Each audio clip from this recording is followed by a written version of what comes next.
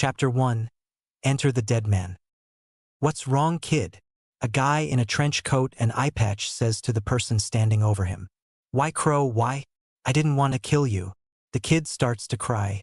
Crow just stares at him, he then laughs. Ganta, it was gonna have to happen eventually. Look at it this way.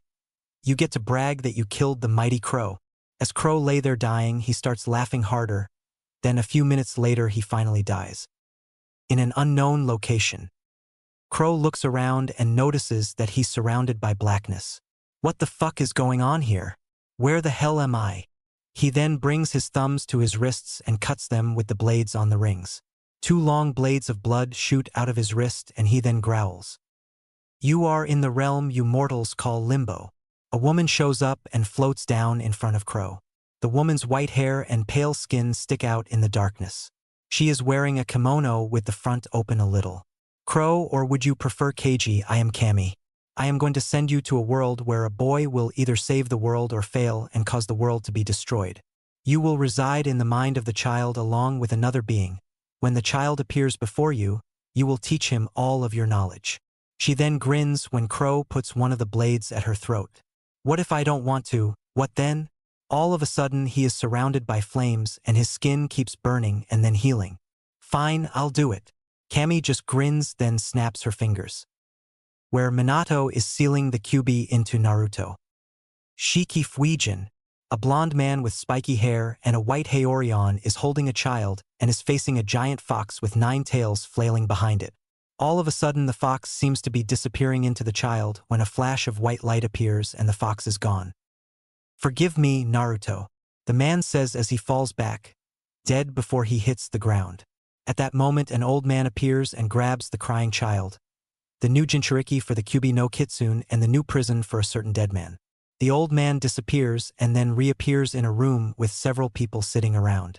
Minato passed away after he managed to seal the fox away. He sealed the fox into this boy. His final wish was that the child be treated like a hero.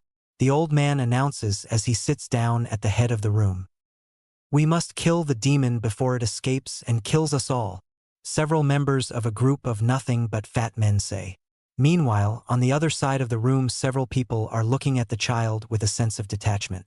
They are, in order of seating, Sum Inuzuka, a feral-looking woman with brown hair, Hayashi Hyuga, a man with pale eyes that have no pupils and a cold demeanor, Shibi Aburame, a quiet man whose logic was unparalleled, Shikaku Nara, a man who was usually asleep or playing shogi, Inochi Yamanaka, a man with long blonde hair whose family technique allows him to enter the mind of anyone, Chusa Akimichi, a big-boned, gentle giant with red armor on, Fugaku Uchiha, a prick and a half, Asuma Sarutobi, a man who is always smoking and is wearing the symbol of the Fire Daimyo's personal guard. The ones mentioned then sighed and released a little killing intent. Shut up, would ya? Shikaku sighs. The child should be given to the Uchiha. We are the only ones who can properly train him. Fugaku states arrogantly. That set off a long round of arguing, the clan heads arguing that no clan should have the child but their clan, and the civilians arguing that the demon should be killed right away. Would everyone shut the fuck up? A man who just walked and shouted. The man was in a weird outfit. His entire body seemed to be covered in bandages with only his eyes and pieces of hair shown. He was wearing a kimono with the top half open. Any guesses on who it is? Just put the kid in the orphanage, that way he can gain a sense of childhood.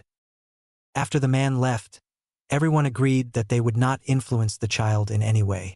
The civilians then went and spread word that the boy was really the Kyuubi in human form, which led to the creation of the S-rank law to never speak of the fox under penalty of death. 6 years later. Get him! A drunken man suddenly yelled out. He and 2 of his friends had decided to go fox hunting, which was just code for trying to kill one Naruto Uzumaki. The 6-year-old boy ran as fast as his short legs could carry him, but due to the fact that he hadn't had anything to eat in 2 days, he shortly tripped and the men caught up and started beating him. One of the men suddenly slammed Naruto's head into the ground and Naruto passed out. In Naruto's mind, so the Gaki finally shows himself, Crow says as he leans against a wall in front of a cage. Even so, what if the boy decides that because of me he has to kill himself, or he calls himself a monster? Do you truly believe that you could convince him otherwise? Crow. The giant fox behind the bars asks the former dead man. Crow just laughs and notices the boy walking towards them. Oi, Gaki! Get over here before I drag your bum ass over. He then sees that Naruto has a dead look on his face. The look Crow had seen on the faces of so many different prisoners that decided to just not eat their candy. A look of one who just wants to give up and let death take him. Kid, look at me and tell me your name. Who is this man? Where am I? What's in the cage? Where am I? Why does no one love me? Naruto Uzumaki. Who are you? Naruto finally noticed the giant fox behind the cage. So that's why everyone hates me. The dumbass probably think I'm a giant female fox. Female? Crow thought, his eyes glowing with a sudden anger. All this time and you never once thought of telling me something that important. Then Crow looks at Naruto. He sees a dirty-looking child covered with blood and bruises. So what happened to you? The villagers were beating me again. Naruto looks down, his eyes welling up with tears. All I did was ask for someone to tell me how to cook some ramen. Next thing I know, some guys started chasing me yelling demons don't need food. And when they caught me, they started hitting me as hard as they could. I guess I am a demon then, huh? He sits down and brings his knees to his chest and starts crying. Let me take care of them. I'll take control for a minute and get you some help, Crow declares with a look of anger on his face. Outside. Guess we finally killed the demon, huh, boys? One of the men said before they heard an evil laugh. They turn around and see Naruto standing up and holding a piece of metal to his palm. After cutting his palm, he forces them together, causing his arms and veins to bulge. What are you doing, demon? Sorry to tell you, but Naruto's not here. You can leave a message when you get to hell. He then pulls his hands apart and a blade of blood comes out connected to the two palms. Sonic Black. Pieces of the blade go flying and hit the men, killing them instantly. What the hell happened here? Naruto-kun, did you do this? The Sandaime asks, staring at the slightly crazed-looking blonde. Please don't be the fox, please. Naruto. Sorry, old man, not Naruto. Not the fox either. My name is Crow, and like the fox, I'm a prisoner here in the boy. Naruto happens to be having a chat with the fox about HHOW. He's a human child, and she's a 50-foot demon fox. My life was, well, let's just say I went from one prison to another. Naruto will be able to use all my abilities and apparently the powers of other deadmen. Deadman was termed used to describe anyone with an ability referred to as a branch of sin. I'll be teaching the boy most of my moves, except for the one I used tonight and one other. A move used by a guy I knew named Owl. The crow-possessed Naruto explained to the shocked old man. Why were you in prison? On second thought, never mind. So will the fox try to influence the boy into releasing the seal? Will Naruto get anything from you? The Sandaime asked the reluctant dead man. Well, he will get one thing from me, and that is someone who will never hate him. The fox refuses to influence the boy. She's going to tell him about his father and mother. The branches of sin will become a bloodline. Oh, and before I forget, the kid was kicked out of the orphanage. Also, if it was possible, do you have any techniques for the boy to learn? Anything at all? Also, I need you to make a custom order for Naruto. 2 thumb rings with blades. Crow asks the old man, whose face was open in blatant shock. With abilities and allies like this, Naruto-kun will be invincible. Wait, the fox is gonna tell him about his parent. Oh well. The Kagebushin would help the boy out, plus with parent scrolls and techniques. The rings shouldn't be a problem, plus with his bloodline. The Sandaime gets an evil look in his eyes. Crow-san, I will get the stuff ready. And I think it's time that I show the people why I'm the Kami no Shinobi. 10 years later, will eventually be revealed in flashbacks. A 16-year-old Naruto wakes up and sees that it is only 5 o'clock in the morning. Well, damn. There goes my sleep time. He gets up and gets dressed in his new clothes. A long trench coat with a white 9-tailed fox on the back with a crow flying around it, combat boots, black pants with white flames going down the side, and a black muscle shirt. He then slips his blade rings on his thumbs and slicks his black, red, and blonde hair back into what was coined his crow look. He slips his belt on and hooks all his scrolls into the spots for them. So Crow-sensei, should I try this time? The boy mentally asks his internal sensei. Yes, Naruto, and kick that prick Uchiha's ass. Plus drop the act about the pink-haired bitch. Came the voice of Crow. In the classroom, Naruto was the first one in the room and he walked up to his desk and sat down. As soon as he sat down, he put his head down and went to sleep, muttering about ramen. About 30 minutes later, Naruto woke up to a shriek of, "Sasuke-kun, I need help. My sanity can't handle this." "Shut the fuck up. People are trying to sleep here, Haruno," Naruto said coldly, glaring at the pinkette. He then looked around and saw everyone staring at his new clothes and his new attitude. "The fuck you all want? I ain't holding back this time, you weak little bitches." He then flipped everyone off and went back to sleep until Iruka showed up. "Time to see if Naruto has finally dropped his act. Because I need my quiet time," Iruka thought while he walked in. When he walked in, everyone turned and looked right at him. "So, Naruto finally started to act right?" he asked his little brother figure. "Yep. Oh, and Iruka-sensei, Ankone-chan wants to know when you're gonna pick her up for another date." Naruto then appears next to Iruka. "Sensei, if you break her heart, I will shove a Rasengan up your ass," he says where only Iruka could hear him. Naruto then disappears into smoke. Iruka then looks at Naruto still sleeping. Whoever introduced him to Anko needs to be hung. Across the village, a man wearing a face mask and reading an orange book sneezes. "Naruto Uzumaki, please come on down to take your test," Iruka calls after everyone else. "Perform the henge, kawarami, and the bushin." Naruto then transforms into Crow, switches places with Sasuke, then says Kagebushin and has it hit Sasuke in the head. "Okay, that works. Also, you can show us another jutsu for extra credit," he says, then regrets when he sees Naruto's evil smile. Naruto takes one of his thumb rings and drags the blade across his palm before slamming his hands together. As his hands start to pulse and appear to grow, Naruto then points his hand at a target dummy. Sonic Barretto. The blood then forms multiple bullets and goes flying at the dummy, destroying it and parts of the wall behind it. That isn't anything compared to Crow-sensei's Sonic Black, but he won't let me learn that yet, Naruto says to everyone's immense shock and one emo's anger. "Dobe, tell your sensei that he should be training me and not you. After all, what is a clanless loser and orphan whose parents probably died by their own kunai compared to an Uchiha elite?" Sasuke doesn't notice the look of rage on Naruto's face at his words, but everyone else does, and then Naruto starts to leak ki. "You and me, te me. One-on-one right now." The demonic voice coming from Naruto scares Sasuke even more than her. Naruto then grabs Sasuke and they appear next to the sparring area. As Iruka and everyone else show up, Naruto and Sasuke get into their unique stances. Sasuke with the Uchiha Taijutsu stance and Naruto in Crow's stance. Naruto cuts his forearms and the sin blades appear. "Hajime!" Iruka shouts out before dodging as Sasuke draws the wakizashi that he found in his house that morning. Shino and Shikamaru look at the crowd and shout out that they are taking bets on the winner. Shino holds the money and Shikamaru writes down the amount and who you bet for. "Sasuke-kun, and I'll bet a date with the winner," Ino says as she walks up to Shikamaru. "Naruto-san, and I'm betting my signed copy of Ika Ika, Flashy Habanero," Hinata says proudly. "Sasuke-kun, and all I'm going to bet is 5,000 Ryo. Don't bother about my conversion rates. This is roughly 20.00 USD. Sakura says as she glares at Ino. Naruto and Sasuke, completely oblivious to the bets being placed on their fight, have decided to break out the jutsu.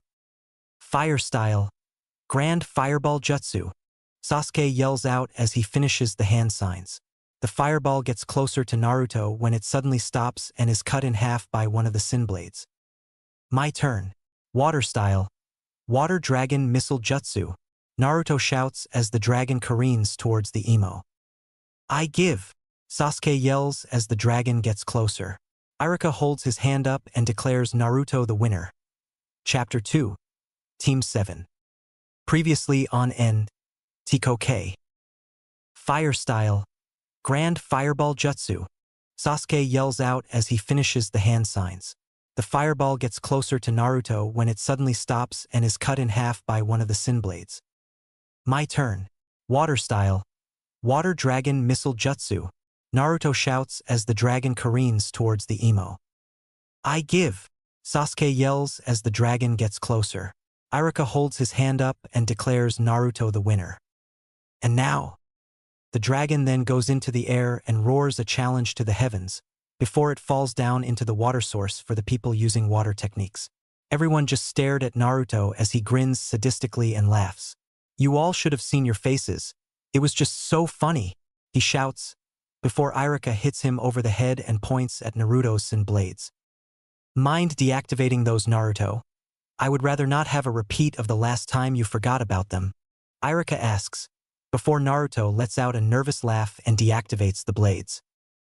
Hinata then holds her hand out and everyone who bet that Naruto would lose hands over their bet.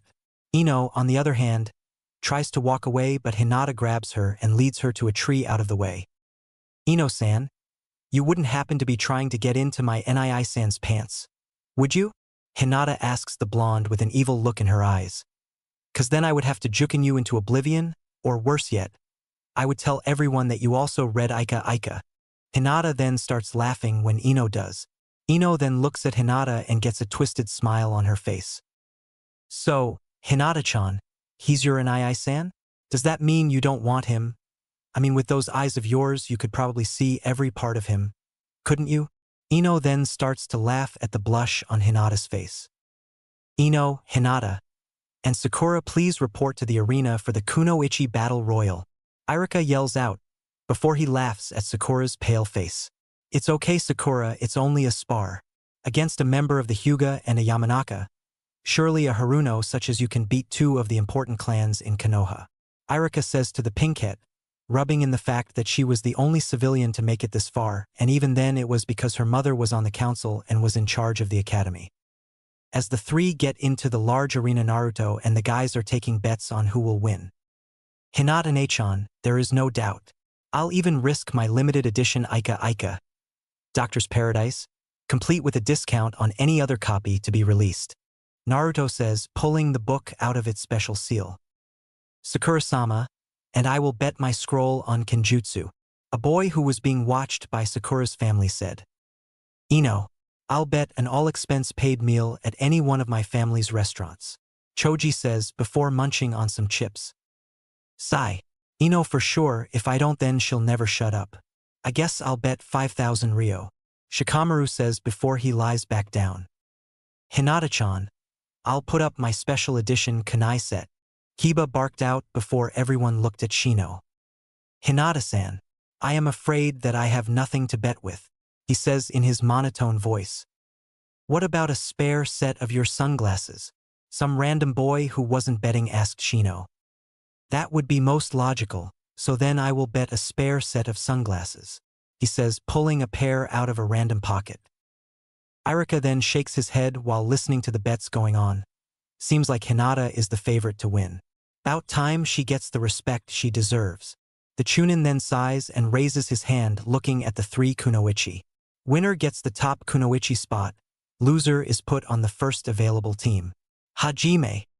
Hinata then activates the Byakugan and gets into her personal stance. A stance that she had perfected after Naruto helped her with her training. Sakura looks at Ino and sees her ex-friend give her a sadistic grin, before pulling out a kunai and holding it in a reverse grip. Sakura then gets into a sloppy form of the Academy Taijutsu style. A bit of tumbleweed drifts across the arena and Sakura starts to sweat from the tense silence. As a drop of sweat drops down into the dirt, Hinata moves towards Sakura as Ino moves towards her as well. Sakura tries to back away from Hinata but ends up getting a Juken strike to the arm, causing her to spin into a kick from Ino. As Sakura goes flying out of the ring, Ino and Hinata start to go at it, and end up with Ino having a kunai at Hinata's throat and Hinata having a Juken strike ready to hit Ino's heart. The two look at each other and then grin. I give Iruka-sensei, Ino says before all the guys who weren't betting on Hinata to cuss. As everyone is lining up and dropping the things they bet in a pile, the three winners look at each other. I guess I'll take the Kenjutsu scroll, unless one of you two wants it, Naruto says looking at Kiba and Shino. They shake their heads and he puts into a seal. Shino takes the all-expense-paid meal and Kiba takes the 5,000 Ryo. Come back tomorrow for team placement and the start of your careers, Iruka shouts to the gathered students. Later that night in Naruto's mindscape. So, Naruto, who do you think will be on your team? Natsum, Kyubi, asks the boy. Probably gonna put me with Sasuke or Kiba, and the Kunoichi will probably be Hinata or Sakura. Naruto answers while Crow just looks at Naruto. Naruto, I guess it's time for you to learn a new move. Not Sonic Black though, you're not ready for that yet. The move I'm gonna teach you is one that I only saw before. The owner of this move was named Owl. His branch of sin happened to let him form explosives from his blood. Due to certain events he ended dying while fighting one of the Undertakers. Crow says the last word with venom in his voice. So, does this mean that there is more than one type of branch of sin? How many are there and how many will I be able to use? Naruto asks his mentor. Well, yes, there is more than one type. You should be able to use any and all types. As for how many, I have no idea. Now to use owls you'll need to cause your blood to form a miniature balloon with compressed chakra inside. As you do this, don't forget to control the blood to float away from you. We'll start with 2 and then we'll move to a higher number. Crow explains, somehow getting a professor's outfit on and pointing to a blackboard that appeared out of nowhere. Crow, what if he uses his Chibushin and uses this technique to make his clone a walking bomb? Couldn't this ability make him too powerful? Natsum says before seeing Naruto look at here blankly. Natsum-chan, idea is such a smart one, but look at it this way, what if my opponent is a sensor-type shinobi? I must use any and all techniques at my disposal to guarantee my victory. Naruto replies with a smug look on his face, before Crow cracks him on the back of the head. You're gonna be hard to beat, not impossible. A single mistake is all it took for me to die. Crow then looks at the questioning look he was receiving. I guess I can tell you my story. On my world, I told you all about my sentence and what I did to help that Ganta kid, right? Well, after about 3 months I and Ganta were put back into a cannibal corpse match, and well, I thought that I could win without even trying. Ganta beat the shit out of me, and when it seemed like he would win I used my Sonic Black. He countered it with his Sonica Barretto and one of them hit me in the chest and crushed it. As I was drifting away I guess that he finally realized he killed me cause he started to cry. Little Gaki probably thought that life was gonna get better. Crow then looks at the two, sees them with tissues in their hands, paws, and were crying. Fuck you too. Naruto started his training and Crow was watching him. Naruto Kun, I wonder what you would do if you knew that you already had a bloodline. I wonder when you'll unlock the... You'll be unstoppable. I guess that soon you'll start to train to use my power as well. I will not fight it and you should be able to control it so long as no one messes with Seal until you have my power under control. Natsum thought while watching as Naruto once again proved that he was a combat genius by mastering the basics of the move within a few minutes. The next day, Naruto gets dressed and puts his headband on his shoulder and leaves his apartment. As he heads towards the academy he goes over the blood bomb technique and its various uses, including setting traps and making it impossible to get too close to him during the charge-up phase for his stronger moves. Soon I'll actually be able to use it, I can't wait. As Naruto was walking past a bookstore he sees the newest copy of Ika Ika on sale. He buys 2 and quickly jumps towards the academy. In the classroom, an emo with a superiority complex stands above everyone and demands that they all bow down to his emo-ness, and all of a sudden the hero walks in and kicks him and forces him to give up his plot. What really happened? Sasuke was trying out a new glare and all of his fangirls were swooning over him. When Naruto walked in he kicked Sasuke into his evil fangirls of doom. Naruto sits down and starts to read How to Escape from the Emo-ness by Natsuki Uchiha, ignoring the glare from Sasuke. Sakura, seeing a chance to get on her crush's good side, tries to hit Naruto. Naruto baka, you shouldn't read that with Sasuke-kun in the room. When her fist is about to connect, Naruto activates his blood armor. What the hell is that? Sakura demands the blonde. Branch of sin. My bloodline, it allows me to use my blood as a weapon or armor. Geez Haruno, I thought you would have realized this by now. Guess that big forehead of yours is truly empty. He then looks at her and shoos her away. Also, if you had attacked I just would have traded places with your precious Uchiha. Sakura growls and then goes and tries to punch him. Right before her fist hits him he trades places with Sasuke and lets him take the hit. Iruka walks into the class and sees Sakura standing over a knocked-out Sasuke. Didn't think you had it in ya, Sakura. He laughs out watching her go into panic mode. I have a list of the teams, and I'm supposed to give some big speech. But I figured what the hell. I'll probably see most of you again next year. So here are the teams. Team 1. Team 7. Uzumaki Naruto, Uchiha Sasuke, and Haruno Sakura. Your sensei is Hatake Kakashi. Team 8. Hyuga Hinata, Inuzuka Kiba, and Aburame Shino. Your sensei is Yuhi Kurenai. Team 9 is still in circulation. Team 10. Yamanaka Ino, Nara Shikamaru, and Akimichi Choji. Your sensei is Sarutobi Asuma.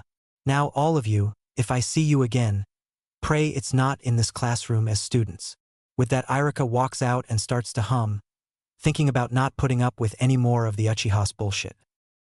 Naruto's head hits the desk hard after Irika announces that Kakashi is his sensei. Why, Kami, why? He despairs, his teammates looking at him like he was crazy. What's wrong, Dobe?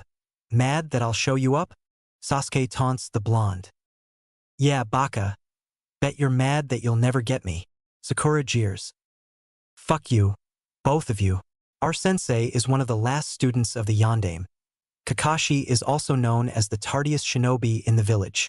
Naruto glares at the two. Bullshit. Both Howler Monkey and Emo shout. He's right. A man says while walking in. Team 10, you're with me. He looks at Naruto and hands him a scroll. Here's that jutsu you won from our bet. Thanks, Asuma-sensei. Naruto says before sealing the scroll into a seal on his arm. How are you and Kurenai-sensei? Fine Naruto.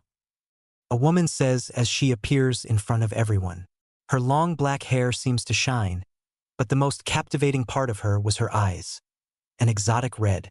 Team 8, you're with me. As the two teams leave and everyone else's sensei shows up and leaves, the members of Team 7 start to do whatever they can to pass the time. Sasuke was thinking of killing his older sister, Sakura was watching Sasuke and dreaming of being married to him, and Naruto was playing poker with a couple of ANBU. As the time drags on and the ANBU leave, with Naruto richer than before, Sasuke starts to fantasize about killing his sister and having everyone bow to his awesome emo-ness. Sakura starts to plan on chewing her sensei out and being married to Sasuke, and Naruto is now doing a puppet show of Sasuke getting his ass kicked by his older sister while Naruto chills with his two sisters. 3 hours later. Sasuke is staring at Naruto and trying to make him burst into fire. Sakura is reading How to Stalk an Emo by Fugaku Uchiha, and Naruto is now doing a puppet show of Sasuke being surrounded by fangirls while Natsuki and Naruto are chilling with popcorn. This is what Kakashi sees when he opens the door to the classroom. Let's see here. A fangirl that can be used as cannon fodder. An emo who has a sister complex. Also Naruto, who I owe money to because of that bet. Hello team. I'm your sensei and dash. You're late. Sakura shouts out, blowing the eardrums of all the guys in the room. I am also the one who decides whether or not you become shinobi. As I was gonna say, I was late due to the fact that the newest Ika was released today and I had to get a copy, only to find that the store was out. As I left, a black cat walked in front of me, so I had to walk around the village 3 times so that I wouldn't have bad luck. As I was walking, an old woman asked for help with her groceries, and I decided to help her, and that caused me to be late. Kakashi then smirked at how Sakura was getting mad. So Kakashi and you didn't forget about the bet, did you? 'Cause I have in my possession the last copy of the newest Ika. Naruto looks at his older brother figure and holds his hand out. When Kakashi hands over a scroll, Naruto hands him the Ika. Thank you, Kakashi and sensei. Naruto then looks at the other two. I purposely bought the last 2 copies so that he would have to pay up. Kakashi then looks at the other two. Meet up on the roof in 5 minutes, or I'll decide to leave and read my book some more. With that, he uses a Chūnin and disappears. How are we supposed to reach the roof in 5 minutes? Sakura asks her 2 teammates, only to find that neither was there. As she runs out and heads to the roof, she plans on cursing Naruto to the deepest parts of hell. When she finally gets to the roof, she looks at her teammates and sensei and glares. How the hell did you 3 get here so fast? Susin no jutsu. The threefold reply came. Alright, now that all of you are here, let's start the introductions, shall we? Kakashi asks the 3. Sensei, why don't you start so that we know what to do? Sakura asks, ignoring the dumbstruck look her teammates and sensei gave her. This is the smartest kunoichi of the generation? I call bullshit. Okawe. Let's see here, my name is Hataki Kakashi. My hobbies are, my dreams are, not important, my goals in life. I'll tell you when you're older, and my dislikes are. Youth. Kakashi then I smiles and points at Sakura. Your turn, Pinky. Sakura growls at the name. My name is Haruno Sakura and my likes are. Looks at Sasuke and squeals, my dreams are. Looks at Sasuke and squeals again, my goals are. Do I need to say it again? My dislikes are Ino Pig and Naruto Baka. So a rabid fangirl. Okay, your turn, Emo Prince. Sasuke just glares. My name is Sasuke Uchiha and I have few likes, such as planning how to kill my sister, brooding about my sister, fantasizing about killing my sister, and ultimately becoming a king of emos. I dislike Sakura. My dream is not a dream but an ambition, to kill my older sister. King of emos, huh? Well, good luck. And now you, Naruto. Naruto then all of a sudden starts laughing. My name is Uzumaki Naruto, my likes are ramen, Natsum, Natsuki, Kro-sensei, Hinatane, Ankone, Irika-sensei, Asuma-sensei, Kurinai-sensei, Kakashi-ai-sensei, training, reading, and Aika-aika. My dislikes are emos, fangirls, rapists, traitors, pedophiles, and idiots who don't know the difference between a kunai and the scroll it's sealed in. My dream is to travel across the elemental nations and find those like me and offer them a chance to be loved like a family, and to have a large family. My goal, however, is to kill 2 people, Orochimaru team and the masked Uchiha. Naruto finishes by releasing a small amount of Ki. Guess he must know what really happened that night that Minato-sensei and Kushina-sama died. Kakashi then notices that Sasuke is looking at Naruto with a weird look, almost a look of camaraderie. Well then, team, I guess that tomorrow will be the day that I test you to see if you even get to become shinobi. Well, show up at Training Ground 7 tomorrow at 7 o'clock in the morning and skip breakfast or you'll throw up. With that, Kakashi disappears with a Shushin and so do Naruto and Sasuke. That night at a tattoo parlor, Naruto is staring up at the man who is going to give him the tattoo that he saw on Crow. So, Gaki, you want me to tattoo what over your eye? The large mass of human asks. D8MK. Naruto tells the person. So, how's the family, Kyler? If anyone can guess where this character is from, I will let you choose 1 additional power for Naruto. I also do not own this person. Yet. Same old, same old. My daughter wishes that you would show up more often. The man replies while gathering his supplies. You know this tat is gonna hurt, right? The man asks the young shinobi. Yeah, but I think I can handle it. Naruto replies, sitting in the chair. The next day, Naruto, complete with his new tattoo, gets up at 8 o'clock and eats a large breakfast. When he leaves his apartment, he waves to his neighbor Yugao Yuzuki and her boyfriend/fiancé Hey8 Gecko. He then starts to head towards the training grounds, waving to those he was on good terms with and flipping off most of the civilians. As he approaches the training grounds, he hears something running towards him. He turns around and sees Kakashi running away from Mato Guy and Rock Lee. He went that way, Naruto says, pointing in the opposite direction.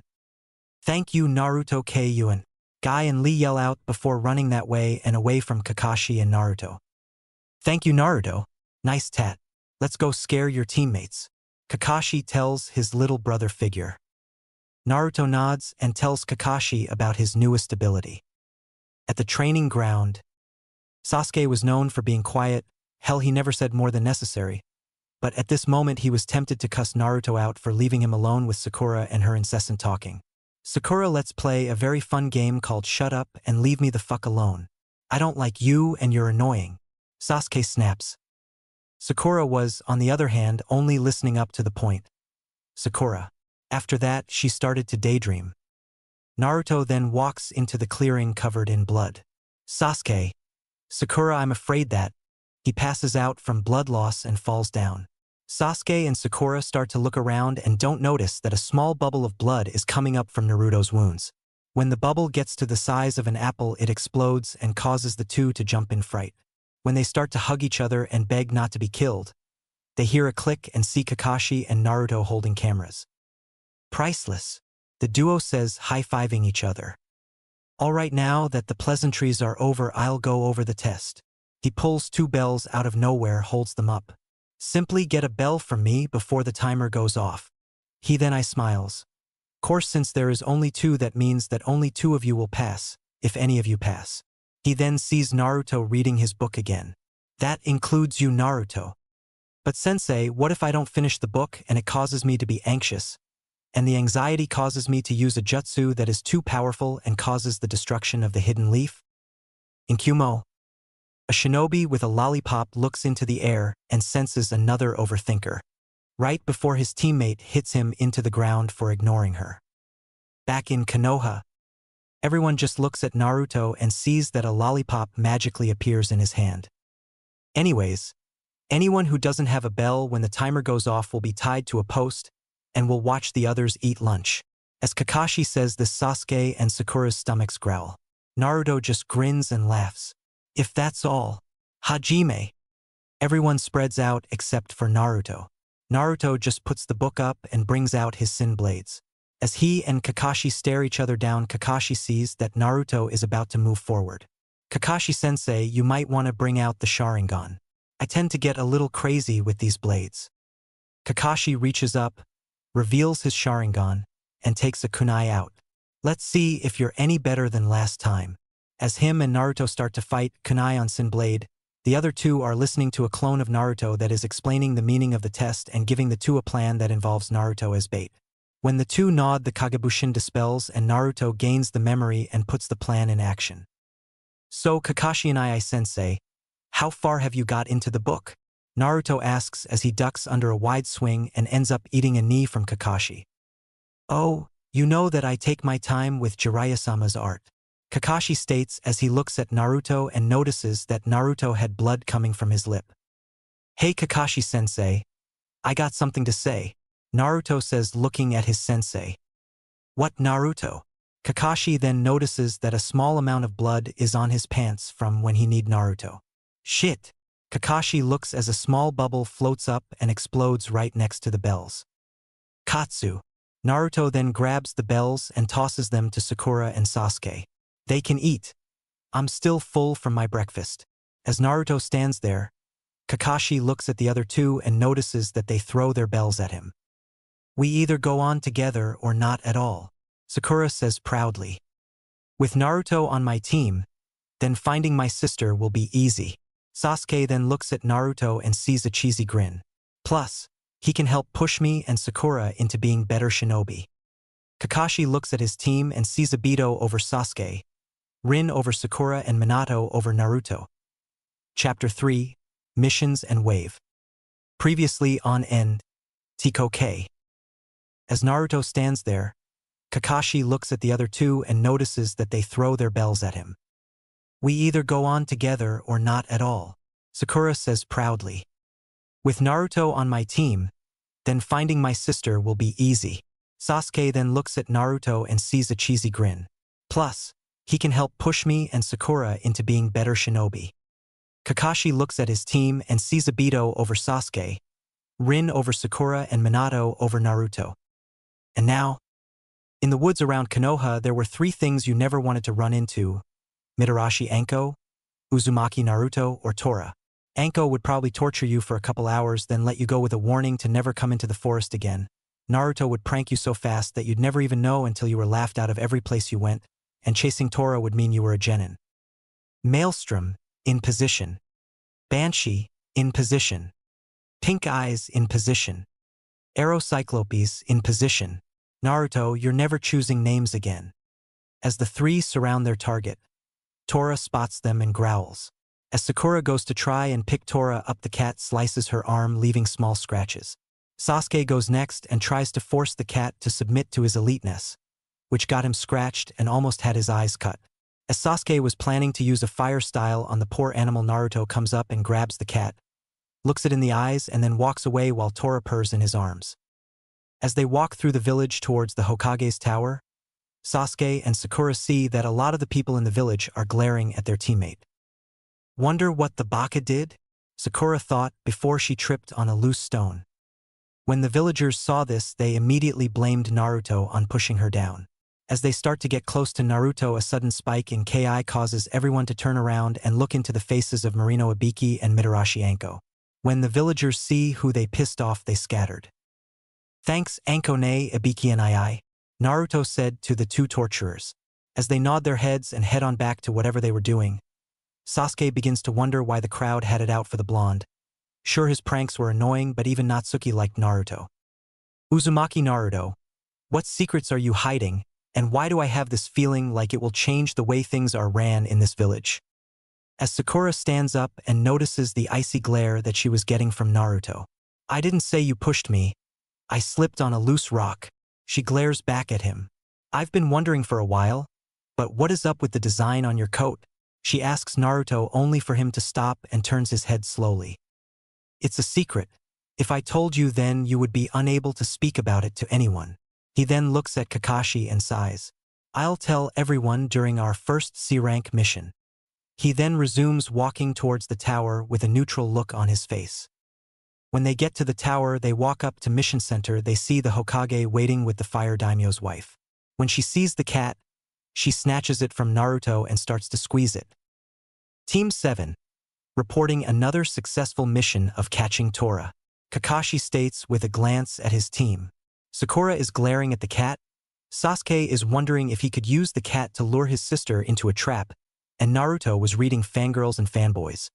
Top 10 warning signs and how to avoid them by Uchiha Natsuki. Kakashi just sweat drops at the three's choice of time killers, and wondering where Naruto keeps getting books by Natsuki. In a cave inside Fire Country, Uchiha Natsuki was many things: powerful, lusted after, a target of her little brothers, and even an S-ranked missing nin, but the most important part was she was the author of several books on escaping Imanes, Fangirls, and Fanboys. She made it a habit of sending a signed copy to Uzumaki Naruto, even if it was just to piss her little brother off. As she got up from the place she was lying down, she looked over at her partner in the Akatsuki. Hashige Kisame, the tall blue shark man, was the only one who knew that she was really a spy for Jiraiya, who they just so happened to be meeting at the moment. As the white-haired Sannin walked into the cave, Kisame walked out to serve as watchman. "So Natsuki-san, have you gathered any new news?" Jiraiya asked as soon as he sat down. "Yeah, Orochimaru plans to attack Konoha during the next Chūnin exams. He will be bringing in his new village Otogakure and might be allying himself with Sunagakure. He will have 3 main targets: my little brother for his Sharingan, Naruto-kun for his branch of Sin, and Sandame-sama for, well, everything. I might also be able to tell you this: Amigakure is no longer in a war, but they are still closed to all travelers. The civil war in Kirigakure is almost over as well. The rebels are winning, and the Yonde Mizukage was found dead with a slit throat. Other than that, I have no new information. What about you? Anything new on Naruto-kun?" Natsuki finishes. Jiraiya just sighs at the news and then perks up. "Yeah, he graduated and was put on the same team as your little brother and the Haruno tramp's daughter. He has finally stopped acting like a spoiled child and is actually showing everyone the true him. I overheard that he has also been completing missions at a rate that would make you seem slow. He is due his first C-ranked mission in 2 days. He is heading towards Wave. I want you to meet him in Wave and train him in Genjutsu." Jiraiya then looks over towards Kisame. "Do you think he could teach Naruto how to use a sword?" "Yeah, I could teach this Gaki," Kisame says from the entryway. As Jiraiya stands up, Natsuki finally steps into the light, and her long black hair shines in the light while the rest of her body is covered by a cloak with red clouds. She turns towards Kisame and he nods. As the 3 S-ranked shinobi separate, Jiraiya looks ahead and prays that Naruto gets the help he needs. Back in Konoha at the same time as the meeting, the Hokage looks at the newest Team 7 and then looks at his mission choices. Team 7, in 2 days' time you will escort Tazuna to Wave, where you will protect him from bandits and the like until the bridge he is building is finished. This mission is your first C-ranked mission and the first mission where violence is most likely guaranteed. I wish you luck and will remind you that all of you must be on time for this mission." He says this last part looking at Kakashi and Naruto. "I have also heard word that several bandit camps in the area have started to disappear, so we must treat this as a minor war between bandits. Do not get separated unless you are in Wave. Otherwise, there is no guarantee that you will come home." As he says this, Sakura looks uneasy. Hokage-sama, What do we do if a bandit attacks us? She meekly asks. Kill them before they kill you, was her reply from everyone else in the room. Naruto thinks back to the scene from after Crow slaughtered the villagers and all the bandit hunts he went on. Sasuke thinks back to the aftermath of his sister's massacre of the Uchiha clan. Kakashi thinks back on the Third Great Shinobi War. As Sakura looks around and sees the various looks of certainty on everyone's face, she starts to shake. Kill? Why should we kill them? They should at least have to pay for their crimes in jail. She finally gets out. Sakura, we are shinobi. We do not do meaningless tasks. Everything we do has been prepared for. We are taught how to kill. Every target at the academy was shaped like a human for a reason, and a fireball is not something that is used to knock a person out, it's used as a dangerous attack meant to kill. Kakashi explained to the Pinkette. Sakura starts to collapse in on herself and shivers. As everyone stares at her, a random Chūnin snaps and points at her. How in the fucking hell did she become a kunoichi? The sudden outburst makes Sakura break down into a teary mess.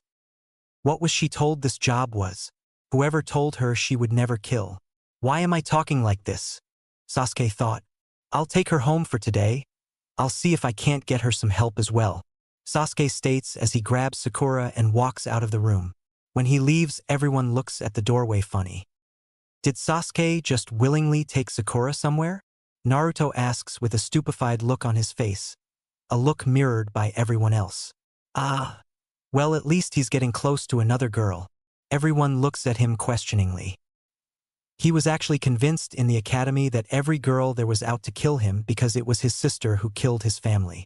Course that doesn't make any sense, because she was with me that day. As Naruto rambles on, everyone gets a surprised look on their faces. What? Everyone shouted, never once thinking of asking Naruto if he had met Natsuki on that terrible day. Yeah, I was hanging out with Natsuki, and all of a sudden she gets surrounded by these weird ANBU. They had NE on the side of their masks. One of them told her that she was under arrest for the murder of the Uchiha clan, at least 2 hours before she supposedly killed them. It seems like a load of bullshit if you ask me. Naruto then starts to ramble again. Danzo, what did you do? What was so important that you couldn't even tell me? Hiruzen thought while looking at Kakashi. Naruto-kun, I'm assigning an S-ranked mission to you and Kakashi. Bring in Sasuke if you must, but I want you to eliminate Shimura Danzo and all of his root operatives. You have 2 days. Head out now. The Sandaime states while Naruto and Kakashi look at each other and disappear. At Sakura's house, Sasuke walks out and sees Kakashi. When he walks over, he sees a serious look on Kakashi's face. What's going on? Mission S-ranked. You, Naruto, and me. We're eliminating a hostile faction within Konoha.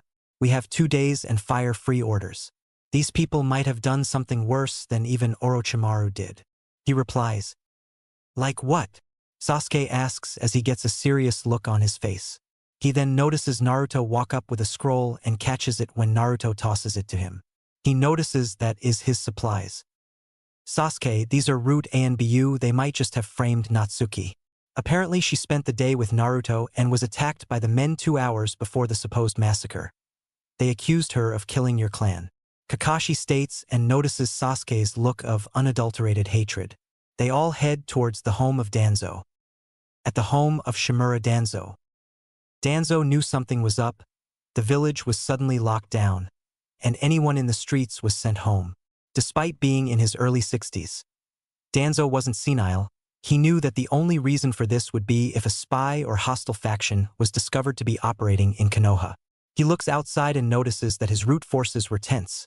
He then looked further out and saw Uzumaki Naruto, Uchiha Sasuke, and Hatake Kakashi heading towards his place.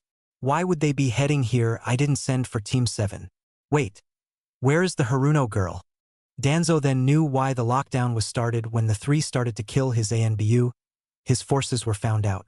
If the Uchiha boy is here and helping them, then he must now know that my forces were the ones who really killed his pathetic clan. Well then, looks like I will really need to fight. He then starts to unravel his bandages around his eye and arm, revealing a Sharingan eye and an arm with 10 other Sharingan eyes in it. He then draws the sword he was hiding in his cane and heads outside with the determination of one who knew he wouldn't survive the day. a determination that would end with him taking out at least one of his attackers. Sasuke was livid. His sister was framed by these insects that seemed to come out from every crevice and opening of the elder's house. He was so furious that his anger awoke his Sharingan and was slowly increasing its strength. It was like all of his anger would use his eyes as an avenue to burn all of his enemies to death. As his Sharingan seemed to morph, a black flame spread out and started to burn the Anbu. Is this Amaterasu? The mythical black flames. So then my eyes have finally woke up. With these eyes, I will help my sister come back to Konoha, to have my sister return home. Sasuke thought as he stabbed an Anbu that got too close. Kakashi was showing why he was once an Umbu captain. His tanto out and flashing with the white chakra that made his father famous. He remembered the day that he received this blade. He remembered how it broke in a fight against a particularly fierce battle against an IWA shinobi. He sees the black flames and sees that Sasuke's eyes were different than normal Sharingan. Sasuke had unlocked the fabled Mangekyo Sharingan. Kakashi then sheathed the tanto and got into a famous stance. Lightning started to surround his hands. He then started to run forward. "Raikiri!" he yelled out as he started to kill root forces left and right. Naruto was a silent force. His sin blades were slicing his enemies with every movement. When he got cut, he used the wound to use the blood bullets and started to kill root forces at a distance. His eyes were unconsciously drawing in chakra and were shifting between red and blue. "Soniku Barreto," he said when he swung his arms in a wide arc and the bullets came out and killed multiple root men at once. He then started to let out balloons of blood from his wounds, which healed once they served their purpose, and they started to surround him while he started some hand signs. "Wind style, bloody wind wave," he shouted as the balloons popped and were carried by the blood and covered all of the remaining root forces. When they all started to laugh at the seemingly useless attack, they saw an evil grin on Naruto's face. "Katsu," he drawled out, and all the blood exploded with a ferocious force. He then turns to Sasuke and they both nod and start hand signs. "Wind style, great breakthrough," Naruto shouted out as Sasuke finished his hand signs. "Fire style, grand fireball jutsu," Sasuke yelled out as he shot a giant fireball into the wind, erasing all traces of the bodies of the slain shinobi. "Congratulations, you managed to kill my men. Now I must kill the three of you," Danzo said as he walked out his house with an emotionless look. When he came into sight, Naruto, Kakashi, and Sasuke all wanted to kill the bastard even more. "You bastard! You dare to pervert the dead remains of the clan you slew to increase your own position," Sasuke shouted when he saw the eyes of his clan members in the arm and eye socket of the elder. "You are supposed to protect the village, not exploit it to your own benefit," Kakashi shouted with a murderous glare. "So that's why you wanted to kill the Uchiha clan? You killed women and children who would never even use the Sharingan. Also, you could pervert the eyes to your own sinister plans? Shimura Danzo, you are going to die here, even if it cost me my life," Naruto coldly states as his hair covers his eyes.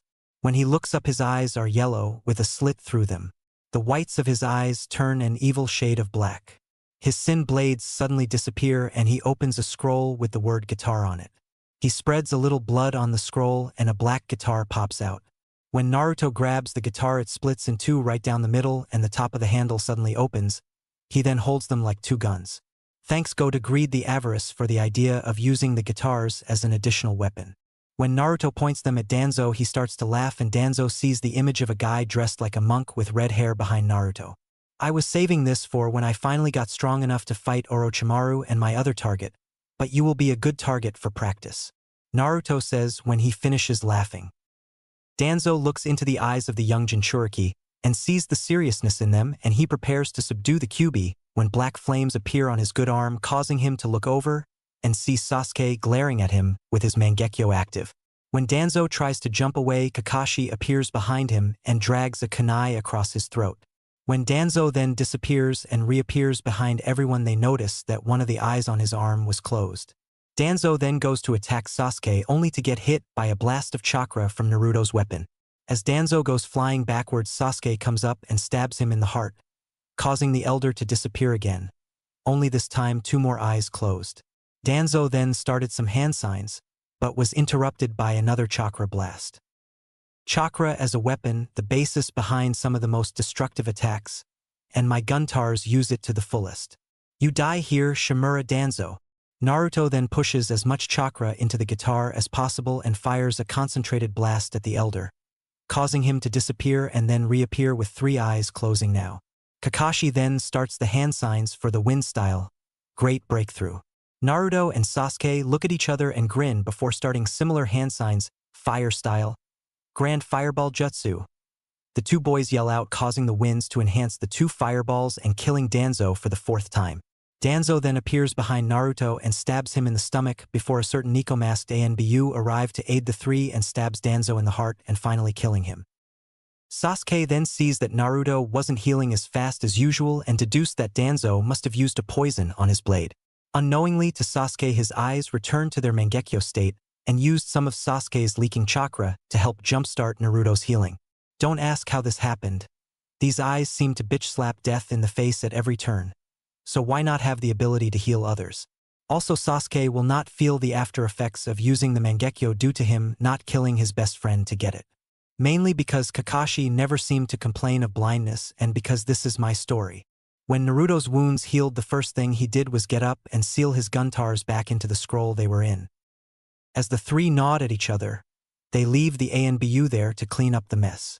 The 3 then appear in the Hokage's office and report that Danzo lay dead and that he had implanted Sharingan eyes into his body. The next day, Sakura wakes up and sees that she is in her room. As she looks around, she remembers why she blacked out and decides to ask her mother something. Sakura walks out of her room and sees her mom in the kitchen.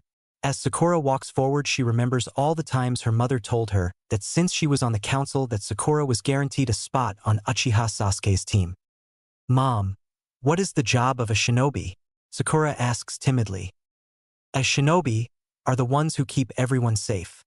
Your job is to get rid of that damn demon boy and marry Uchiha-sama. Her mother tells her with venom in her voice. Sakura then hits her mom and runs out crying. All this time she wanted me to marry Sasuke and ruin Naruto. She didn't want me to succeed. That's it, from now on I will live on my own and never take the Haruno name again. Sakura thought as she ran down the road towards her teammates' houses. She stops in front of Naruto's house and knocks on the door. When Naruto opens the door, she sees bandages on him and a sleepy look. Naruto, do you think that you could come with me to see Sasuke? I don't know which house is his. As Naruto looks at her state of dress, he nods and heads in to grab his coat and keys. What happened? You look like you've been crying? Naruto asked. No, my former mother told me that she never wanted me to be a shinobi. I punched her and ran away. From now on I am only Sakura, not Haruno Sakura. She says the last part with fire in her eyes. Naruto sees her seriousness and grins. Well, Sakura, let me just say this. Sasuke probably won't want to talk. Yesterday after you collapsed, we got a mission. A mission to eliminate Shimura Danzo. Naruto then saw Sakura look at him funnily. He then sighed. S-ranked, and it was non-stop killing. Danzo had to die. He was the one who killed Sasuke's family and framed his sister. He implanted Sharingan eyes in his arm and right eye. He died 4 times, and even managed to wound me. Naruto explained as they walked towards Sasuke's house. So then, if we find his sister, she can return to the village? Sakura asks, only to see Naruto nod with a small grin. She then grins and knocks on the door of the house they stopped in front of, and Sasuke opened the door in nothing but pants, much to Sakura's surprise. He also had a tattoo on his arm of an ace of spades. When did you get the tattoo? She asked. When I made the mistake of betting against Naruto. Sasuke answered sleepily, only to quickly wake up when he realized who asked him the question. What are you doing here, Sakura? He asked. Sakura quickly told him what happened and saw that he was angry. He looks at Naruto and then the proverbial light bulb flashes over his head and he grins evilly. The 2 of you should live here with me. I have more than enough room for both of you, and this way our team is even closer. The best part is that now we can train whenever we need to. The 2 boys look at Sakura and notice that she needs even more training than they do. Hey Naruto, can you see if Anko could help us out with Sakura's training? I think we might even need to get a hold of your other friend. Sakura then turns pale. Even she knew about Naruto's extended family. Anko, Ibiki, Hinata, And then there was her. She was always so very quiet. That almost lifeless look always scared the shit out of Sakura. That crazy Saya girl who moved to the village almost 4 years ago. Saya was a girl with short black hair and red eyes. She was also known to be completely crazy and hated all fangirls. Saya is at work today, Naruto said and then chuckled at Sakura's expression. At the tattoo parlor. Hey Sayane. Me and Sasuke have a job we would like you to do. Our teammate here is in need of training. And well, you're the best. Naruto said as he walked into the parlor, only to dodge knives thrown at him. So, Naruto-kun, you asked Kyler-sama to give you a new tattoo, but avoid your older sister? The girl behind the counter asks, her red eyes shining with mischief and boring into Naruto's head. She has on blue jeans and a trench coat, a katana at her side. She was known as the Vampire of Konoha due to her condition that required she feed on blood or become weaker than an old leaf. I do not own this character. She alas is not mine. Saya looks at Sakura and shakes her head. Naruto, if you want my help you better be willing to pay. Also Kyler heard that you're going to wave and wanted to ask you if you could pick up a package there that's waiting for him. Naruto just sighs then looks at Sakura. Sayane, I'll pay whatever you want. Saya then gets an evil grin and grabs Naruto and takes him to the back room. 5 minutes later she walks out with Naruto, and Naruto is holding his neck and glaring at her. Thought you weren't going to do that anymore? She laughs then hugs him and walks up to Sakura. Barely any muscle, no training, and most importantly no techniques to work off of. Perfect, because now I can just start with my training instead of tearing you down and then rebuilding. However, you won't be able to make it for your C-ranked mission if you start training with me. So choose your training or a mission. Saya says sighing, before grinning at Sakura's look of determination. I'll take the training, as I would be nothing more than trouble if things went south on the mission. Sakura then looks at her teammates and sees them grinning. When we get back you better be ready to train with the big dogs, because we'll be training for the Chūnin exams in 7 months. Sasuke and Naruto tell Sakura. As the two walk out it occurs to them to go and tell the Hokage about what is going on and to see if they need a replacement teammate. In the Hokage's office, Haruno Sakura was several things. An annoying banshee, obsessive stalker of the Yondaime, former mother of Sakura, president of the Naruto Haters Organization, and, finally, pissing the Sandaime off. That demon convinced my dearest daughter to hit me and to run away, and I was told yesterday that he tripped her and caused her to fall on the road. I also have witnesses that claim he and my daughter went to attack Uchiha-sama. Sakura lied to the Hokage. Really, cause that's not what happened, Sasuke himself said as he walked in followed by Naruto. Sakura came to us after being told that her only use was ruining Naruto and marrying me. So then I say this, if Naruto is to be punished for anything then I say you should too. Hokage-sama, our third teammate has decided that instead of going on a mission that she is not prepared for she is going to be training under Saya and Mitarashi Anko. We would like to know if there were any kunoichi that could replace her on this mission. Sasuke explained to the Hokage. He then glares at Sakura and activates his Sharingan. Also our third teammate wishes to have her name changed from Haruno Sakura to just Sakura. Sakura gasps at this and starts to plead with the Hokage to not allow it. Allowed, and she will also receive half the funds of the Haruno clan, as well as half the funds of all members of the Naruto Haters Organization, which will also be disbanded as of now with the rest going to Uzumaki Naruto. Also the only kunoichi who could go with you guys is waiting for her team to heal, so you two will have to go and pick her up if you want her to join you guys. The Sandaime says. She usually is around training ground 9. The Sandaime then kicks Sakura out and glares at all the paperwork before making a Kagebushin and letting it do all the work. At training ground 9, Tenten was pissed. Her teammates had gone and got themselves injured on their last mission, a mission that didn't even involve fighting. All she knew was that until her sensei and team was fully healed, the only one on active duty was her. As she sat down, she noticed 2 people walking towards her. Uzumaki Naruto and Uchiha Sasuke. The 2 were both known to be students under her sensei's rival Hatake Kakashi. What do you 2 want? She asked hostilely. Well, we needed a third member for our team, and the Sandaime said that you would probably like to help us. Naruto said calmly. If it's not a C-ranked, then no. She replied only to see the grins on the 2's faces. It's C-ranked, ain't it? they both nod. Yep, we're meeting at the West Gate tomorrow at 7 o'clock. Sasuke answered. Then the two walked away. The next day at the West Gate, Tenten arrived to see that Naruto, Sasuke, Kakashi, and an old man were waiting for her. She noticed that they all had weapons on. Naruto had his rings and a nodachi. Sasuke had the wakizashi he had started to use, and Kakashi had on his old tanto. She then noticed they all had something to do. Naruto had out some puppets of people fighting, Sasuke had a book on fighting, and Kakashi had out his Ika. She looked at the old man and saw that he was drunk. So I waited all this time for some kids that barely look like they can fight. Tazuna would have gone further in his insult, but Sasuke, Naruto, and Tenten all had something at his throat. Sasuke had his wakizashi, Tenten had a chikudo, and Naruto had one of his sin blades out. Kakashi noticed this and sighed. Tazuna-san, these three are some of our best. Naruto here is probably one of the best people for this type of mission due to his Kekai Genkai, the branches of sin. Sasuke is a member of the Uchiha clan and his Kekai Genkai makes him a hard opponent to beat at any time. Miss Higurashi here is a student of a friend of mine and is already a year-long veteran. He then points towards the west and yells for everyone to head out.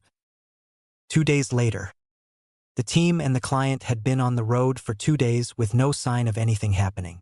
When they reached a certain area, they noticed 2 puddles in the middle of the road. They all deadpanned and threw kunai into the puddles only for the puddles to disappear as 2 guys came out. Seems they found us, brother. The one on the left, Meizu, said to the one on the right, Gozu. Seems so, brother, Gozu said with a leer at Tenten. Naruto and Sasuke nodded at each other and rushed into the battle. Naruto was using his nodachi and his sin blades, the 3 blades becoming a maelstrom of death as he rushed at Gozu. Sasuke had his Sharingan blazing as he charged towards Meizu, his wakizashi out dragging across the ground as he gathered chakra into his arms to help swing the sword faster. Naruto and Gozu were trading strikes back and forth. Naruto's 3 blades against Gozu's armored and poisoned gauntlet. Naruto then smirked as he spit a small amount of blood on Meizu and backed up while activating his Kekai Genkai. The blood on Gozu blew up, knocking him out. As Meizu watched his brother hit the ground, he was distracted long enough for Sasuke to knock him out. As the two were tied up, Kakashi started to glare at Tazuna. Why were we attacked by shinobi? He demanded from the old man, who broke into tears and told them about all the shit his family was going through with Gato in charge. The 2 brothers woke up soon after and verified the information before Kakashi sent them back to Konoha and his team headed out. 2 more days later. After a day and a half on the boat, slipping in past Gato's patrols and various pirates that worked for Gato, the team had made it to land. As they were walking, Naruto and Sasuke was each reading a book. Sasuke was reading his book on wakizashi techniques while Naruto had a book called Nodachi and Zanbatsu Techniques. Volumes 1 and 2 by Momochi Zabuza. All of a sudden Tenten threw a kunai into the bushes and then a white rabbit quickly hopped out. Before anyone could say anything, they all hit the ground as something came soaring over their heads. The giant sword then got stuck in a tree while the guy who threw it appeared on the flat of the blade with no shirt or eyebrows and the Kirigakure headband on his head sideways. He also had on bandages around the bottom half of his face and camouflage arm warmers. This man was Momochi Zabuza, an A-ranked missing nin from Kirigakure. So, the infamous Sharingan no Kakashi. No wonder the demon brothers never stood a chance. He laughed when all of a sudden Naruto appeared in front of him and held out his book. Zabuza signed it, then dodged the nodachi that Naruto swung at his head. He then noticed that all the people on the genin team had the look of those who had taken lives before. The blonde in front of him had definitely taken a life before. No one could have been able to move under his Ki otherwise. He grinned savagely as he swung his sword and collided with Naruto's, throwing the blonde backwards into a tree where he burst into smoke. A Naruto walked out from behind a tree and charged at Zabuza, before getting cut in half. When he got cut, he burst into blood, covering Zabuza's sword and most of the ground. As Naruto then appeared behind Kakashi, he grinned. Sorry, Zabuza-san, but Katsu. As Naruto then caused all the blood to blow up and send Zabuza flying onto the water, he noticed that Kakashi was looking at him blankly. Who are you? 'Cause Naruto ain't that good? Kakashi asked. Crow, my name is Crow. Naruto said in a deeper voice before he pointed at Zabuza and noticed that he started some hand signs. Hell no you don't bitch. Sonic Black. The crow possessed Naruto cut one of his palms and forced them together. When his veins were visible to everyone he pulled his hands apart and watched as he forced a blade out which then started to fire towards Zabuza. Zabuza finished his hand signs and caused a giant water dragon to rush towards the blades, only for it to burst after the first two. The rest of the fight goes as canon due to Crow using too much blood and causing Naruto to pass out. Kakashi didn't get caught and Haku took Zabuza away. Chapter 4 Ice and Revelations Part 1. Previously on NTK. Crow, my name is Crow. Naruto said in a deeper voice before he pointed at Zabuza and noticed that he started some hand signs. Hell no you don't bitch. Sonic Black. The crow possessed Naruto cut one of his palms and forced them together. When his veins were visible to everyone he pulled his hands apart and watched as he forced a blade out which then started to fire towards Zabuza. Zabuza finished his hand signs and caused a giant water dragon to rush towards the blades, only for it to burst after the first two. The rest of the fight goes as canon due to Crow using too much blood and causing Naruto to pass out. Kakashi didn't get caught and Haku took Zabuza away. And now, Naruto woke up and noticed that he was somewhere he never remembered going. At least he didn't think so. He got up and noticed that his stuff was being sat on by a crow with Sharingan eyes. Either I got drunk and ended up doing something stupid with someone, or Natsuki wants something from me. The crow caws and points to a small scroll. Naruto picks it up and reads it. Naruto-kun, if you are reading this and the crow is still there, then I need you to follow it. If the damn thing ain't there, then fire a blood bullet into the air. Also, if you really must, then tell Kakabaka that you have something you need to do in the woods. Natsuki. Naruto looks at the crow and sees that it was sleeping. He sweat drops and then puts the scroll into a seal on his belt. He then puts everything on and straps his sword to his back. He walks out and notices that Kakashi was out cold.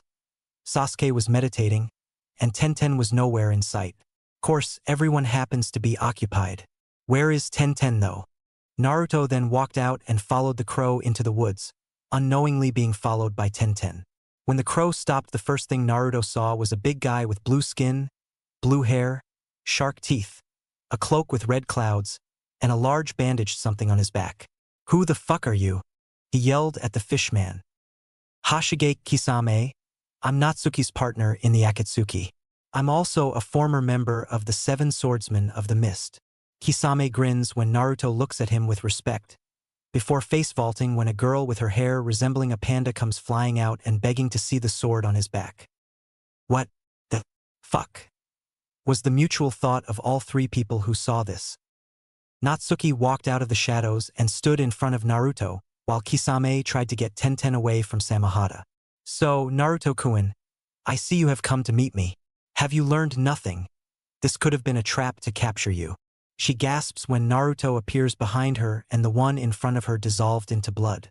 So, you used the blood clone to see if you were in danger while the real you stays at a good distance away? That is a very good plan. I guess the first thing for us to do is get your teammate away from mine. Natsuki then grabs Tenten and stares at her before Tenten settles down and finally notices that she is face to face with Uchiha Natsuki, the youngest ANBU captain that Konoha ever had. Good. Now if you are going to stay here, you must be quiet. She then sets Tenten down and Natsuki and Naruto have a staring contest, with Naruto winning. Natsuki just sighed and Naruto grinned. Naruto-kun, I was asked to come and help you with training. Kisame here is going to help with Kenjutsu, mainly through the use of a Zanbatsu. She notices that Naruto was holding up a copy of Nodachi and Zanbatsu techniques, volumes 1 and 2 by Momochi Zabuza, and that it was signed by Zabuza. So you already have started to train using them, good. I am to help you with Genjutsu and help your ninjutsu out. She then finishes and Kisame walks over to Naruto. Alright Gaki, here's the thing, I am used to using a Zanbatsu, so if you are going to learn from me, then you need a Zanbatsu. Fortunately for you, Samahata here can duplicate herself. Unfortunately for you, you gotta earn the right to wield her. Kisame then notices that Naruto had a sudden sadistic grin on his face. Kisame's grin matched Naruto's as Naruto disappeared, and then reappeared behind him with one of his sin blades out and heading towards his head. Kisame blocks with Samehada and the blades clash as Kisame then pushes Naruto away and punches him in the stomach before slamming him into the ground with Samehada. That all you got, Gaki? Maybe I should be training the girlie over there. Kisame taunts, pointing at Tenten. Naruto then stands up and does a few hand signs. Water style. Cataract desolation. As Kisame grins, Natsuki and Tenten get out of the way. The giant waterfall heads right for Kisame, who then disappears into the water after it hits. Naruto stands on top of the water and then puts his finger into the water and closes his eyes. All of a sudden Kisame jumps up behind him and swings Samehada down just as Naruto falls into the water.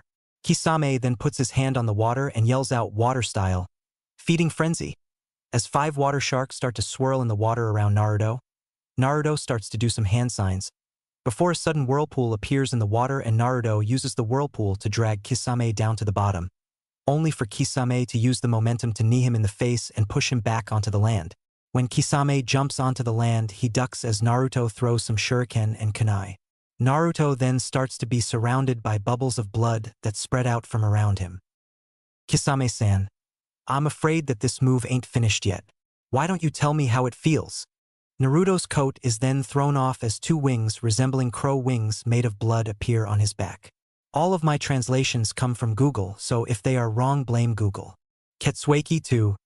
Kaimamire no Tenshi. Roughly blood art. Bloody angel. Naruto then takes to the air and the wings start to form circles of blood, which then fired at Kisame repeatedly.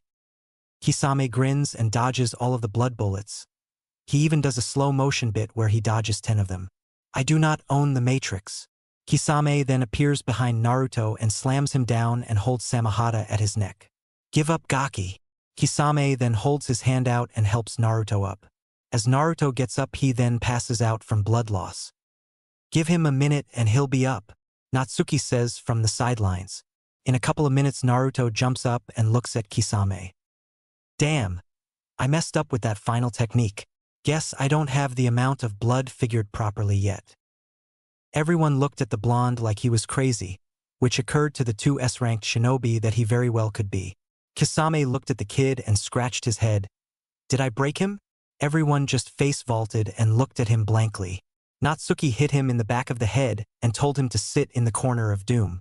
This was the only place that wasn't completely soaked by Naruto and Kisame's water fight. As Kisame grumbled and sat down, Tenten was in shock at the complete insanity of the S-ranked shinobi. She then noticed Naruto and Natsuki sitting down across from each other and pulling out money and cards. You realize that betting against me is a bad idea, right, Natsuki? Naruto asked the Uchiha. He then grins when she glares at him, before she smirks and starts to shuffle. Kisame walks over and Tenten sits down at the edge and everyone is handed cards. Naruto, what's the game this round? Natsuki asks. Naruto grins and then pushes a book in front of Natsuki. The book is a comprehensive list of every card game known to man. He points to a game that doesn't have a title. The rules were very confusing, what were a car and a gun, and what in Kami's name was. I want to just say that this game was made by a friend of mine and it is satanic. I'm sexy and I know it? This rule made it so that I cringe every time that song plays. As everyone reads the rules, Naruto is busy sealing all of his money away and is leaving at an extremely quick pace. Like hell he was gonna play that game. When everyone was finished, they shuddered at the thought of the game. What the hell was wrong with the makers of that game? Answer: severe boredom, excess free time, and the twisted sense of humor that makes me hang out with crazy people. Naruto was almost able to get away when he ran right into a girl picking herbs. When he went to get up, she did as well, and they ended up getting tangled together and staring at each other from a couple feet apart. They both blushed while Zabuza and Kisame were looking at the two and smirking, before they each realized why the other person their student/victim was with. Haku, get away from him. Gaki, find Zabuchan. Zabuza then turned and saw his former comrade and saw that the golden-haired boy just sighed and flipped Kisame the bird. Zabuza then saw that Kisame had gotten behind him and was eating something that Zabuza had just picked up from a new restaurant in the village. A restaurant ran by Gato, of course. Kisame then chuckled and pointed behind Zabuza, and it was Haku staring at Naruto like he was crazy. Of course, Naruto transforming into a miniature Kisame and flipping himself off wasn't crazy. Zabuza turned and Kisame then drop-kicked him onto the ground. Hey Zabuchan, what you doing here? Zabuza then flipped Kisame off as well. As he got up he noticed everyone looking at a girl that looked like a panda. Tenten just watched as Naruto apparently was magnet for dangerous people, first Natsuki and Kisame, then Haku and Zabuza. She then noticed that Zabuza had no eyebrows. She did the dramatic point and yelled, "Did Guy-sensei steal your eyebrows?" Which caused everyone who knew of the man to laugh. Natsuki laughed as she walked into the clearing at the same time as Sasuke and Kakashi. The two did not see what was so funny, until they saw everyone laughing at Zabuza who was just glaring at Tenten.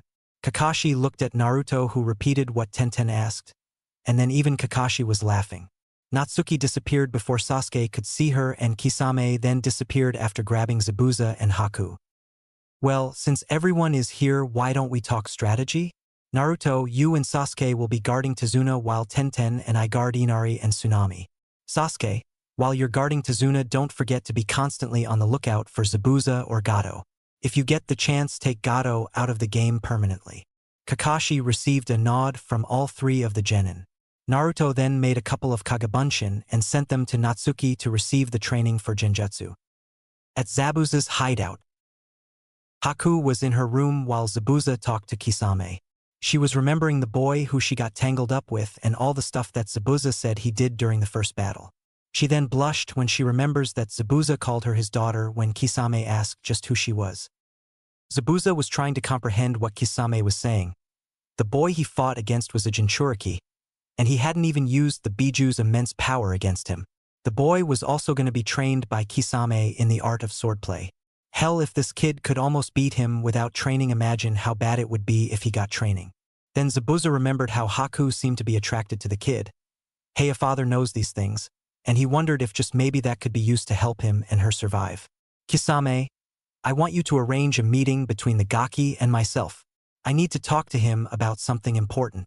Zabuza was completely serious and Kisame noticed. Kisame nodded and then left in a water shushin. With Natsuki and Naruto's Kagabunshin. Natsuki was astonished, completely and utterly astonished. Naruto was a fucking genius of Genjutsu.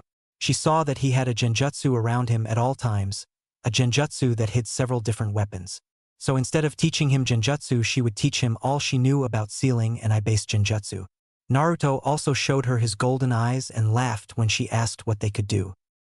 Naruto took to sealing like a fish to water, and then Natsuki just stood there wondering what else she could teach him. He was already strong enough to spar with Kisame, his speed could only increase, and his technique pool was deeper than hers and Kakashi's combined. Kisame was going to teach him Kenjutsu, Kakashi had been teaching him Taijutsu and Ninjutsu. He had all the chakra of the fox under his complete control. He even could play those damn guntars like a pro. She just stood there, still wondering what she could teach the boy. I could always teach him the summoning technique. Fuck Jiraiya and his plans. I'm gonna teach Naruto how to summon crows. Natsuki then walked over to her bedroll and pulled the crow contract out from seal it was in. Naruto-kun, I want you to come over here and sign this summoning contract. She yelled as one of the clones dispelled to give the original the message. Natsuki then remembered that the guy sealed in Naruto with the fox was named Crow. Fuck it. Naruto suddenly appeared in the clearing and caused Natsuki, who was enjoying some light reading, to jump when he appeared surrounded in blood. She then noticed that his face was serious. Naruto sighed and told her about how some of the people in the village tried to attack him in order to get his money. He then told her that no matter what, Gato was dead if he saw him. I'll strangle the damn midget myself. Naruto growled out. Natsuki then handed him the scroll and told him to prick his finger and write his name in blood on the first open spot. He signed it Namikaze Naruto, and then Natsuki taught him the hand signs for it. He then performed the hand signs and slammed his hand down on the ground and a cloud of smoke popped up. When the smoke cleared, a crow the size of a house was there. Natsuki-san, are you the one who summoned me? The majestic crow asked the Uchiha. I'm sorry, Noriki-sama, but I'm not the one who summoned you, Natsuki said to the boss summons of the crows. Of course Naruto-kun would summon the boss on the first go. She then pointed to Naruto. He's the one who summoned you. Noriki looked down at the young man who summoned her and noticed that his coat had a white crow on the back. Child, why is there a crow on the back of your coat? Did you do this thinking that you would be assured the role of being our summoner? Nope. I am the Jinchuriki of the Kyubi no Kitsune, and I also have a man sealed in me who went by the name Crow. The crow on my back is in honor of him. Naruto replies in one of his rare, completely serious and respectful attitudes. Ah, well, in that case I would be proud to have someone who will become as famous as you use the crows for your summons. I will also assign a newly hatched crow chick to be your familiar. Cliché, yes, but it happens to be leading to our next guest. Her name will be left for you to choose, so I say this now. Good luck and may you always survive. With that being said, Nariki leaves and Naruto looks down at the hatchling and sighs. I suck at names. Shahim. Yeah, that'll work. Naruto says as the hatchling caws and looks up at him. That's a beautiful name, Naruto-kun. Natsuki says, happy that Naruto actually was allowed to summon the crows. Then she blushed when Naruto grinned and his eyes had a mischievous shine. Oh, Natsuki-chan. I think it's time for your reward, Naruto says, grinning as Natsuki backs up and he grins. With Sasuke. Sasuke was sitting down watching Tazuna and the workers on the bridge while they were working. Tazuna was standing around and telling everyone what to do. Sasuke had a Kagabunshin reading over a fire-style scroll that Naruto had lent him. Naruto had also taught him the Kagabunshin and told him to only use one for now. Sasuke then remembered how Naruto could and did spam the clones whenever he got the chance. Sasuke, thinking about training, then wondered how Sakura was doing.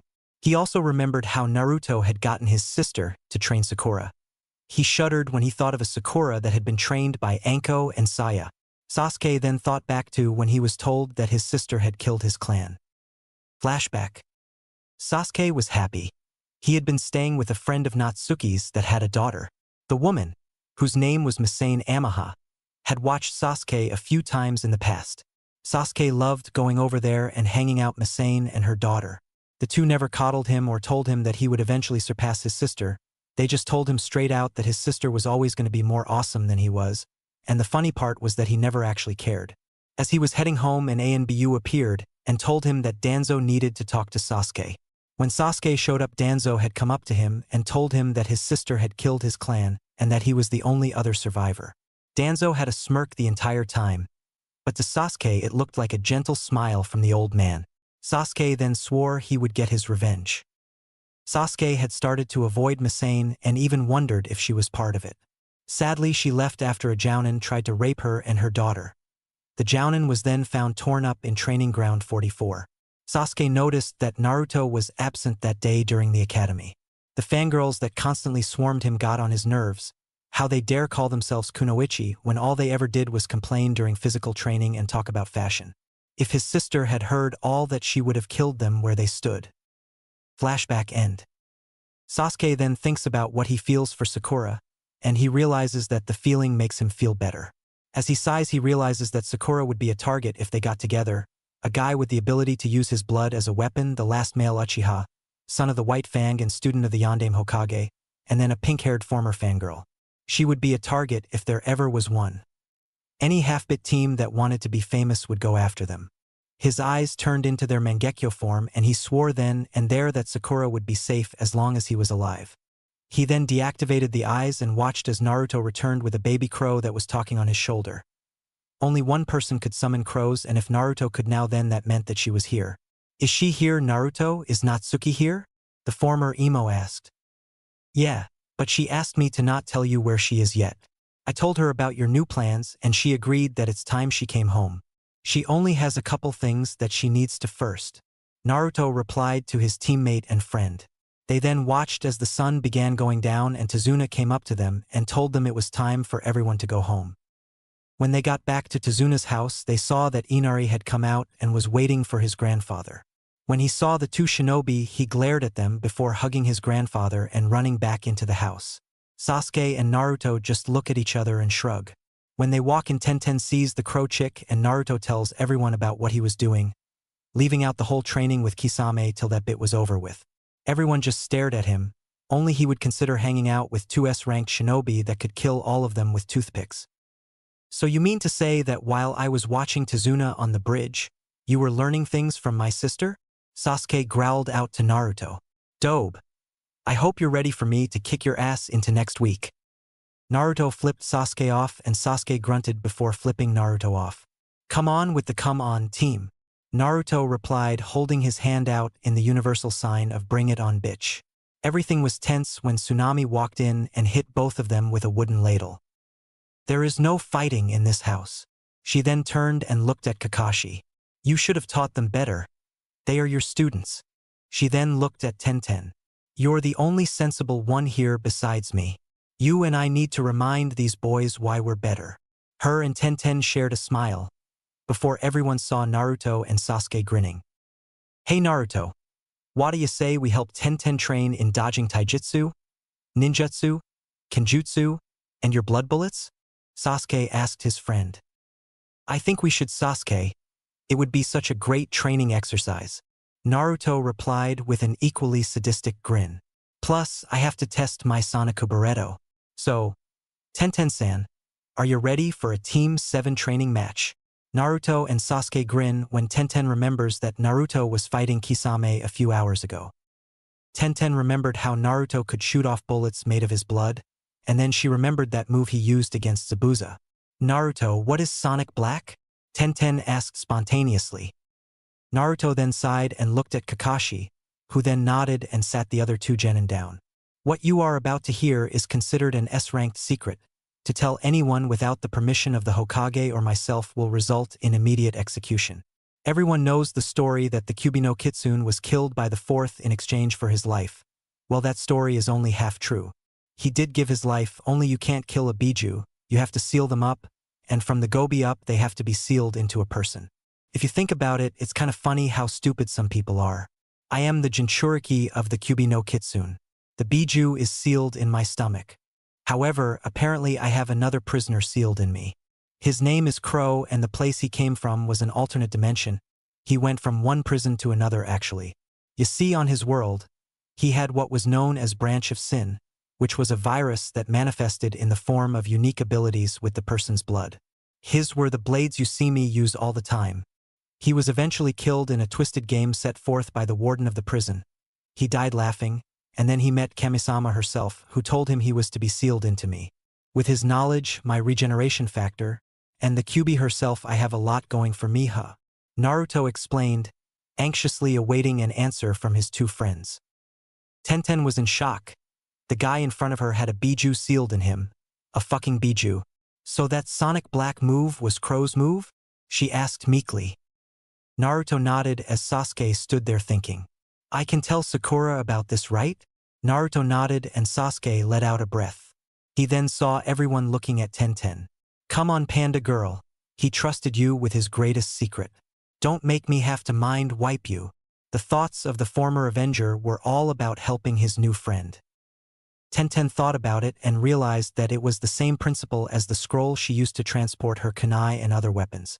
As everyone watched her, she just shrugged her shoulders and looked at Naruto. So you have a giant fur ball sealed in you, doesn't make you a fur ball. It's the same principle as my weapon scrolls. She then noticed everyone let out another breath. Kakashi then noticed that Naruto looked a little bit happier. I think it's time for me to reveal another secret for you. Naruto, Sasuke, and even you Tenten, I have an S-ranked secret for you as well. Naruto, you are the cliffhanger. Chapter 5. Ice and Revelations Part 2. Previously on N.T.K. Kakashi then noticed that Naruto looked a little bit happier. I think it's time for me to reveal another secret for you. Naruto, Sasuke, and even you Tenten, I have an S-ranked secret for you as well. Naruto, you are the... Now, Naruto, you are the son of Uzumaki Kushina and Namikaze Minato. Your parents made several strong enemies, and thus they decided that should anything happen to them while you were still young, you would go by your mother's maiden name. Also, that makes you the heir to both the Namikaze and Uzumaki clans. You are officially in the same boat as Sasuke, the last male of your clan or clans. Kakashi stated, expecting to hear a bit about why I wasn't told or some other bit. Instead, he heard Naruto say that he already knew that. Natsum told me. Naruto replied. When everyone looked at him weird, he sighed. The Kyuubi. At this, everyone nodded. Naruto then noticed that outside it was raining. I've got to get some training done. I'll be back eventually. Naruto then headed out into the rain. Sensei, do you think that Naruto will be okay? I mean, it is raining. Tenten asked the Cyclops. Naruto loves the rain. He routinely made sure to always train when it rains. He is just like his mother that way. Kakashi replied, before looking at Tenten and noticing that she was staring at the door. He can't get sick, so he'll be okay. A lightning bolt hits the ground outside and the bang causes everyone to jump a little. Sasuke stares outside and notices the brief outline of what appeared to be a gate. I must be imagining things. Like a gate could appear out of nowhere. Sasuke then went to bed and thought about how he would explain all of this to Sakura. In the middle of a clearing, a man is lying on the ground. His short, spiky black hair seems to be matted to his head due to the rain, and the blood coming from the wound in his stomach. He was mainly nondescript, except for the mask he had on his face. The mask was white with a purple arrow heading down on one side. He turned his head and saw someone heading his way. Naruto was enjoying the rain and walking towards a clearing he knew to be in the area due to his training with Kisame. He then felt something on his leg. He looked down and saw the man. "Hey, damn it, let go of me," Naruto called out, only to notice the man was injured. "Shit, man, what the fuck happened to you?" "I was fighting another contractor," the mystery man gasped out, only to feel an interesting feeling when Naruto's hand glowed green and his wound started to heal. The voice in his head told him that it didn't matter. He was going to die because of the poison that was injected into his system by the other contractor. "How?" he asks the teenager in front of him. "Medical ninjutsu." Naruto then notices that the man has no chakra and there was a foreign poison in his system. "What is your name?" he asks while asking Crow if he recognized the man. "Naruto, I think this man might be from another dimension like I am. In fact, he probably is. Naruto, make sure this man survives."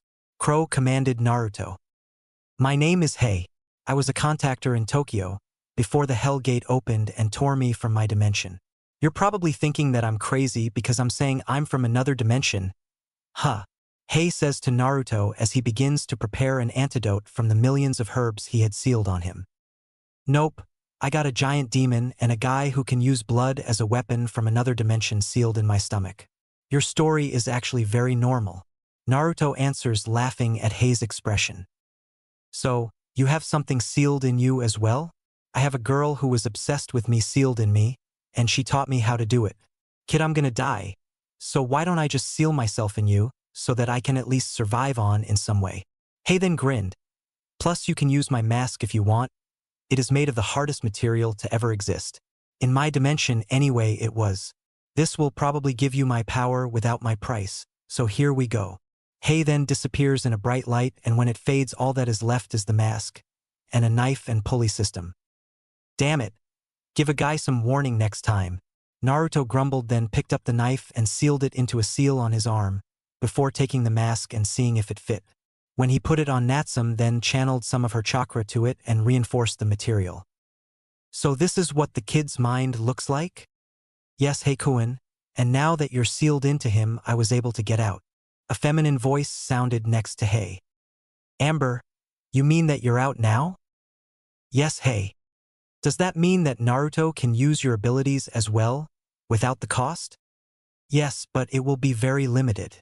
I won't teach him though until he masters your abilities first." "Can you two shut the hell up? It's bad enough when Naruto argues with himself. If you can't stop, I will devour the both of you," Natsum yells at the surprised couple. "Yes, Kyubi-sama," the two replied quickly. Outside the mindscape, Naruto sat there hearing the argument inside his head.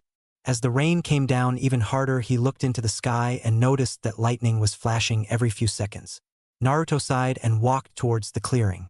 When he got there, he noticed that someone else was there. The person looked at Naruto and grinned. "Hello, child. You're just in time for the feast. The meal is, of course, you." The man jumps towards Naruto, and when the lightning flashes, Naruto catches a look at the man who is attacking him. The man's skin was scaly and green. His eyes were a sickly yellow. The clothes he wore were rags, and the worst part was the teeth.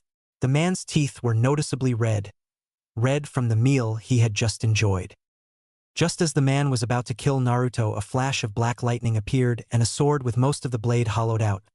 think Halibel sword from Bleach except just a Chikuto, cut through the man. Worthless piece of shit. Attacking anyone who looked at him. Just why was I sent here? I mean, this is time that could be spent pissing Hiroshi off. The new man to appear was odd-looking. The black robes and straw hat reminded Naruto of the Akatsuki robes that Natsuki and Kisame wore. But the weird part was the sword. The hilt looked to be regular except for the weird symbol on the bottom. The symbol was a red fong surrounded by flaming sands. The guard on the sword was extremely weird to Naruto. It appeared to be a dragon. But the fangs looked different, almost like they were going to drain you of all your blood. The man was wearing fingerless gloves and his eyes were covered by sunglasses. But his smirk showed extended canines. The man looks down at Naruto and Naruto sees that he was surprised. The fuck is ya, kid? Uzumaki Naruto. Who the fuck are you? Naruto replied. Boy, watch your fucking tone. I am the one and on dash. Pain in the ass vampire, Tomohiro Teki. A new man replied, appearing out of nowhere. The new man was nondescript, except for the tattoo of a crimson fong on the top of his arm. The katanas at his waist were each unique. One looked like a solid black hilt while the other was a solid white one. I think you scared the shit out of the kid. You really are a menace and a pain in the ass. Tomohiro, please just leave. The man asked the other. Fuck off, Tagala. Tomohiro replied. I was just gonna wipe the kid's memory. He then notices that his sword disappeared and reappeared in Naruto's hands. Or now I'm gonna watch as Ruin kills the brat. Naruto was looking at the weird blade that just appeared in his hand. He felt the energy in the sword head into his body. Before he could fight the feeling, he was pulled into his mindscape.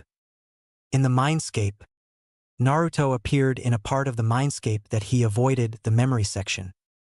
He then noticed as a black-haired woman was moving around and watching his memories. What are you doing here and who are you? He asked. Ruin is my name, and I'm looking to see if you are worthy of wielding me. She replied in an indifferent tone. She then reached the memories of before he found his sensei. Her anger spiked every few seconds, and when she was done, she looked at Naruto and had tears falling down her cheeks. Kid, when you get out of here, ask Hiroshi to let you use Thanatos and Armageddon. Tell him that they will agree to it. As she pushes Naruto out, she sees him nod. Out of the mindscape. He ain't dead yet, Tomohiro, Hiroshi stated to his acquaintance. He grinned when Naruto woke up and looked at him. Hiroshi. At Naruto's questioning tone, he nodded. Ruin told me to ask you to let me wield Thanatos and Armageddon, that they would let me. Naruto waited for his reply. Hiroshi was shocked. Ruin had just told this kid to let him use both of his blades. This kid would practically be a god on the battlefield with all three. Never mind Ruin's ability to use Tomohiro's ability to activate and channel his lightning, but to cut into the very soul of his enemies. Thanatos would love to be used in actual battle, but she can be a little bloodthirsty. Armageddon, I shudder to think what this kid could do if he ever received Oblivion as well, would probably be capable of wiping out everything this kid faces. Why the hell shouldn't I do this? Hiroshi looks at the kid and hands him both of his katanas. As Naruto grips them, he descends into his mindscape again. In the mindscape, again. Naruto wakes up to see two new people. One was a man with a black cloak on. The other was a woman who had a full-body skin-tight suit on. It was white and had pouches on it. For a better look, search for Boss's stealth suit from Metal Gear Solid 3. Snake Eater, which I don't own either. The man looked at Naruto with a grimace, before he watched the same memories that Ruin watched. When he was done, his eyes showed a white-hot hatred. He looked at Naruto. I, Armageddon, will aid you in combat. The man's deep voice was strong. I, Thanatos the Deathbringer, will aid you as well. The woman's voice was flirty and Naruto gulped when she stared at him. Hey Armageddon-kun, isn't Oblivion-chan here somewhere? Yes, she is. Why do you want to know? The man asked the suddenly serious woman. 'Cause we need to bring her here as well. You want this kid to have 3 of the 7 cataclysms, the Deathbringer, and Kami knows what other powers this kid already has? Hell, we might as well find him and see if he would be willing to join. Armageddon replied with venom in his voice at the mention of the other sword.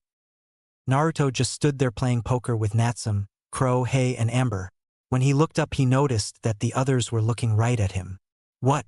He was in the middle of a rant and these guys showed up. He answered their unasked question. Outside of the mindscape.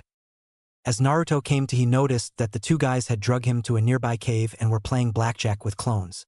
21 bitch. Hiroshi yells out before Tomohiro hands him his money.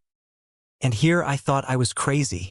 Crow says from Naruto's mindscape. You are crazy, Crow-sensei. Just not as crazy as they are. Was Naruto's smart reply. Hiroshi notices the kid is up. Good brat. You ready for some hardcore training? Naruto nods to this. Good. 'Cause Tomohiro and I are gonna make you a force to be reckoned with. Hiroshi then poked Tomohiro. Aight, Techie, your job is to teach the boy how to use Ruin's special ability. My job is significantly harder. I gotta teach the kid how to use Armageddon and Thanatos. Hiroshi then notices Naruto do the Kagabunshin. Can they each learn? Naruto nods and Tomohiro and Hiroshi each grin a sadistic grin. Perfect.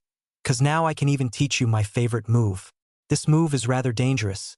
Even more dangerous than pissing off Otella or Suijin. Oh yeah, kid, if you meet a guy with long white hair, 13 tails, yellow eyes, a sword with the kanji for Ice Wolf on the blade, and a severe addiction to alcohol.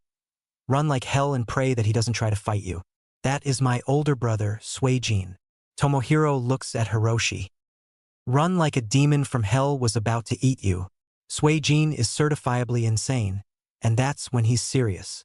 Tomohiro adds with a shudder. He then drags one of the clones away and Naruto shudders when he hears a sadistic laugh come from the dark man. Hiroshi then shows Naruto how to use Armageddon, including its ability to transform into other weapons as needed. When Naruto reaches for Thanatos, Hiroshi stops him. Thanatos can transform as well, but her transformation is only to a scythe. Her ability in this form is access to an energy source known as the flow, which can be used to momentarily disrupt time to allow for the user to avoid things otherwise impossible. Along with the flow, you can also utilize her unique ability to literally cut into the void, meaning even if someone is able to make themselves intangible, they will still be cut. A warning, though, is that the flow will eventually kill you if you use too much of it. Hiroshi then sighed and sat down. I will tell you this now, when you first use the flow, your body will change. Essentially, you will become something similar to me. That is an animal-based demon. My animal form is that of a dragon. For me to use it, I must use the Tagala Forbidden Technique, Demon Seal Release. In this form, my strength, speed, reflexes, and instincts are increased to the point of almost nothing is superior. Suijin, however, can transform into a giant 13-tailed wolf with stage 2, and he has a spectral form at stage 3. I must stress that if you fight Suijin, you must not hesitate or he will destroy you in a matter of nanoseconds. Naruto looked a little shocked at this. But just bribe him with booze and he'll be your best friend. Naruto nodded and Hiroshi looked at him. How long are we going to be training? I am using the flow to surround this cave so that time does not pass during our training. Hiroshi replied. 2 days later, or just a few seconds really. Naruto walked out of the cave he had been training in with the two immortal travelers. He had Thanatos in sword form at his hip, Ruin on the small of his back, and Armageddon on his back. He also had a gauntlet on his arm with the symbol of the Crimson Fangs, the organization that Hiroshi and the other Tagala family members started. Damn, Tomohiro-sensei and Hiroshi-sensei fucking freaked when I used my Bloody Angel technique. Now that I can use it longer than a few seconds, it should help considerably in battle. Damn them and their sadistic training. What the hell was up with that damn evil purple monstrosity? Ugh. Evil sadistic sons of bitches. Naruto then notices that it is still raining and he lets the water wash away his stress. He then starts to walk away from the cave. He doesn't notice two yellow eyes watching him. The eyes close then disappear into the darkness. Naruto reaches the bridge and is watching as the rain hits the water and lightning flashes every now and then. He then thinks about the training he just did and realizes that with the newest powers he obtained, he was almost impossible to defeat. With the healing factor of the Kyuubi, the pure offensive abilities that he acquired in his recent training, and the speed that he learned new things almost granted him the understanding of countless things.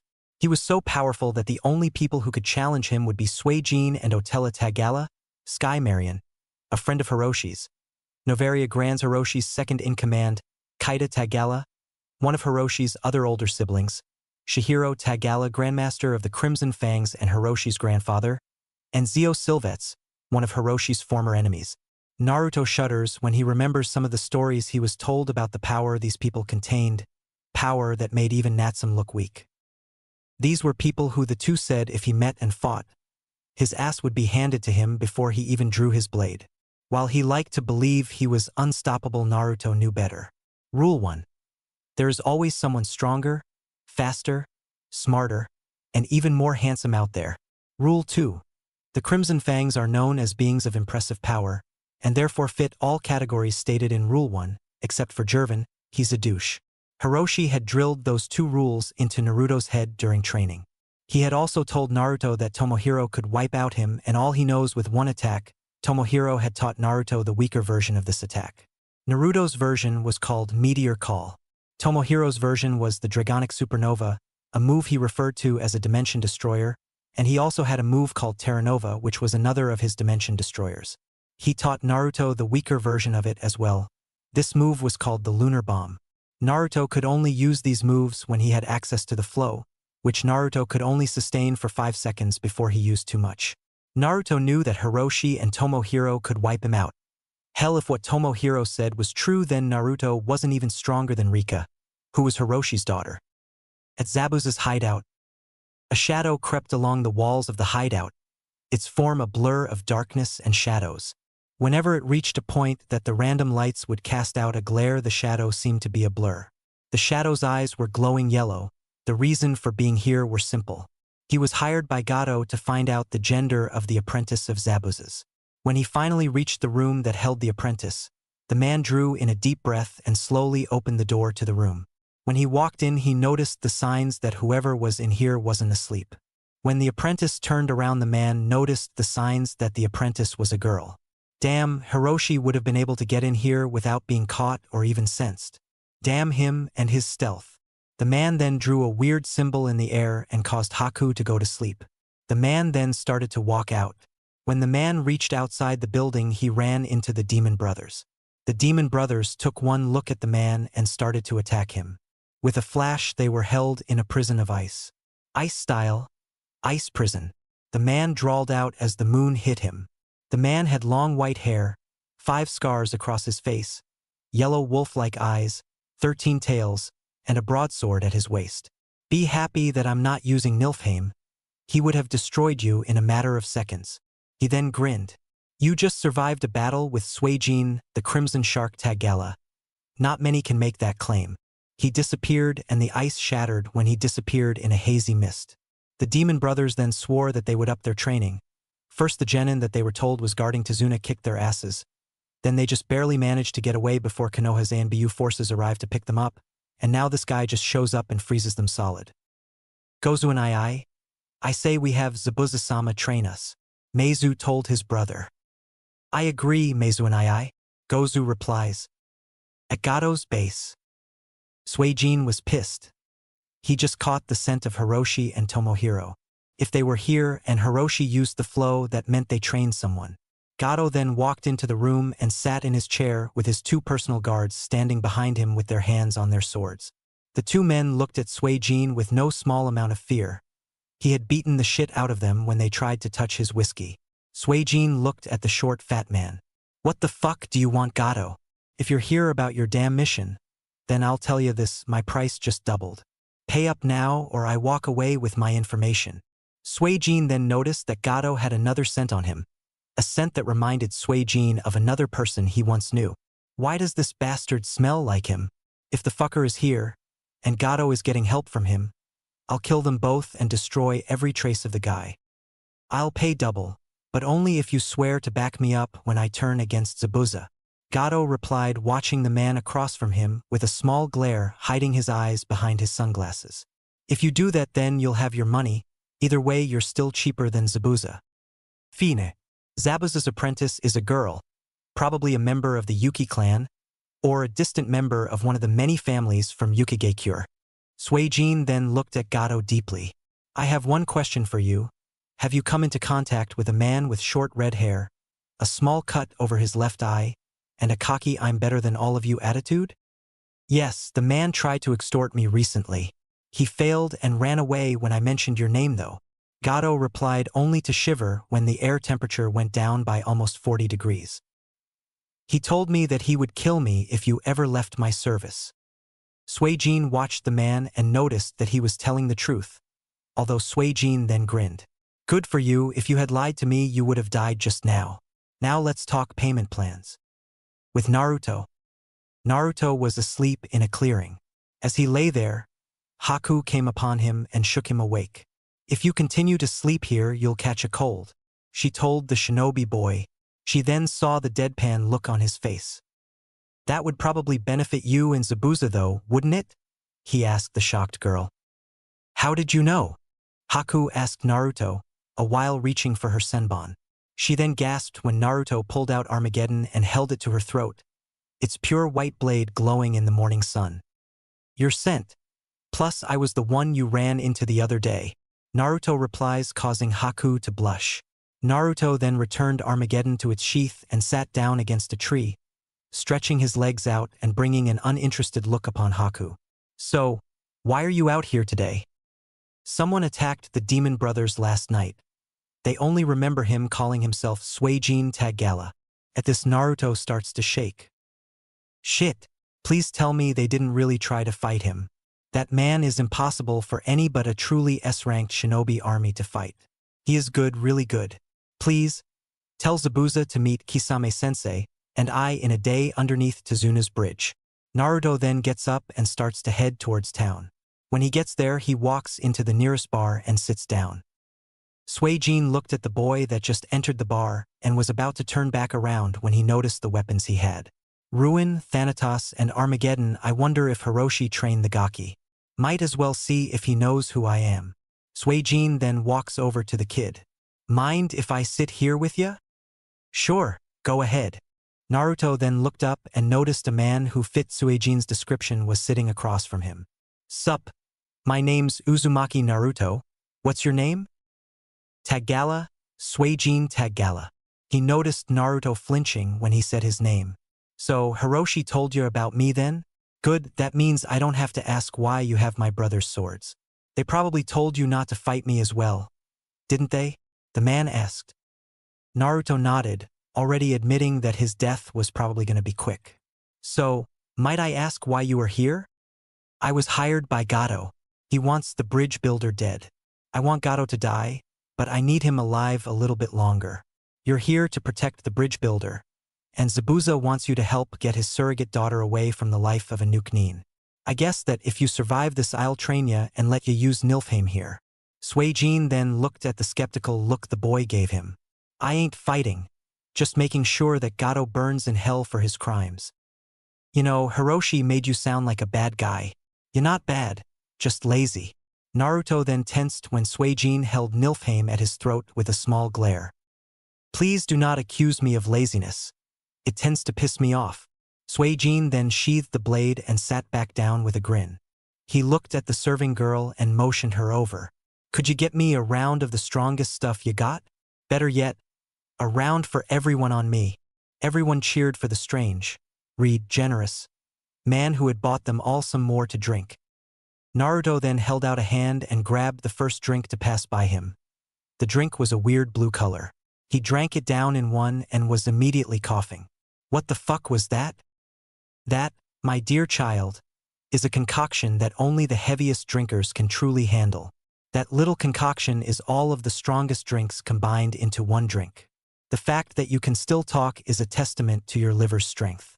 Or the demon in your belly that wants to kill me. Suijin then laughs at Naruto's expression. Relax, Gaki. If I wanted to fight and or kill you, it would be as easy as saying you stole those swords and stabbing you with a knife. He then grabbed 2 of the blue drinks and drunk both in one swig. Not as good as bourbon, but stronger than moonshine. The true drink of the gods. My little heaven bringer. Ah, it's been far too long since I had a true drink. Suijin then saw Naruto walk out. So what do you think of the kid, Nilfheim? That kid will go far, not as far as you, but far. I wonder though, he has 2 of the cataclysms and no doubt he will gain the others. You really think he will gain all 7 cataclysms? Yes, and he will gain me after you train him in using his demon release. That child can use the demon style, ice style, and several of your more infamous styles. It would be a sin not to teach the boy. Besides, Oblivion, Ragnarok, Ruin, Armageddon, Niflheim, Discordia, and Nuin will eventually belong to the boy. Think about it, Suijin, you could help in the training of the next celestial assassin. I am the celestial assassin. No one can kill better than I can. But training this kid could help. Or I could train him. You know that with my training he will be unstoppable. Shut up. Rude much? I was only offering to teach the child. Teach him what? How to be completely evil. Yep. Dumbass. Technically I'm you, so you just called yourself a dumbass. I'm disconnecting this conversation. Suijin then sighed after the conversation with Niflheim and his inner demon. It looked like he was going to train his newest apprentice soon. With Natsuki. Natsuki was staring at the wall surrounding Gato's base and was contemplating going in and stomping a hole in Gato's scrawny head. She turned around and saw that Gato had brought a man with long white hair, a fancy coat, and a cigarette in his hand. The man was also wearing glasses. He had an eye tattoo on one of his hands. He also had what looked to be a briefcase in his hands. One of the guards went to take it from him and the mystery man slammed the briefcase into his head. Don't touch. This is full of money. Money that is worth more than your life. You are unworthy to even touch this money. The guard twitches and the man suddenly seems to start to bleed when he fires his blood out at the guard. My name, for you should know who killed you, is Chuji Suitengu. I do not own. He then sees Natsuki and begins to bleed again, only for Gato to come screaming out with fire on his head and Suijin coming out of the woods. Natsuki uses this moment to begin to run away, only for Suitengu and Suijin to appear in front of her. Where are you going? Suitengu asks her. Nowhere that involves you, she replies, already prepared to fight the man. Sonic Barretto. The bullets of blood go flying at Suitengu, who dodges most of them and gets hit by two. The two then start to sizzle. Katsu! The blood blows up and forces Suitengu to back up. Naruto comes out of the woods and shrugs off his coat, preparing to use his bloody angel technique. I don't know who the fuck you think you are, but no one messes with my precious people. Ketsueki 2. Kaimamire no Tenshi. Naruto then has the wings spread and he starts to release even more blood. Ketsueki 2. Kaimamire no Tenshi. Kushizashi no Chizai. Roughly blood style. Bloody angel. Reign of the Impaler. With this large spikes made of blood start to drop out of the sky and pop up from under the ground. When Suitengu dodges one he gets hit by another. Suitengu's wound heals up and he throws off his coat and spreads his own wings made of blood. Bloody murder. He looks at Naruto who forms his sin blades. So, I get to fight another who knows the joy of using his blood as a weapon. So may I know the name of the man I'm about to kill? I always believe that you should know the name of the one who killed you. So my name is Suitengu, Chuji Suitengu. Uzumaki Namikaze Naruto, and I completely agree that you should know the name of the one who kills you. So now I guess I'm gonna have to kill you. He starts a long string of hand signs and draws out a long cut along his palms. Say hello to a technique a friend of mine showed me. Blood style. Blood Dragon Jutsu. A dragon made of the blood from Naruto's palm rushes at Suitengu, who merely stops the attack with a swing of his hand. Naruto sees this and flies even higher into the air, leaving bubbles of his blood in his wake. He then holds his hand up and starts to gather energy. The energy forms a dark orb above him. It grows until it's about the size of a small boat. Naruto grabs the energy and pulls it down, the energy seeming to fight the entire time, until it pops and the attack heads towards Suitengu. Meteor Call. Right as the attack was about to hit Suitengu, a giant white wolf jumps in front of it and releases a large amount of energy. The wolf had 13 tails and red eyes. Naruto starts to fall from the overuse of energy, but is caught by Natsuki on a crow summons. Naruto passes out and sees the wolf transform back into Suijin. A few hours later. Natsuki was scared. What was up with that guy with the tails and how did he move out of her sight so fast? The other guy who used blood looked like he was as surprised to be saved as she was to see a giant wolf. Naruto, having woke up an hour ago, had told her who, what, and how he gained such a move and who the wolf guy was. Immortals, demons, vampires, and even beings that could fight like Biju. Life was starting to be dangerous. What was next? A demon that could control time and space. In an alternate dimension, a demon about to step through another dimensional rift sneezes and then laughs. Back with Natsuki. She was about to lie down when Suijin came walking into her camp. "Come out now, woman." When she walked out of the cave, she saw Suijin with Kisame, Zabuza, and Haku. "What is going on?" "Get the Gaki." Gato just signed a deal with Suitengu and Zoran. Zoran is a demon with a very nasty habit of destroying everything he sees. Zoran also owes me money and has been jumping dimensions for about 5 or 6 years. The Gaki is the only one who can successfully kill the son of a bitch before he kills everyone. Don't ask how, just trust me. Suijin then quickly put his hands together and summoned a giant wolf made from ice. He jumps on and points towards the bridge. "Get him to the bridge." As Suijin takes off, Haku wonders if he could show her how to manipulate ice that easily. "Let's go. If what he said was true, then we most definitely need to hurry." With Naruto and Team 7. Naruto was sitting with his teammates and telling them what happened after he walked out. He was just getting to the part of trying the new attack out when Natsuki comes out of the woods and yells for everyone to rush to the bridge. As everyone heads towards the bridge, Naruto feels like time is beginning to distort around him. He blinks and in front of him is an old man leaning on a walking stick.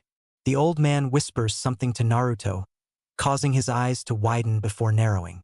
When the time distortion ended, he released one of the 3 resistance seals he had placed on himself during his training with Crow. Naruto suddenly seemed to blur away, moving faster than the others thought possible. The old man had told him that Suijin was getting antsy and taking care of Suitengu, but Zoran was another story. He was a centuries-old demon who had a penchant for avoiding the hunters sent after him. Unfortunately, his latest hunter was none other than the Crimson Shark of the Crimson Fangs, Suijin Tagala, who was also known as the second in command of the entire group. Sasuke was ecstatic. He had found his sister. The only problem was that now they were possibly about to get into a fight that they stood no chance of winning. He knew they were strong. Hell, he and Naruto could possibly take on any shinobi given enough time and luck. He then saw Naruto put on a burst of speed. Sasuke then activated his Mangekyo Sharingan and followed his friend. Kakashi was surprised. Natsuki and whoever this Hiroshi guy was had both agreed to train his student. This Hiroshi guy actually sounded like a guy who had once been feared across the world as a strong opponent. The man's name had been Thanatos, the Harbinger of Death. Wait, didn't Naruto say that one of the sentient blades he acquired was named Thanatos? Holy shit, Naruto was trained by a person once considered to be on par with the Kyuubi no Kitsune, and that was just in terms of power. Kakashi then grinned. He had the most powerful team since the Sannin, Uchiha Sasuke, the scion of the Uchiha clan, Namikaze Naruto, Jinchuriki of the Kyuubi no Kitsune, and Sakura, who was being trained by Saya in the village right now. He then realized that Iwagakure would be gunning for his team even harder when it was revealed. He then thought that what they were about to get involved with could kill them all. At the bridge, Suijin was having fun. His opponent, the white-haired Chuji Suitengu, was actually giving him a run for his money. "Come on, blood boy. I fought kitty cats tougher than you." Suitengu drew a katana out of seemingly nowhere and tried to swing at Suijin, but Suijin brought Nilfheim up and blocked it. "How's about we introduce ourselves? My name is Suijin the Crimson Shark, Tagala. And my most important piece of information is that this fight is over." Suijin's sword then splits into 15 counterparts, one in each hand and tail. "This is my endgame." At these words, Suijin seemingly disappears and then reappears behind Suitengu, sheathing his sword. Suitengu then growls and turns around to glare at the man. "That is the best you can do? I feel insulted. Maybe I should go see if that girl in Kumo, what was her name again? Oh yeah, Otella. Maybe I should go pay her a visit and see if she will be my new toy." Suitengu then noticed that Suijin was quiet and the air was getting colder. "You're dead." Suijin then begins to chant in an inaudible language. His sword starts to glow as the chant continues. Everyone appears next to the bridge when Suijin suddenly stops chanting and grabs the sword's hilt. "Hell's Ice Age." The cold voice used to deliver the name of this technique was colder than Yukigekure. From the tip of the sword, everything started to freeze over, even the water of the ocean beneath the bridge. When the ice reached Suitengu, he was quickly frozen, then shattered. Never threaten my family, you son of a bitch. He turned just as clapping was heard from the middle of the bridge. Everyone turned to look and saw Gato surrounded by mercenaries with a demon with red hair behind him. Thank you, he was charging such an exuberant rate that I was afraid I would actually have to pay for his services. Now hand over the bridge builder or I'll cut his daughter's throat after my men are done with her. Gato suddenly quit laughing when a claw was pushed into his back, before he was lifted up and swallowed by Zoran. The mercenaries suddenly smirked and all of them grew something, from wings to tails. Zoran then looks at everyone gathered there. Ah, such a good meal. I must thank the next human I see for being such great dishes. The demon then growls when Suijin throws an ice spear at him. The ice spear hits the demon, but doesn't do much. Is that all you can do? Pathetic. Naruto suddenly appears above him with one of his sin blades heading for the demon's throat. Zoran grabs Naruto's arm and throws him across the bridge, where Naruto skips like a stone. When he gets up, he sees the demon about to slam down on him. Quickly rolling to the side, he avoids it. He then jumps up into the air and starts a long chain of hand signs. Fire style. Heavenly flames. The white fire that Naruto uses hit the demon and it just laughs before it swallows the flames, and he points at the boy. When he points, all the demons on the bridge start to charge at Naruto. But before they get halfway there, they are cut off by the rest of the shinobi and Suijin. Suijin then grins sadistically. First one to kill 100 gets a free drink on me. With this said, all the shinobi bring out their weapons. Natsuki draws out a tanto. Kakashi draws out his father's old sword. Sasuke draws his wakizashi. Tenten brings out 2 cleaver swords. Zabuza brings out the kubikirabucho. Kisame brings out samahata. Haku forms a nodachi out of ice, and Suijin draws out Nilfheim. They all start rushing at the demons when a sudden flash of black lightning appears and one of the demons is smashed by a fist. Tomohiro stands up and throws his sunglasses off and lets the demons see who they are fighting. Hiroshi suddenly appears behind a couple of demons and slits their throats with 2 daggers. Fire style. Demon flame wave. Naruto yells out only for Zoran to eat these flames as well. What the fuck? How am I supposed to do anything to him? Hiroshi points to Armageddon and grins. Naruto then facepalms. Of course, he says as he draws out the blade. Its white blade shining in the afternoon sun. Dark flames of Armageddon. With a sudden yell and slash of the blade, black fire hotter than even the Amaterasu flames shoot towards the demon. When Zoran tries to swallow the flames, they prove to be too hot and he starts to cough before growling and gathering energy. Congratulations, child. You finally pissed me off. I will devour all you have ever held dear. Even those closest to you will feel fear. I will never stop until you have felt the pain of knowing that everyone you have ever known or cared for is slowly being digested in my stomach. Although the ice girl there might make a good bed warmer for my clan. The air starts to be bathed in a bloodlust so powerful that even the surviving demons start to become scared. Really now, you will do that to those closet to me? Don't make me laugh. You won't even make it off this bridge alive. With that cryptic remark, Naruto suddenly sheathes Armageddon and holds out his hand, where a swirling blue ball starts to appear. Before long, though, the ball gains a sickly purple color and an extremely evil aura surrounds it. All of a sudden, what appear to be shuriken blades appear around the technique. Say hello to one of my father's original techniques with my own twist, of course. Anaton. Raisin Shuriken. Naruto charges at the demon, who gathers energy around him in order to fire off one of his demonic bomb techniques. When Naruto reaches the demon, he pumps as much chakra into the attack as possible and the move expands and starts to devour he flesh from the demon. When the attack stops, nothing is left of the demon except for a stain on the ground that was once a mighty demon. Suijin, Hiroshi, and Tomohiro suddenly disappear and all the demons start to fall into pieces. When the 3 reappear, they snap and all the demons explode into clouds of blood. The 3 look at each other and grin. Suijin then walks over to Naruto and hands him Nilfheim. Kid, you earned that sword. Now listen up, with that sword in your possession now, you can easily use my version of ice style. The attack you saw me use when you all appeared was the blade's strongest attack. Hell's Ice Age. An attack that is focused from around the tip of the blade into the surrounding area. The ice is cold enough to freeze even the hottest flames formed by Armageddon. So use it wisely. Suijin and the other 2 suddenly disappear in their signature way. Tomohiro in a flash of black lightning, Suijin in a mist of ice, and Hiroshi in a swirl of black flames. Naruto suddenly collapses and hits the ground, causing everyone who was celebrating to stop and rush over. When they get there, they notice a grin on his face and his light snoring. When everyone realized that he was just asleep, they all let out little chuckles. Before Haku and Tenten came up and helped him up and started heading towards Tsunami's place. Couple days later, Naruto woke up with a start. The last thing he remembered was using his strongest move against that demon. Of course, Natsum and Crow chewed him out and drilled into his head that if he hadn't had Natsum sealed inside him, the move would have killed him. He then got up and sealed all of his new weapons except for Nilfheim into a sealo his palm. He put Nilfheim on his side and walked out of the room. When he reached the kitchen, he saw that Tsunami had started breakfast. "Looks good," he said in a joyful voice, causing Tsunami to jump a little at the sudden noise. When she turned around, she saw Naruto there with only one sword. She blushed a little when she saw that he didn't have a shirt on underneath the jacket. But as she looked closer, she saw a scar running from one shoulder all the way to his opposite hip. As she starts to tear up, Naruto realizes what she was looking at and closes the jacket up. "Forget that you ever saw that. It is a remnant of a bad time that doesn't exist anymore."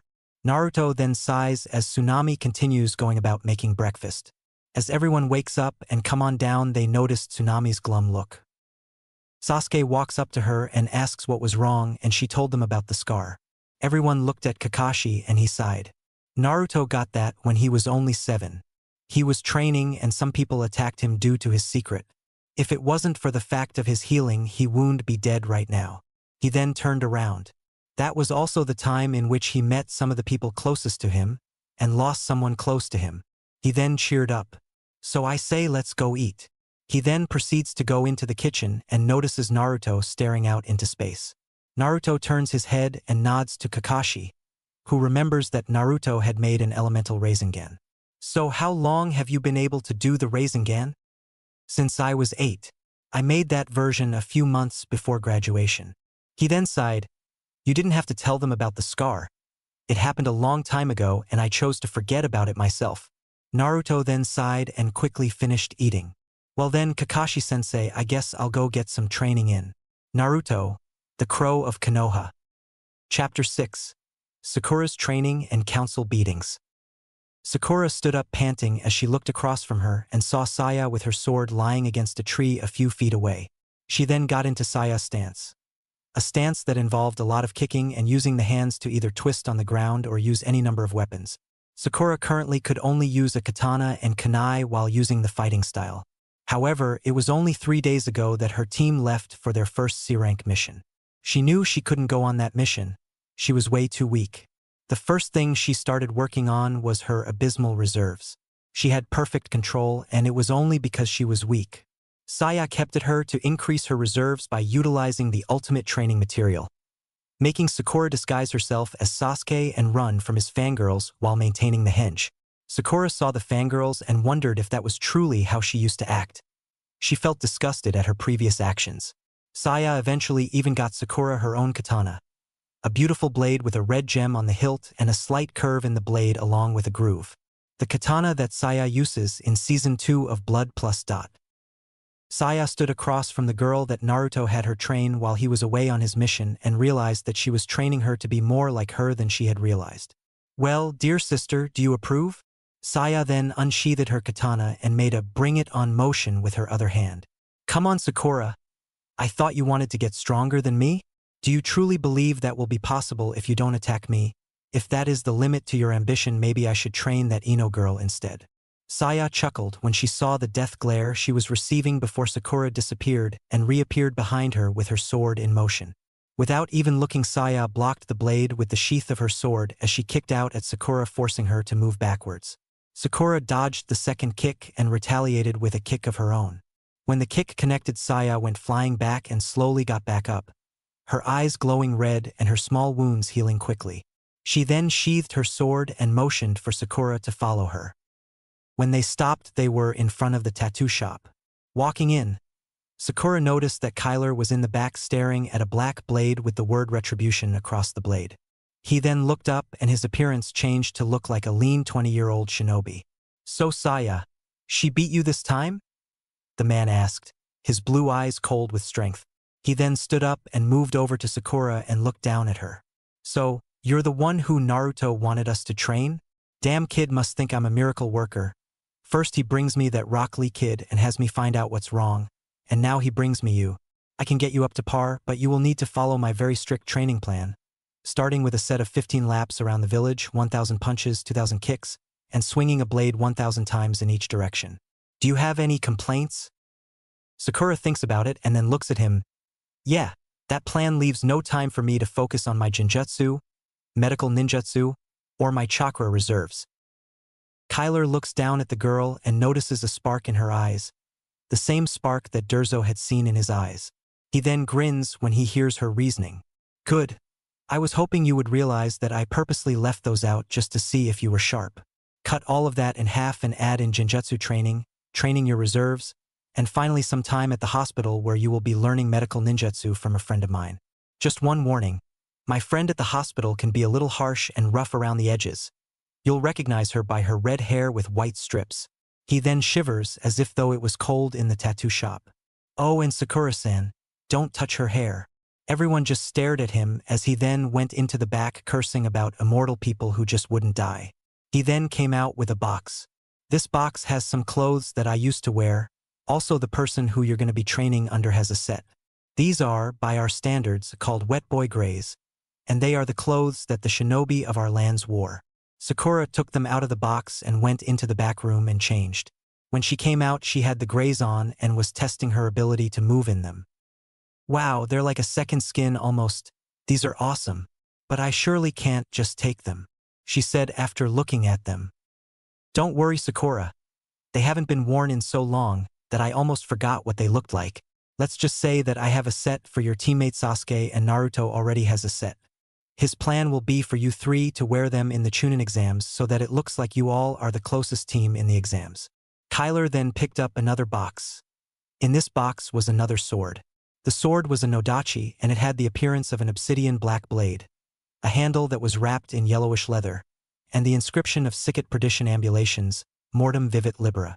As betrayal walks, death lives freely. Any guesses as to the origin of the idea for this blade?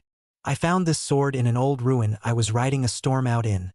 Whoever it cuts will feel their life force drained and transferred to the wielder. However, it will grow stronger if fed the life force of someone close to you, but I wouldn't advise that. Naruto was actually almost able to find a seal that would strengthen the weapon by absorbing the life force of anyone. Kyler then noticed the glint in her eyes. With this sword, I will protect my teammates until my dying breath, and if I must fight the entire fucking village to ensure they are safe, then so fucking be it. Sakura then places the sword on her back with chakra and walks out to start training. A month later, Sakura got up and put on her grays, equipped her nodachi, and went off to start her laps around the village. She was up to 15 laps easy. Her punches were strong enough that only Tsunade of the Sannin could take one of her punches directly. Her kicks were to the point that she was learning some things from the taijutsu master Might Guy, who she found was Kakashi's eternal rival, and the sensei of the kunoichi that replaced her for the C rank. Her reserves were equivalent to Sasuke's, and her knowledge of poisons, medical ninjutsu, and genjutsu were almost equal to Tsunade's knowledge. She had even managed to cast a genjutsu that Kurenai couldn't match, and one that covered her hands when she did any medical ninjutsu.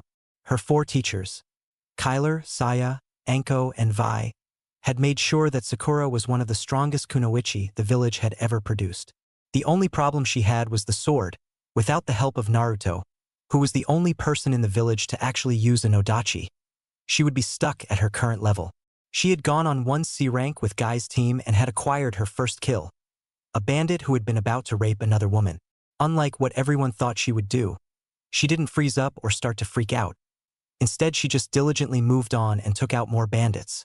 At the end of the mission, report Guy had asked her why she didn't, and she merely replied, "Scum like that doesn't deserve to call itself human, and therefore is less than human and needs to be put down permanently before they do anything else." Sakura finished her training and suddenly Ino and a few other girls showed up and noticed her. "Hey Sakura, why are you training?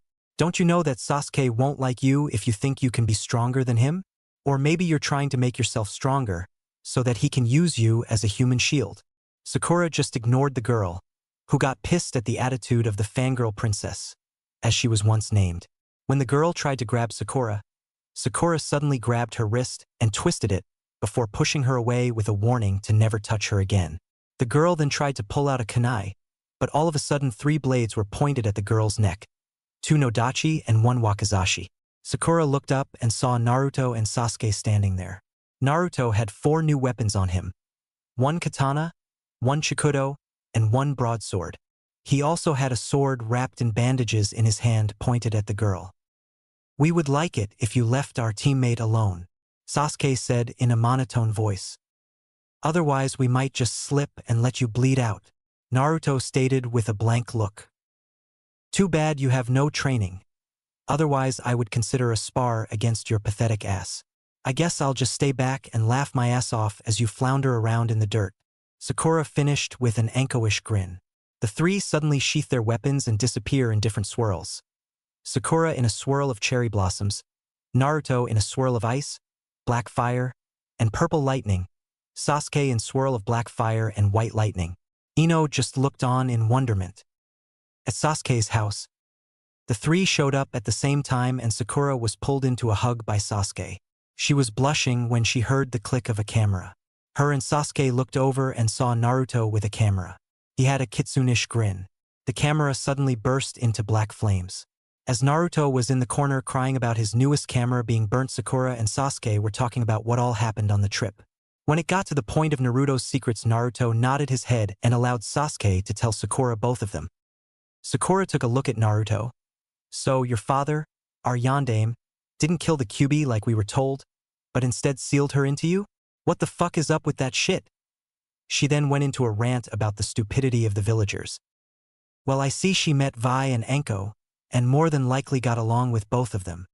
He then clapped his hands and told Sakura and Sasuke that they should get some sleep before they stayed up so late that they missed the call to the council that was sure to come in the morning. The next morning in the council room, Sakura, Sasuke, and Naruto all used their respective Chūnins to appear in the council room in their wet boy grays. Sakura's had an inversed Uchiha fan on her grays. Sasuke's had a regular Uchiha fan on his grays. Naruto had his trench coat over his grays, but the front had an Uzumaki swirl. They also each had a weapon on display. Naruto had his bandaged weapon out with the others and seals on his arms. Sakura had her nodachi on her back, and Sasuke had his chikudo in the small of his back. The civilian council members then shiver as they notice the cold look that adorned the face of each member of Team 7. Kakashi then appeared in the room looking as serious as a heart attack. He had his father's tanto on his back, and he also had something else. A set of bracers with wolves running across them. Naruto pulled the bandages off the sword on his back, and everyone saw that it was covered in scales. Sakura drew her nodachi, and everyone watched as the blade glowed red before returning to its regular pure black blade. And Sasuke pulled out his chikudo and watched as it was covered in black flames. The 3 then sheathed their weapons and saluted the Sandaime as he walked into the room. Sakura's former mother stood up and pointed at the 3. "See how the demon has corrupted Uchiha-sama and my daughter." She then noticed that none of them were listening to her. "Uchiha-sama, surely you wish that you could be on another team. I mean, surely you would like to have the power to defeat your sister, right?" Sasuke suddenly looked at the woman with as much hate as he could muster, and his Mangekyo Sharingan activated. "Watch what you say around me and my team. All of us are stronger and worth more than you are. If not for Naruto, how many of us would not be here right now? How many of you merchants wouldn't be spending your dirty money? How many of you who complain and call him demon would be sitting with true demons right now? All of you should be ashamed of yourselves. I heard Naruto's secret from his lips, and I haven't changed my opinion of him. The very fact that none of you are shinobi makes it so that you don't know anything of our arts, so how would you know what the yandere did? Answer those questions before you insult my brother, and remember, without Naruto you all could be maggot food right now." Sasuke then sat down in a chair that magically appeared. You know the chair, it's the same one that always appears when you're moving in the dark and is put right where your toe is gonna be. All of the civilians suddenly looked down before Sakura looked back up with a venomous look. "See what I mean? He obviously has done something to Uchiha-sama dashed." She would have finished, had Sakura not brought her nodachi out and held it up to her throat. "Please don't talk about my teammates like that, Haruno-san," Sakura then appeared right next to Sasuke and sat down in the other chair. Naruto then sighed and pricked his thumb, gathering blood at his fingertip and having it form the shape of a small bullet. Sakura suddenly saw red. Fuck the QB and ITS fucking human form dash. She suddenly shouted before a small hole appeared in her forehead. By order of the Sandaime, you are sentenced to immediate execution for the breaking of an S-ranked law. Naruto stated coldly as he lowered the hand he used to fire his blood bullet. He then stared at everyone in the room, his cold, calculating eyes causing even the stoic Hyuga and Aburame heads to shiver. Sandaime-sama, I believe it's time we revealed just who the civilians have been abusing this entire time, especially with the Chūnin exams right around the corner, even more so since IWA, Kumo, and Kiri supposedly appearing in these exams. With the information circulating, we could see who wishes to truly have peace with us, or see who could go to war with us. Hiruzen sighed and looked at everyone. Naruto-san is referring to the proponent of him being the son of Yellow Flash and the hot-blooded Habanero, or Namikaze Minato and Uzumaki Kushina. As the words were spoken, all the civilians suddenly shrunk even further into their seats as the Shinobi Council suddenly spiked their ki. You mean to say that you lied to us? Hayashi asked the Sandaime. I should have seen it. He acts so much like a combination of his parents. Yes, but not with the intent of not trusting anyone. The intention was to not tell him until he could adequately defend himself against Iwagakure. I had to be sure that he could defend himself. Otherwise IWA and all of Minato's enemies, foreign and domestic, would have jumped at a chance to kill him. Hiruzen replied, cursing Minato once again for dying that night. As everyone turned to Naruto to see his reaction, he was in the middle of playing poker with Sakura, Sasuke, Kakashi, and 3ANBU. Everyone's sweat dropped when Naruto suddenly won everyone's money in one hand. As Naruto pocketed the money, he saw everyone looking at him. What? You all were talking and I didn't care. He then looked right at the Sandaime. So, did my parents have a house? Kakashi was the one to speak up this time. Actually, yes, they did. It also happens to be my house. Wait, you mean that large compound you live in was my parents'? Why the hell do you live there? Naruto shouted. I was your father's student, and after the war he even officially adopted me as his son. So technically the house belongs to both of us, at least until you're 18, then it's all yours. For that matter, we could officially adopt anyone we wanted into the clan, so long as they agree to it. Kakashi replied, before Naruto hit him over the head with a ukulele. Ukulele no good, Naruto said as he handed it over to the random guy that was holding it beforehand. Yes, I took that line from FLCL the anime, no I don't own that, and yes it was funny as hell. So, since I refer to like 7 people as Nii-san or Ne-san, we could have them be members of or family? Technically yeah, Kakashi replied, not even letting the bump on his head faze him. Unfortunately, you still need for them to agree. Naruto suddenly disappeared, and when he reappeared 7 people were with him. Anko, Hinata, Yugao, Saya, Vi, Kyler, and Natsuki. When everyone saw all the people, they suddenly were about to attack Natsuki before Naruto, Sasuke, Sakura, and Kakashi suddenly had their weapons out. They all sat back down, causing everyone to let out a small breath. Hayashi saw that his oldest daughter was in the crowd. So, Naruto-san, is there a reason my oldest daughter is in this group? Yep, I told you that I called people Nii-san or Ne-san. Hinata was also my first friend in my own age group. Besides, like Kakashi Oni-san said, it's their choice. Naruto replied, keeping his cool. Kakashi saw everyone in the group and suddenly had a very devious smirk. Since Sasuke and Natsuki are the last Uchiha, they could agree to merge the Uchiha and Namikaze clans. This would probably have to be made official before the Chūnin exams. Sasuke suddenly smirked as Naruto smirked as well. I, Namikaze Naruto, would like to officially adopt Sakura into my clan. Sakura looked at the two and saw their matching smirks before she nodded her head. I, Uchiha Sasuke, would like to ask Namikaze Sakura to marry me? Sakura suddenly smiled and ran up to hug him, which caused them to hear a click. When they turned around, they saw that everyone had cameras out. They glared before the Sandaime officially married the two together and with that allowed the merger of the Namikaze and Uchiha. Afterwards, all the people Naruto brought with him suddenly agreed to become a member of the Namikaze clan, until only Hinata was left. She looked at her father, who suddenly had a devious plan. Say, Namikaze-san, would Hinata be allowed to keep the Hyuga part of her name? If so, I wish to extend an olive branch of sorts from my clan to yours. In exchange for keeping my daughter safe from the Hyuga elders, I wish to be allowed to send my other daughter to your compound in case of the elders' negative influence. Naruto looked at Kakashi, who nodded. Yes, sir, Hyuga-san. Hayashi then looked upon Hinata. Hinata, if you so wish it, then I have no other problem. She smiled, hugged her father, and then walked over to Naruto and hugged him. As Hiruzen saw that before that meeting, the Namikaze clan was down to 1 official member and 1 unofficial member, it was now up to 10 members, with 2 of them belonging to 2 of Konoha's most influential clans, the Uchiha and the Hyuga. It was going to be a glorious and dangerous Chūnin exams this year.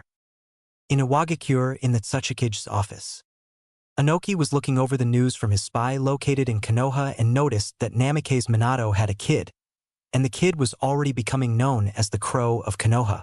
He then noticed the other weapons the boy had on him. Get me Kaita Taggala. In a flash of light, a woman with red hair and pure blue eyes appeared in the office.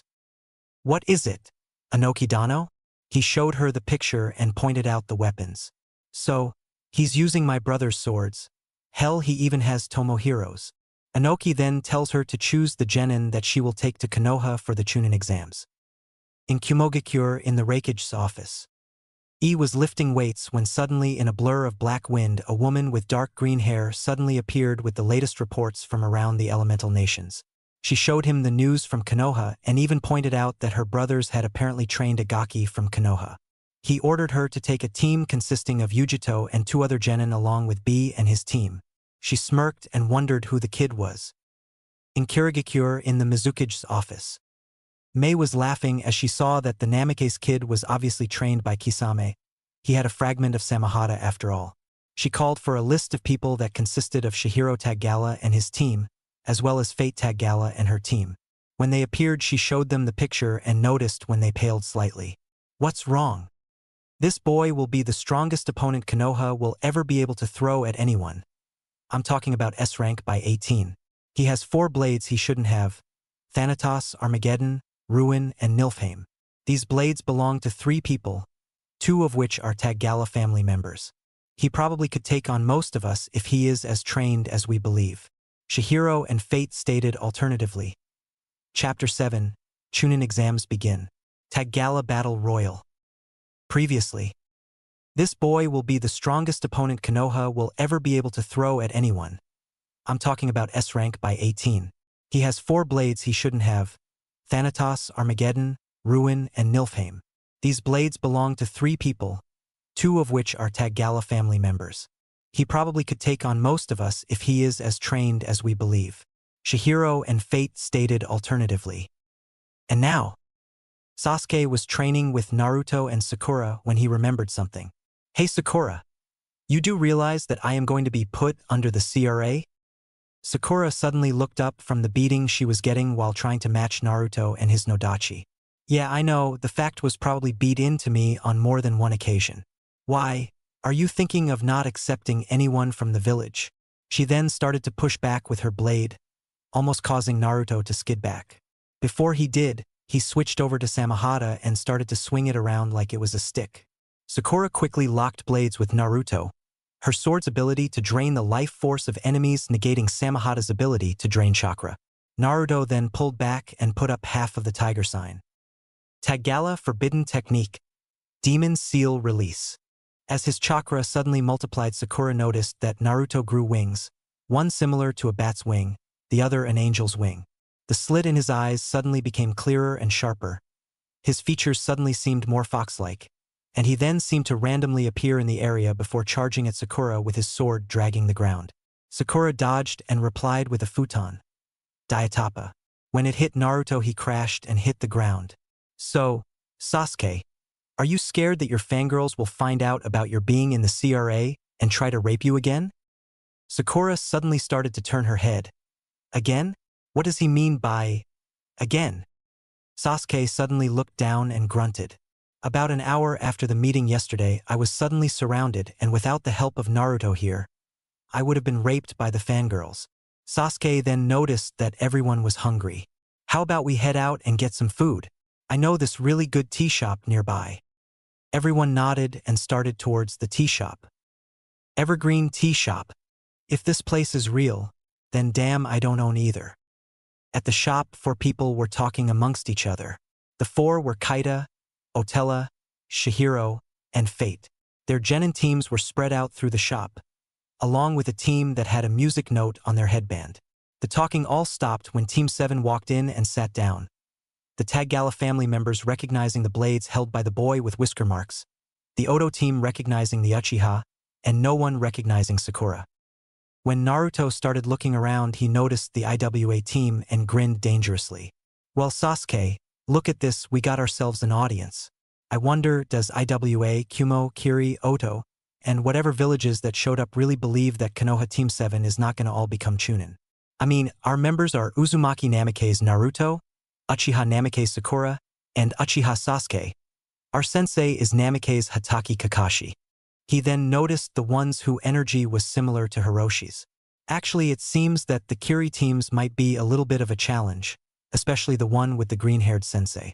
Probably the one with red and green hair will be the hardest opponent to beat. He then notices Yujito's Yuki. Ooh, and Kumo sends their little kitty to tackle Konoha's crow. Too bad this crow hunts with a fox. The other teams suddenly smirk when they feel that the guys talking shit about their teams have shitty levels of chakra. The Taggalas are the only ones who realize that his chakra is also currently recovering from usage of the flow. Fate walks over to him and sits across from him. Tell me, little boy, do you know what family I represent? Yeah, the Taggala family. You're Hiroshi-sensei's wife, Fate. Naruto replied, sitting down and lazily grinning. He made sure that I knew everyone he thought could kick my ass, either by a slim margin or a complete ass-kicking. He had you labeled as a slim margin, Otella-san over there with a complete ass-kicking, same with Kaita-san and Chihiro-san. Suejin-sensei and Tomohiro-sensei made that clear as well. They drove into my head that any of the Crimson Fangs could kick my ass, except for Jervin. Naruto stated, all the while judging everyone's reaction. Kaita was smirking, Chihiro was laughing, Otella was happy, and Fate was just surprised. Wait, you were trained by Aji-san and Tu-san, even Danny-chan. With the last one, a sudden flash of black lightning almost singed the red and green-haired girl who had just spoken. Yeah, I suppose so, if Tomohiro Baka was the last name on that list. He didn't even blink as a Tomohiro suddenly appeared and hit him over the head before catching a glimpse of all the friendly Taggala family members that wanted to turn him into Swiss cheese. When the vampire disappeared, Naruto suddenly ducked as a Jounin was sent flying away from Rika's table. A girl with her dark hair in a bob cut, pale gray eyes, dark purple tank top, black shorts, standard shinobi sandals, and fingerless gloves complete with knuckle studs was standing where the man had been. Naruto suddenly noticed that the Jounin was none other than Ebisu. The girl started yelling at Ebisu and calling him a pervert. Naruto suddenly stood up, grabbed Ebisu, and sent him flying out with a Rasengan-powered push. Stay out, you damn pervert. I told you time and time again. Next time, I'm sending you out with a fucking Baijidama. When he turned around, the girl looked at him. Name's Fujiwara Ruka Genin of Kirigakure, and next in line to inherit the Fujiwara tea industry. She held out her hand.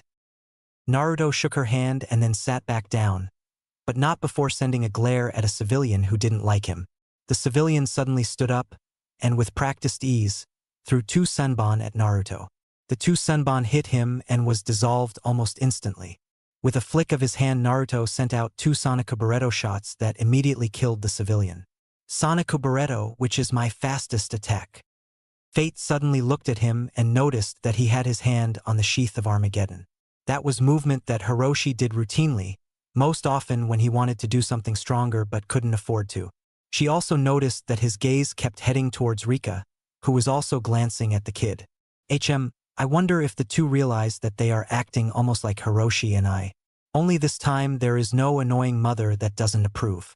What would Hiroshi say, besides the warning to not hurt his daughter? If the rumors are true, he is also under the CRA. Naruto-san, I suppose we all should head to our individual residences for the exams start tomorrow.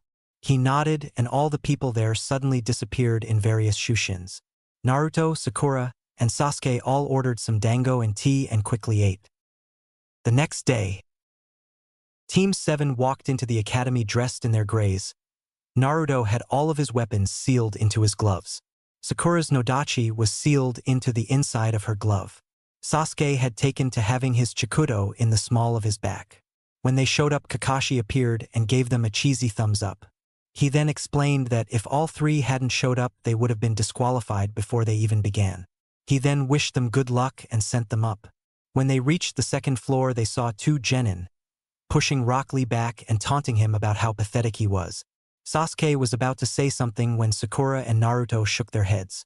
They waved at Tenten and walked through the Jinjutsu. When they got to the top, they saw the actual room and all nodded with identical smirks. On Sasuke's signal, they all kicked the doors and caused them to slam against the walls. Everyone in the room turned and directed as much killing intent as possible at the three. All of a sudden, they all hit the ground when the three released more killing intent than most Kage were capable of. A man with silver hair came walking up and grinned. "Wow, you three really know how to make an entrance. My name's Kabuto. Course you three might also draw too much attention to yourselves." Kabuto suddenly glared when he saw that Naruto was asleep. "You know, a lot of the people in this room could kill you while you sleep?" Everyone from Konoha suddenly started laughing at Kabuto. "You're not really a Konoha genin if you think that someone can sneak up on him," Shikamaru said as he walked up. "Yeah, 'cause Naruto and I could kick all your asses asleep," Hinata states as she walked up. The rest of the Rookie 12 file into the room. Neji looks at Naruto and scoffs, right before a crow lands on his shoulder and suddenly grows into a clone of Naruto. "Namikaze Naruto is finally here," he shouts as the clone that was asleep disperses. Everyone suddenly looks at him in shock. A faint cry of bullshit coming from Kankuro, who was slapped down by Tamari. Unfortunately for our poor clown-based friend, Naruto heard him. "Who's the dead bitch that said that?" Gaara suddenly pointed at his stupid older brother. Naruto walks up to Kankuro and pokes his chest and forces him back onto the ground. He then pulls out his wrapped blade and slams it down right next to his groin. "If you ever want to be able to use it, then you really don't want to call me a liar again. Next time I might not miss." With that, he went to cuss some more people out when there was suddenly an explosion and a large amount of smoke in the front of the room. "Shut up and sit the fuck down," Ibiki yelled out as he and the other random Chūnin appeared. "My name's Marino Ibiki, and I have the gracious pleasure of being your first proctor. If you are already pissing your pants, you might want to get the fuck out of here. I will only say these rules once. Rule 1. If I say to do something, you fucking do it. Rule 2. If you cheat, you get 2 points docked off your final score. You have 10 points, so that means try not to get caught 5 times. Otherwise, your entire team is fucked due to your stupidity. Rule 3. No sitting beside someone from your village. Rule 4. You have 1 hour to finish at 10 till I will give you question 10, so don't piss me off. Rule 5. No playing poker with the umbu that walk by the room. The last rule had people going WTF until they looked over and saw Naruto winning against some ANBU. "Come on, Ibiki. One little game and you chickened out of playing again," Naruto said as he dealt out the cards. "That's because Anko was there along with a few other kunoichi, and you somehow convinced me to convince them to play strip poker. You never lost a damn hand either. Hell, I don't think you have ever lost a hand during a card game." He then noticed Naruto's triumphant grin. Damn Gaki, he thinks that he is so smooth because he saw Anko, Yugao, Hana, and even Kurenai beat the shit out of me while they were naked. I do see why Jiraiya does what he does now. Either way, you shouldn't be playing poker during a test. "Oh yeah, well, I finished. I got the answers from the ANBU I was playing against. She was rather forward with the answers once you mentioned that I have never lost a hand. So thank you for helping my legend grow," Naruto stated as he then kicked back in the chair and pushed some convenient shades up over his eyes. As everyone finally calmed down, some of the others were realizing what the test was about. Sasuke was using his Sharingan, Sakura knew most of the answers and was helping out Tenten, Neji and Hinata were using their Byakugan. Ruka was slowly sipping tea as she waited for Rika to use her ace in the hole. Kiba had Akamaru spying on others' papers. Ino took control of a random person who already had the answers written and then possessed Choji to give him the answers. Gaara was using his third eye technique. Rika activated the flow and used the ability to stop time long enough for her to gather the answers and write them on her teammates' papers. Samui used her looks to convince a pathetic Chūnin to give her the answers. Omoi passed his answers to Karui when no one was looking. Lee got the answers from Tenten, and the rest used a few of their favorite cheating techniques. Numbers 12, 78, 90, and 23. You and your teams are outta here, Ibiki said as the 4 teams left. He then grinned as he saw Naruto wasn't awake. Trust the brat to actually get the clue to the test. He openly talks with the Kyuubi, and from what I gathered he even gained a few new inhabitants. The Kiri teams are strange though. Naruto never directed any killing intent their way, almost as if though they were stronger than him. I wonder, the one with mixed hair color seems to be the unofficial team leader. The IWA team is looking at Naruto like he stabbed their puppy, which considering he introduced himself as Namake's Naruto right from the start, makes a lot of sense. Kumo sent the Nibi no Bake Mono Jinchuriki. Suna sent the Ichibi no Tanuki Jinchuriki. Taki sent the Nanabai Jinchuriki. So for total Jinchuriki in the exams, 3 Jinchuriki were sent as senseis to the other teams. 7 of the 9 Jinchuriki in one village. What have we done to deserve this? Fortunately for us, Naruto holds the Kyuubi and is actually strong enough without using the Yuki. I think it might be overkill if he did. Oh look, during my inner monologue I was subconsciously eliminating cheaters. Oh, and it's time for the final question. Someone wake up Sleeping Beauty. Rika, who was sitting next to Naruto, poked his side to wake him up. When he turned his eyes to her, she pointed up at Ibiki. He nodded and said thanks. So Tu-san and Aji-san both trained him. He even has Thanatos. I must see if he is worthy of those weapons. And to see if he might be boyfriend material. At least Tu-san won't try to kill him. Ibiki looked around at the teams left, 100 teams left. Time to drop the number. Before I give you the 10th question, I will give you one last chance to leave before I give it to you. Why would we do that? A random useless peon asked from the back. Because of the fact that if you take the question and fail, you will remain genin forever. Ibiki replied with a sadistic grin. Someone shouted about how it wasn't fair and Ibiki suddenly grinned even more. Too bad boys and girls. 'Cause this time I'm making the rules. Naruto sat there as team after team had left. It was down to the rookie 12, Iwa's 2 teams, Kumo's 2 teams, Kiri's 3 teams, the Sand siblings, 2 teams from Taki, Kabuto's team, and the Oto team. That wasn't counting the other rooms which could have a lot more people in them as well. Naruto remembered what Anko told him about how all the teams left would be brought together in part 2. Naruto then realized what Ibiki had been doing and started laughing when it looked like no one else was gonna leave. So, Ibiki the torturer strikes again? Man, what a riot. You don't have the rank to stop anyone from being Chūnin. I went through harder training when I was 10. At least then I had the grace of not putting up with the bullshit of the world and the bastards who are too fucking weak to stay. Naruto then noticed that everyone was looking at him like he was crazy. What, you try training against spiders large enough to devour you in one bite? The forest of death ain't a fucking joke. Ibiki then glared at him. As he said, I do not have the authority to stop you, except for kicking you out of the room. However, for those of you still here, you pass. The entire concept was to see if you could cheat without getting caught, either by using unique skills. He pointed to those who had Kekai Genkai, or you happen to be an extremely lucky bastard at cards. He pointed at Naruto this time, who just laughed. The second part of the test was to see whether or not you had the guts to be a Chūnin, because as a Chūnin you do not have the ability to say no about what mission you might receive. So I'm somewhat happy to say congratulations. However, if you happen to be scared of spiders, be careful in the next test. As Ibiki said this, a black ball burst through the window and unrolled with the words, Namake's Mitarashi Anko, sexy and taken snake mistress of Konoha, displayed on it. Alright you maggots, as this sign says, my name is Namake's Mitarashi Anko. I was adopted into the Namake's family and I am your next proctor. Come with me to the forest of death. Be there in 15 minutes or I will automatically fail you. Anko exclaimed as she suddenly disappeared in a shushin. Naruto looked at his 2 teammates and they used their shushins to appear at the entrance to the forest of death. Ah, training ground 44. My home away from other places that ain't my home. He walked up to the booth and kicked the door, causing the Chūnin who was supposed to be on guard duty to fall out asleep. Oi, Renzo, wake the hell up before I put you into another spider nest. The guard, Renzo, woke up and looked at Naruto. Sorry man, but what the fuck did I tell your ass about waking me up? Well, Anko is on her way and the Chūnin exams have started. If you're not awake, what do you think Anko will do to you? Like I give a fuck. Naruto, my friend, think about it like this. Anko knows she can't touch me until after the exams, at which point I will probably be on a mission somewhere my skills won't be wasted. So she can't do shit as long as the exams are going on. True, but I can.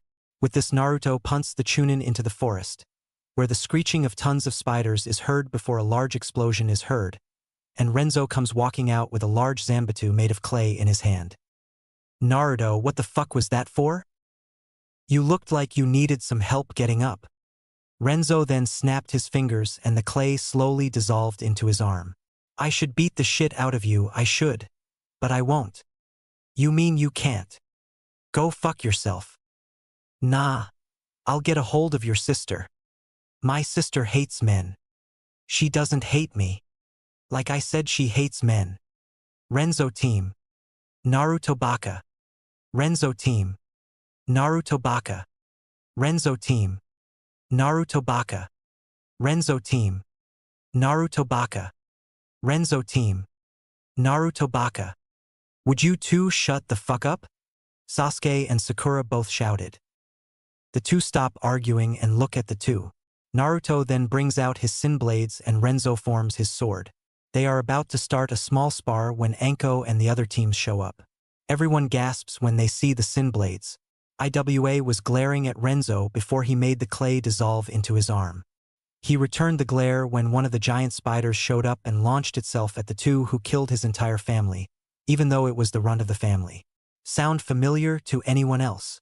Naruto just turned his head. Pathetic little arachnid. You don't have enough hatred to kill me. He then appeared behind it with his arms crossed as the spider's legs fell off and it gave its final screech ever. The screech sounded abnormally like a big spidery fuck you. Everyone suddenly looked shocked. The spider had to be the size of a small house. Damn Renzo.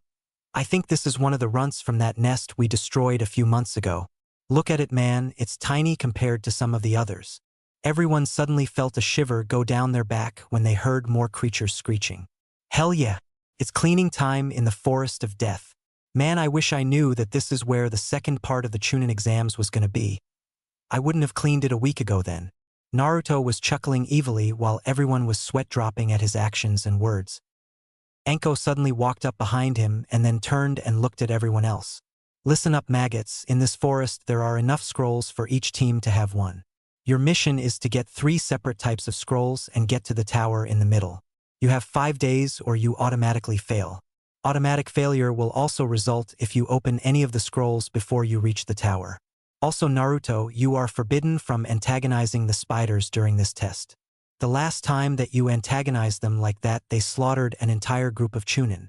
Anko then noticed that Naruto was looking at a Kusugakure Kunoichi. The Kunoichi was trying to get close to him, only for the automatic defense of his to suddenly kick in and blood flowed from his palm before he was surrounded by bubbles of blood. He then turned and looked at the Kunoichi. Sorry, but I would prefer it if you didn't get so close. You see, each of these bubbles has a nasty surprise for anyone who gets hit by one. He then looked up at the forest. Where are the waivers?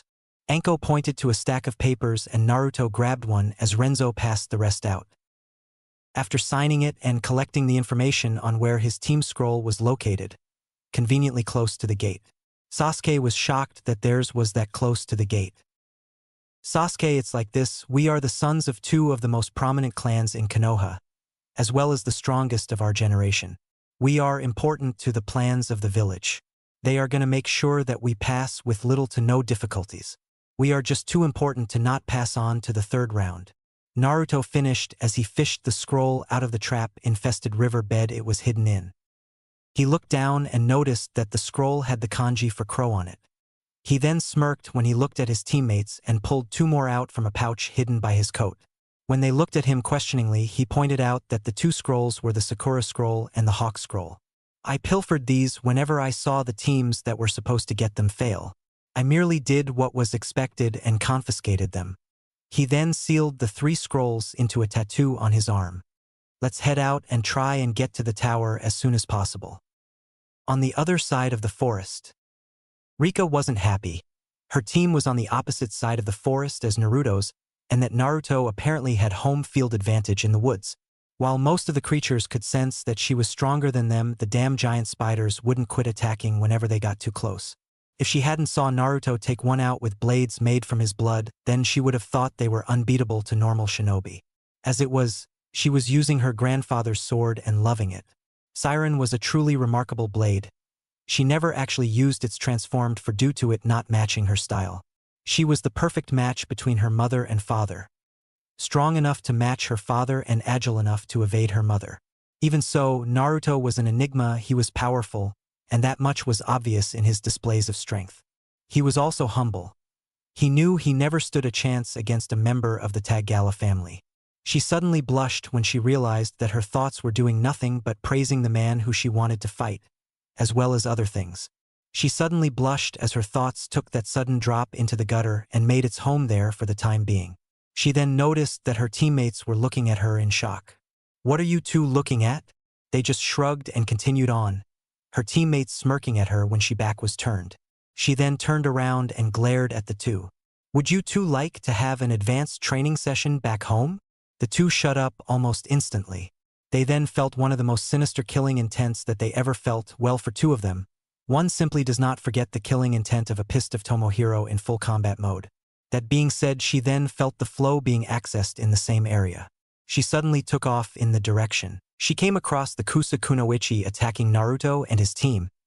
Naruto had used Thanatos and was using her transformed form to cut at the Kunoichi, who seemed to be moving like a snake. Naruto's POV. Naruto was pissed. Of all the people he could fight, it had to be a fucking Sannin. He had enough problems with Zabuza. Naruto then finally snapped and resealed Thanatos into the special seal on his palm. Ketsueki to Kaimamire no Tenshi. When Naruto took his winged form, he suddenly started a long line of hand signs, before yelling out his most dangerous technique in this form. Ketsueki to Kaimamire no Tenshi. Kuzashi no Chizai. Orochimaru was suddenly dodging spikes made of blood. Hardly a threat. He then noticed that he was surrounded by a large amount of the blood bubbles. "Sorry, hey team, but this your end." Ketsueki to Kaimamire no Tenshi. Tenshi no Bochi. Roughly blood style. Bloody Angel. Angel's Graveyard. Orochimaru noticed that he was surrounded by blood and even covered in it. Katsu. The blood all exploded, taking Orochimaru's arm and causing him to flee. Naruto then dropped to the ground while waiting for his team to come and help him. He then noticed Rika looking down at him from a branch higher up from the ground than he was. "Sup, Miss Tagala." He then sat with his back to the tree he was in. Rika was floored. This guy just did more damage than even she could. What the hell was that? That was one of my more deadly blood-based attacks. It covers everything, and then I use my ability to make my blood a bomb to finish off whatever I hit. The attack, like most of my blood-based attacks, has the unfortunate weakness of using my blood as a weapon. However, by being the Jinchuriki of the Kyuubi no Kitsune has its perks. "Well, looks like my team is here," Naruto said as Sasuke appeared next to him and helped him up. "See ya around, Miss Tagala." With that, Naruto and Sasuke disappeared in a shushin. Chapter 8. Prelims and Recollection of a Snake.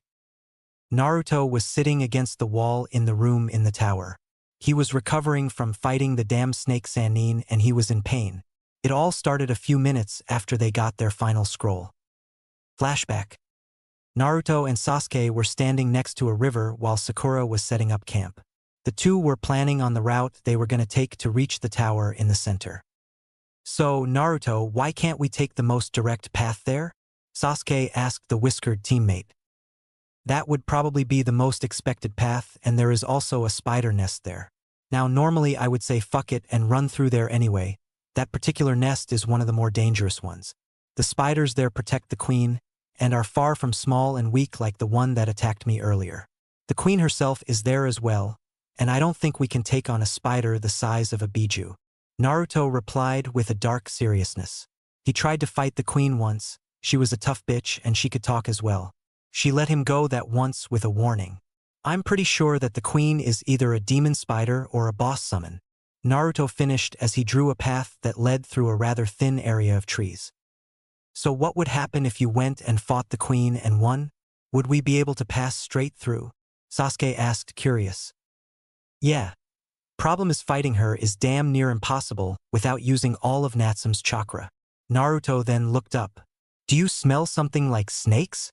Sasuke shakes his head in the negative. Anko never comes out this far until the third exam. To have that smell out this far, it would mean either her or him. That traitor better not be here. Naruto thought before he ran his hand through his hair. Well, we might as well rest now, and then make a mad dash for the tower tomorrow. Sasuke and Sakura nodded at the logic. The next day, on the way to the tower, Team 7 was showing their training and was going faster than most Chūnin could hope to match.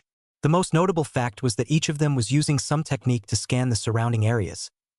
Naruto was using Samahata, Sasuke had his Sharingan, and Sakura was using the sensory abilities that she had gathered during the extreme training sessions with Saya. Sasuke then noticed a large mass of chakra heading towards them and signaled for the other two to be ready. When it hit them, it was in the form of a futon. Diatapa.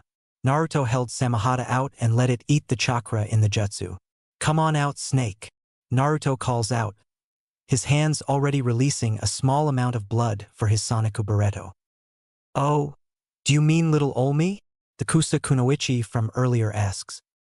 Naruto fires off the Sonic Barretto and watches as the Kunoichi is hit by a handful of the bullets.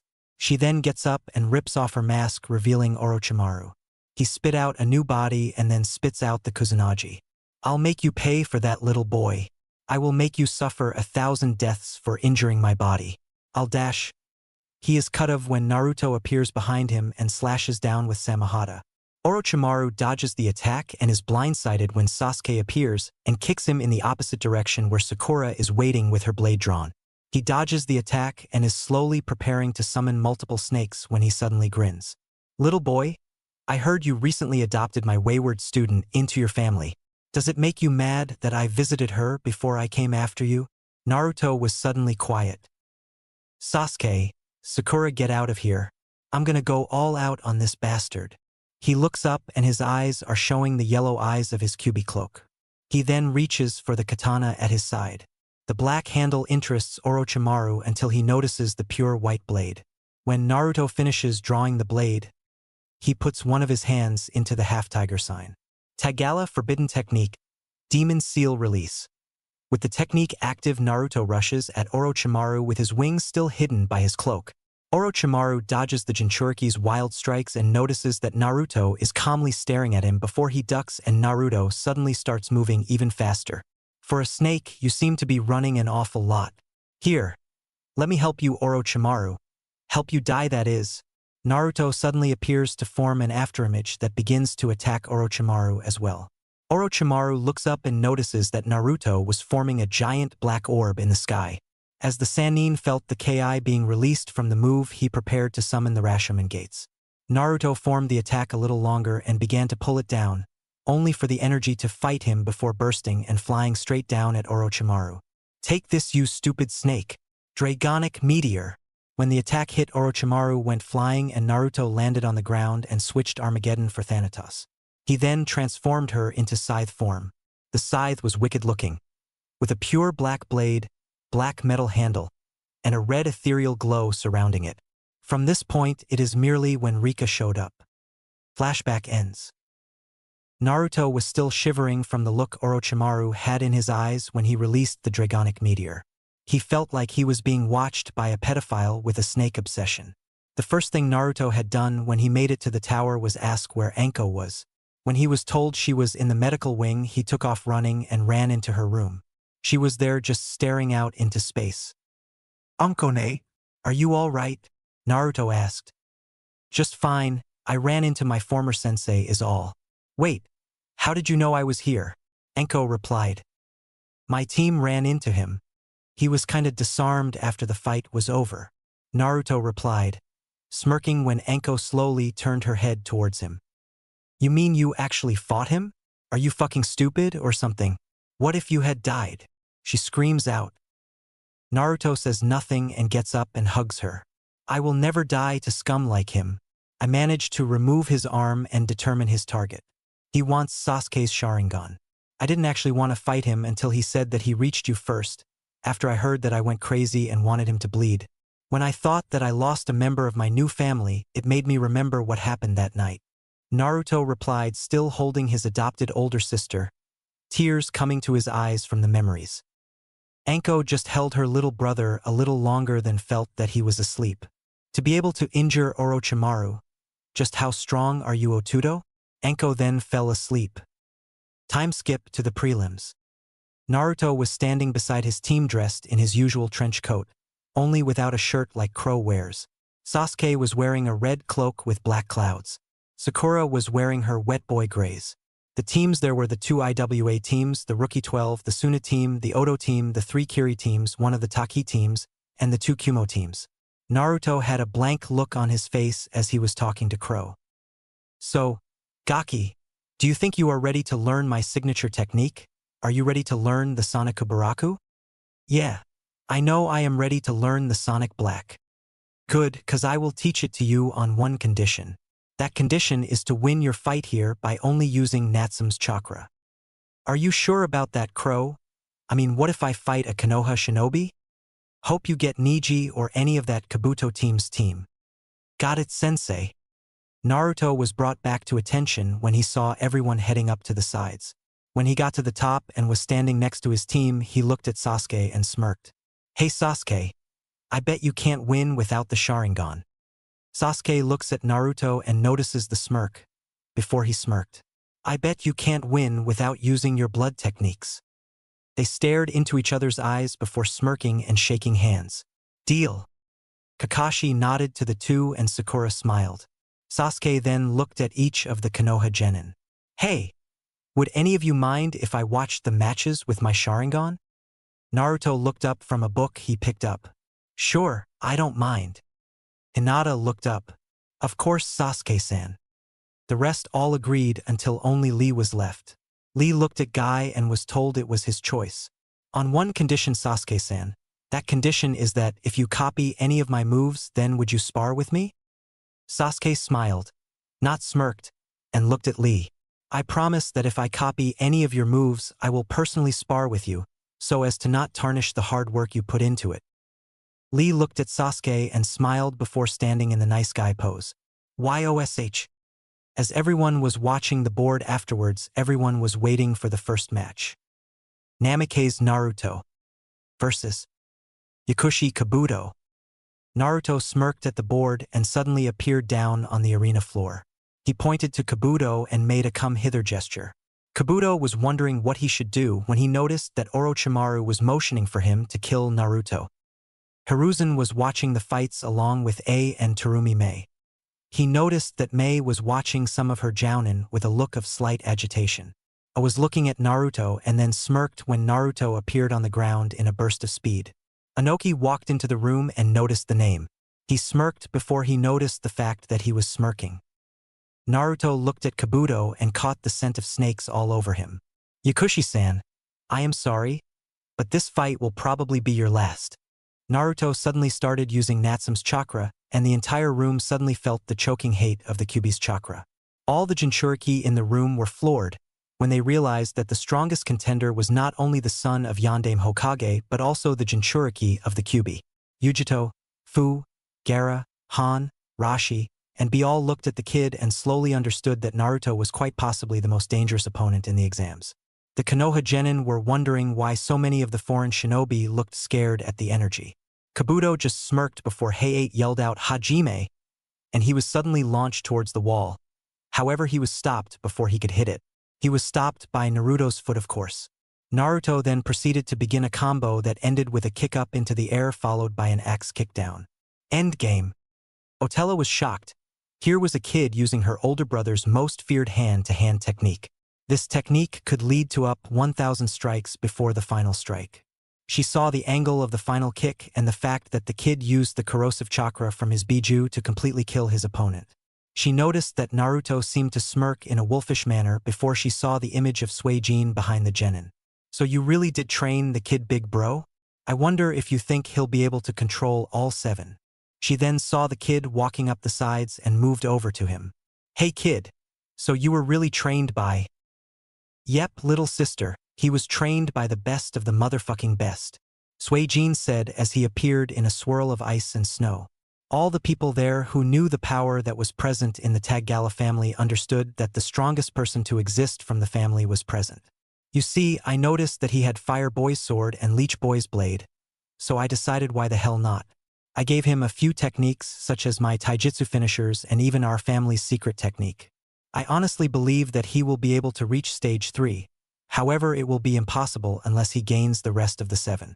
So, Taggala family members and loyal fangs, if he meets your standards, let him see if he matches the Cataclysm standards. Oh, and Rika, your father wanted me to tell you that he expects you to win. Or at least lose only to Naruto. Any less and your training will be covered by moi. Suijin then reappeared next to Chihiro and the two shared a look that spoke words that none but those in the fangs could understand. As Naruto walked over to his team, they asked why he killed Kabuto. The bastard smelled like he bathed in essence of snake. Unless Anko was deciding to give a pathetic genin the chance to be surrounded by her possessions for a couple of years, then the only other reason would be a connection to Orochimaru. The only thing that happened was my killing a possible leak in the chain information. Orochimaru was furious. His best spy was murdered right in front of him. He needed to rethink his entire plan now, and to make matters worse he noticed that Naruto was the Kyuubi Jinchuriki and was thus unable to have the cursed mark applied to his body. He remembered that he had a certain secret that could get the boy to lose his cool. I'll just tell him that Danzo ordered the death of his mother and that Danzo was doing so he could get Naruto on his side by having him become an emotionless puppet. Kukukuku, I will eventually be uneatable and… Wait, if I use Edo Tensei and bring back his mother and father to fight him, it will crush him. Doing this will make him rue the day he decided to kill my second-in-command. Oblivious to Orochimaru's insidious plans, Naruto walked over to his team and looked at Sasuke. Beat that Sasuke. Sasuke Uchiha versus Omoi. Sasuke watched as a white-haired shinobi from Kumo jumped down from the stands. He had a long sword and was looking at the Uchiha. Well, Naruto, you won in one move, so I guess I will too. Omoi was watching the kid walk down the stairs and draw a wakizashi from his cloak sleeve. What if I kill him and it starts a war, or he wins and Karui tries to kill me for losing? Omoi almost missed when Heiei yelled out Hajime and had to dodge the sudden strikes from the black-haired shinobi he was fighting. He blinked when he saw the image of the Shinigami behind him. He quickly dispelled the genjutsu only to notice that Sasuke had just finished a series of hand signs ending on the tiger sign. Katon, Ryuka no Jutsu. The Chūnin hopeful fired the large fire dragon at Omoi, who switched with a random rock that was on the ground from Naruto's beating of Kabuto. Sasuke appeared behind him and held his wakizashi to Omoi's throat. Surrender or die, Kumo Nin. Omoi nodded his surrender and Sasuke helped him up. Sasuke then looked up at Naruto and smirked.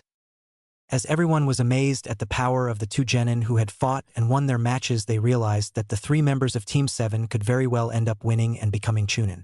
To make matters worse, there was still the pink-haired member of the team.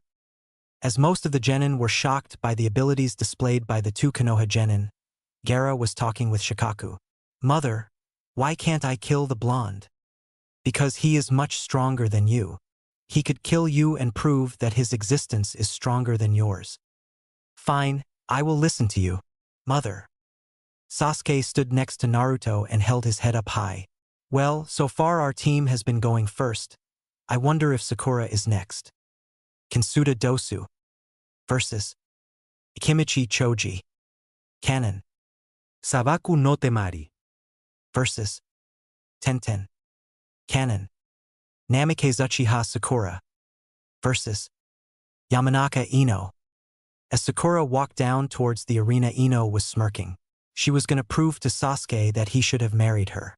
She had been training in using her body as a way to seduce Sasuke away from all of the hussies that went for him. She was going to win and Sasuke would have to choose her. Vi, Kyler, Saya, and Anko were all watching as Sakura slowly walked down the stairs and noticed that she had a smirk that Vi recognized right away. You actually found a student who could use Mama K's smirk. Damn it, Kyler. I would also like to see what she can do. I mean, she is on Naruto-kun's team. Kyler just grinned. You know she is going to play around with the girl, right? Saya and Vi just smirked. Of course, Kyler. Down in the arena, Ino was spouting nonsense about how she was going to win and Sasuke would love her instead of Sakura. Sakura just stared at Ino and shook her head. Just cut the shit, Ino. You and I both know that I am much stronger now than I was in the academy. Ino just charged at Sakura as soon as Hayate said to begin. She tried to punch Sakura, but Sakura stepped back and brought a roundhouse kick to connect with Ino. Give up, forehead. Sakura smirked before she swung her hand out and threw several kunai at Ino. Ino dodged them only to see Sakura flashing through hand signs. Futon. Chakra Diatapa. The wind pushed Ino into the wall at such speeds that Ino was out like a light before she hit the ground. Hayate and the others just grimaced at the blonde fangirl. Winner. Namikaze Uchiha Sakura. Everyone was surprised. A whole team made it through the finals. A team that many in Konoha thought wouldn't even make it this far. The ones who trained the team were looking around with looks of superiority. Ni Yukito. Versus Hyuga Niji. As everyone noticed the village that Niji's opponent was from, they were worried about whether or not he would be able to control himself. He had a smirk on his face that told everyone the answer. He was going to draw this fight out as long as possible. He then glared hard at the girl and noticed that she was looking up at Naruto with a small blush every now and then. You should just quit. A Kumo shinobi against a Hyuga prodigy. It's almost my fate to win. Yujiro looked at the Hyuga. Did you say something?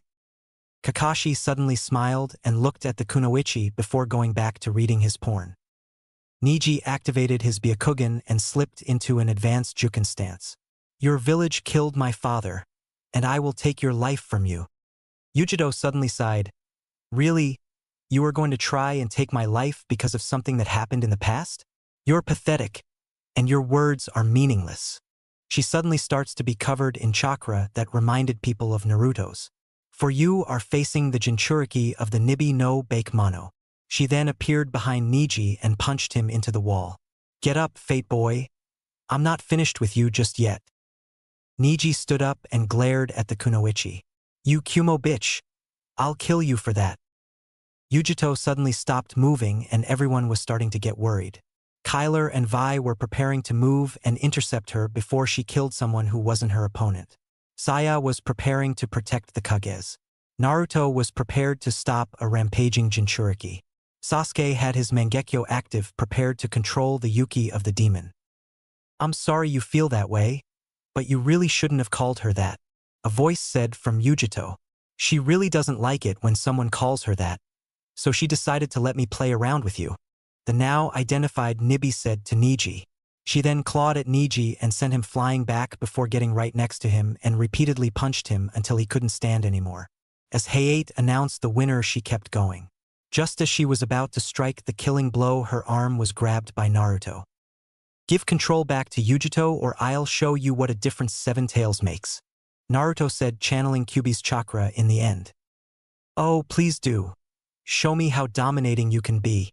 Nibi said before she felt the chakra he was pushing out increased. Oh, please, do more to me. Naruto suddenly applies more pressure and everyone starts having slight problems breathing. Do you really want to try and piss me off? He replied, his energy starting to turn black, and the Taggala family started to see the energy signature of wings on his back. Fine, I'll give control back to Yujito. But eventually I'll come for you. Nibi answered before giving Yujito control again. Naruto let up the pressure and released Yujito's arm. Glad to see that you are back to yourself. You won your match but almost went out of control. Please do try to take more precautions in the future, or else I'll have to personally interfere, he stated before he appeared next to his team with a Shushin. As Yujito headed back up to her team, she asked Nibi just how bad it was. Kitten, I think he would have killed us had I tried to continue. He was starting to use some kind of power that is more powerful than chakra and Yuki. Kitten, if you ever have to fight him, then be extremely careful. Don't forget, he is possibly the most dangerous person here. I doubt even B is as powerful as he is at the moment. Yujito looked over at Naruto and noticed that he had a demonic grin on his face. Fu versus Aburame Shino. Shino looked over and noticed that his opponent was Shinobi from Takigakure. He noticed that she had mint green hair with an orange clip hold some of the spikes from her eyes. Her eyes were the same color as her hair clip. She was wearing a short, sleeveless, white midriff shirt with fishnet armor underneath, long white armlets, fishnet shorts with a short white apron skirt over them, and a red cylindrical object on her back. She held herself with a large amount of pride and walked down the stairs and stared at Shino with a calculating gaze. So I am fighting an Aburame? What did I do to earn such an easy trip to the finals? She gloated.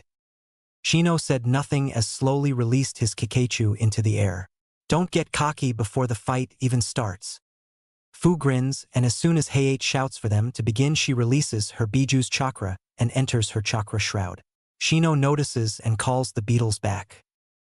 Proctor, I must forfeit.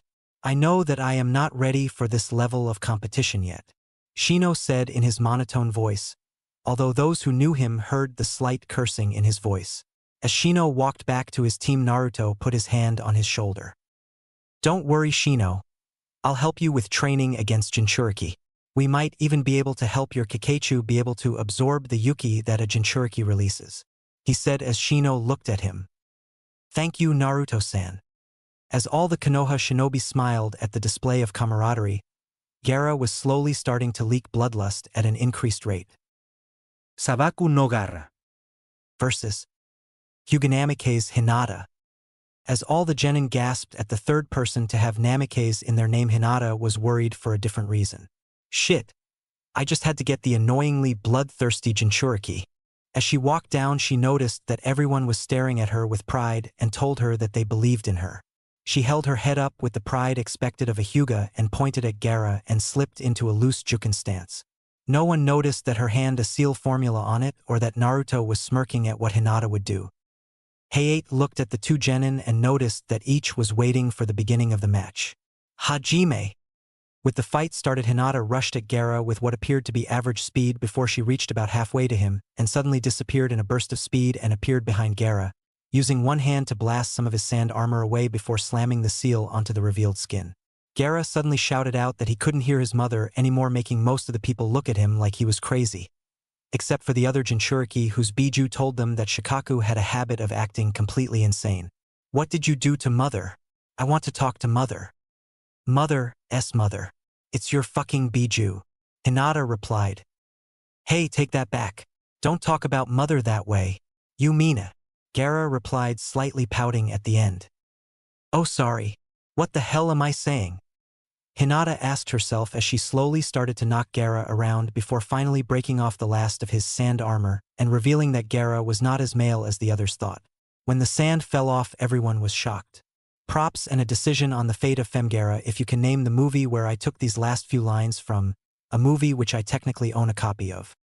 3 of the Jinchuriki here are girls, and of us all it is the 2 with the higher number of tails that have better control, Naruto said as he watched the fight with his eye twitching. He walked over to the Kumo team that was being led by a dark-skinned man who was rapping horribly. I refuse to do the rapping, I suck worse than B, and I won't run anyone off with my abysmal skills. I'm a white kid who lives in the South and listens to hard rock and heavy metal. B looked at the kid that walked up to him and put his arm on his shoulder. Kid, I know what you mean. I mean, you and I seem to be the only male Jinchuriki here, B said before 2 of the 3 IWA Jounin came walking over. One looked like an old mountain climber, with red hair and a red beard, and the other had on red armor. That, my friend, is where you are wrong. My name is Rashi and my partner over here is Han. We are the Jinchuriki to the Yanbi and the Gobi respectively. I noticed though that even though your last name is Namikaze, you look nothing like your father. Honestly, Rashi-san, if I ever met my father, I would probably seal his chakra, tie him up, and bring him to IWA myself. The man actually wrote in his journal about some pretty sick shit he did during the war when he was sure that he would never get caught. One of the things he did was when he apparently found a team of IWA genin and killed all of them except for the Kunoichi. What he did to her made me sick. He actually bragged about causing her to kill herself because he raped her. I thought at first that he was a good man if not naive. However, while I was waiting, I decided to read his journals and see if he left any notes on the Hiraition when I found those sickening entries. I showed them to my sensei and the Hokage, and they understood why I would do that. I would actually like to meet the Tsuchikage myself in order to apologize for what my father did. I plan on keeping the name Namikaze and turning it into a name that actually has a good legend instead of the disgraceful one my father left behind. Naruto said with disgust in his eyes at the mere mention of what his father did. Rashi and Han looked down at the kid in front of them and noticed that he was telling the truth the entire time. They were surprised. Kid, if you are serious, then follow us after the prelims are over. For now, though, let's watch your adopted sister win her match against the Suna Jinchuriki. As everyone watched, Hinata started to form a technique in her hands that every shinobi recognized. This here is a technique that my Nai-san taught me. Rasengan. Hinata then ran at Gaara and slammed the sphere into her chest, causing her to hit the wall and fall down. She then turned around and put her hands in the peace sign before she was almost covered in sand. The only thing that stopped it was the fact that every Jinchuriki pushed their Yuki out and told Shikaku to return from whence he came. As Naruto walked up to Gaara, he watched as the sand tried to stop him, only disperse before touching him. "Here, let me help you up," he said as he held his hand out to the redhead. "Why don't you tell us your real name?" he asked as the girl looked up at him and heard Shikaku muttering in her mind. "Gaia," she replied before grabbing the outstretched and letting the boy help her up. "Naruto-san, I was wondering, could you help with seal that is keeping Shikaku under wraps? I know that for now I am in control, but I don't know how long that will last," she asked, hoping that he could help before she was forced to let her other personality out to give her mother a treat. You see, Gaara is real. He is a manifestation of Shikaku's will to murder others and feed her blood. Naruto thought before Natsum told him that he could travel into the girl's mindscape and find out what was causing Shikaku to go batshit crazy. Naruto asked Gaia if he could, and she told him that she didn't care, so long as he didn't die. He nodded before he placed 2 fingers onto her head and meditated. In Gaia's/Gaara's mindscape, the first thing that Naruto noticed was that the area was covered in sand.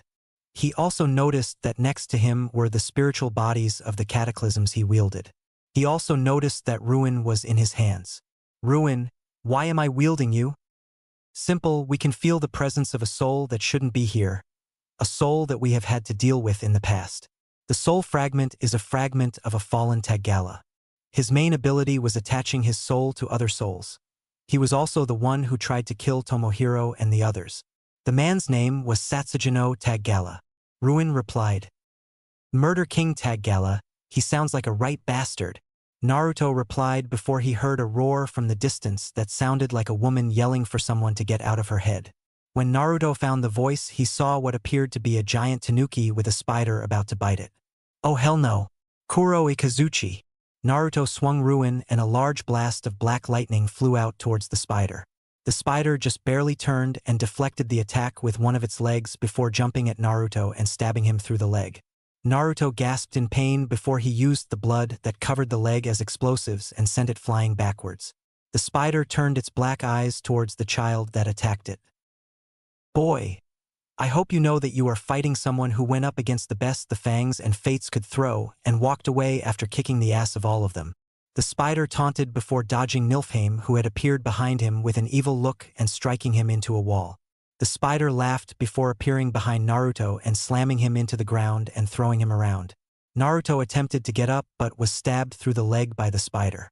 Just before the spider could hit him, a fierce flame appeared and sent the spider flying back towards the wall. Naruto looked up and saw both Crow and Natsum. Crow had a look of extreme anger on his face, while Natsum was silently thanking Kami that Naruto was safe. "So you had to call for help, boy? Don't worry. Maybe I'll take over your mind after I kill this girl's mind. Now die for me," Satsujino's avatar said before he was cut in half by Thanatos. As he disappeared, he made a mental note of the boy who had attacked him.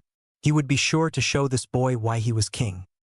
As the spider dispersed, Naruto walked over to the tanuki that was slowly shrinking to form a human-shaped figure. When the sand was done falling, everyone there saw Shikaku in all of her glory. Crow was sent flying back with a nosebleed while all the other guys just stared in slight awe. When Shikaku turned to look at who had saved her, she saw her older sister. Natsume, what are you doing here? Natsume pointed to Naruto, who explained what had happened to the Biju. So that mean man made me seem to be a horrible monster? When everyone nodded, she burst into tears and told everyone to tell Gaia that she would be able to sleep now. Outside of the mindscape, Naruto suddenly opened his eyes and looked at the tag galas that walked over and told them that he had to tell them something in a minute. He then looked at Gaia. Gaia-chan, Shikaku is now back to her usual self and told us to tell you that you would be able to sleep once more. He then turned to the Tagala family.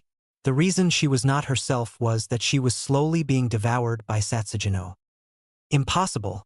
I watched Hiroshi and I kill Satsujino. Otella replied, scared to think what it would mean if the boy was right. Are you sure that was the name of the person you fought in there? Hell yeah. I mean, how many people out there could really kick my ass and the ass of a Biju? Naruto replied. Otella looked at the boy and was slowly cursing out the possibility that Satsujino was alive. The boy would definitely need oblivion at this rate. I'm sorry, but I will need to think about this before I can do anything. You do understand it, right? Naruto nodded his head before he passed out. 2 days later, Naruto woke up and the first thing he noticed was that he was in his room at the Namikaze residence. He groggily wondered if he had just dreamt all the shit that had happened. He noticed his calendar and saw that it was at least 2 days after the prelims. What the fuck happened? Did I win? Who am I fighting in the finals? Did the IWA group think that I avoided them? He then groaned and noticed he had a new weapon at his side. What the hell? He noticed that the blade had the energy he had come to place as a sign of a cataclysm. I wonder which one it is. He noticed that a weird symbol was on the bottom of the hilt. The symbol appeared to be a tree that seemingly had millions of branches. The branches led up the hilt to the sheath. The sword had the appearance of a djinn. The blade was a metallic gray with a red stripe that went through the center.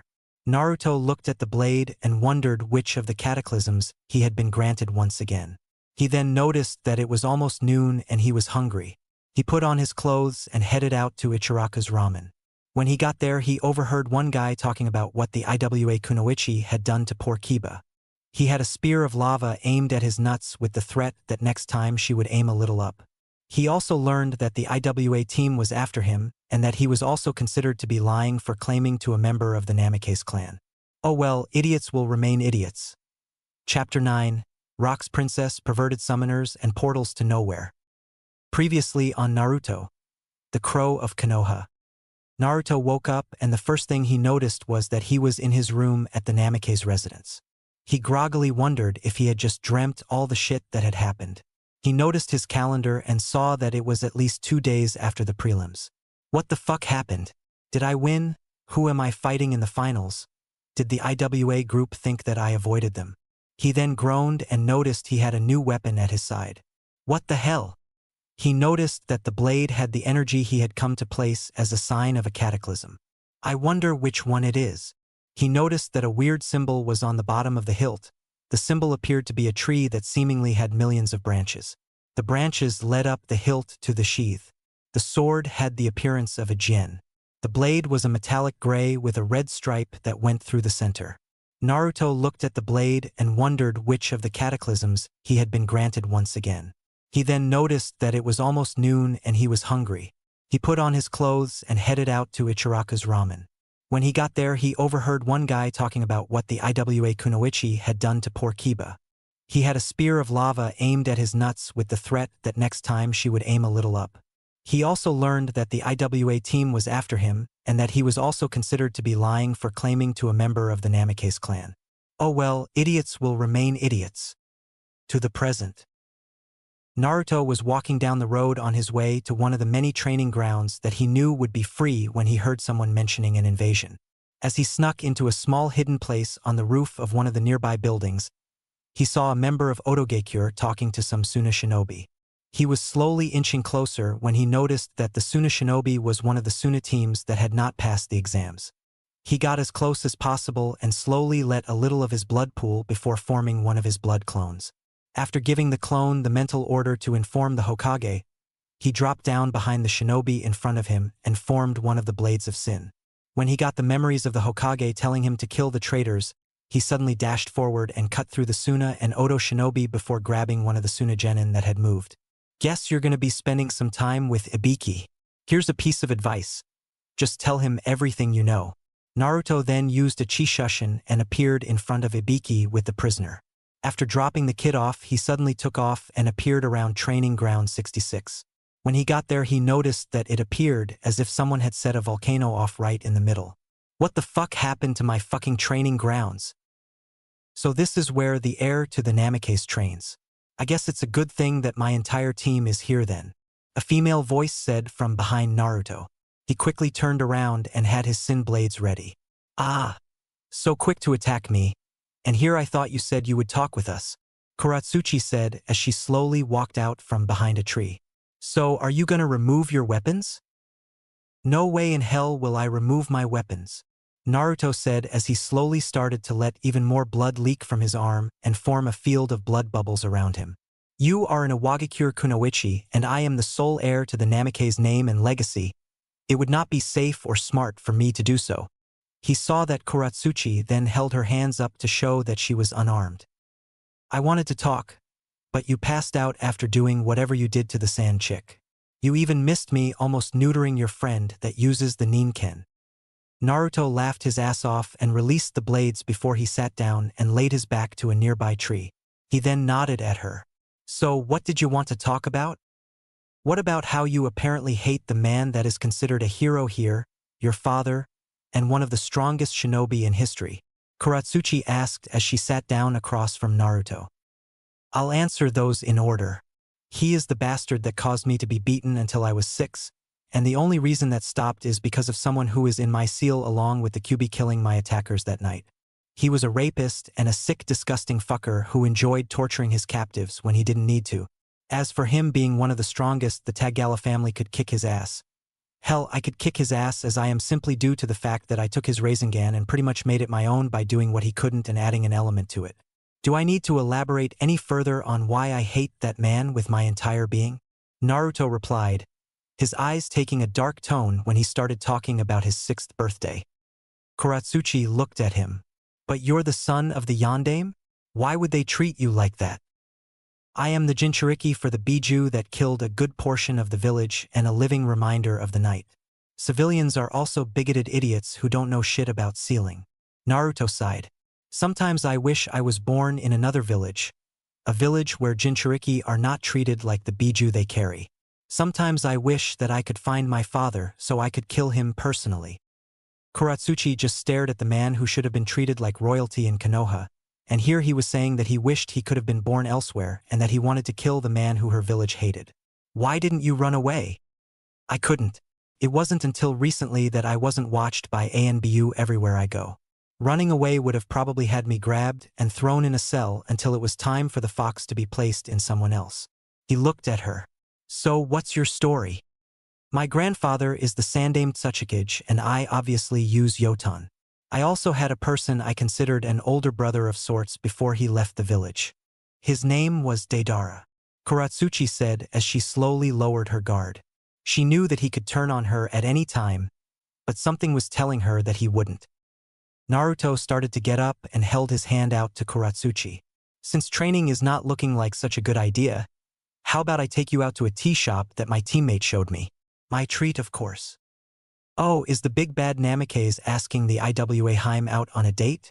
Whatever would our leaders think if they saw that? Kuratsuchi teased. Alas, the Sandaime Hokage would act like a pervert. Plus, this is only a date if you want it to be. IWA Heim. Naruto teasingly replied. He laughed as Kuratsuchi blushed. At the Evergreen Tea Shop. Naruto and Kuratsuchi walked into the tea shop and a couple of off-duty ANBU that knew the truth started looking at Naruto like he was crazy. Than normal. Kuratsuchi was laughing as Naruto told her of some of the things he did as payback while he was growing up. She would never had believed someone if they had told her that she would one day be sitting and laughing next to the son of the Namikaze that many in IWA still hated. Naruto was happy. He had acquired a new friend, and the friend was the granddaughter of the current Tsuchikage. Here was a person who was practically royalty in IWA and she was with the pariah of Konoha, and he was the son of her village's most hated enemy. Yeah. I got a laugh when Irika finally got around to asking Anko out and was stuttering like a shy stalker. He was surprised when I showed up to class the next day and threatened him about treating her right. I mean to be threatened by you while you were in the mindset of attacking anyone who mistreated you and those close to you, Kuratsuchi said, chuckling at the conversation. So this is where Kuratsuchi went?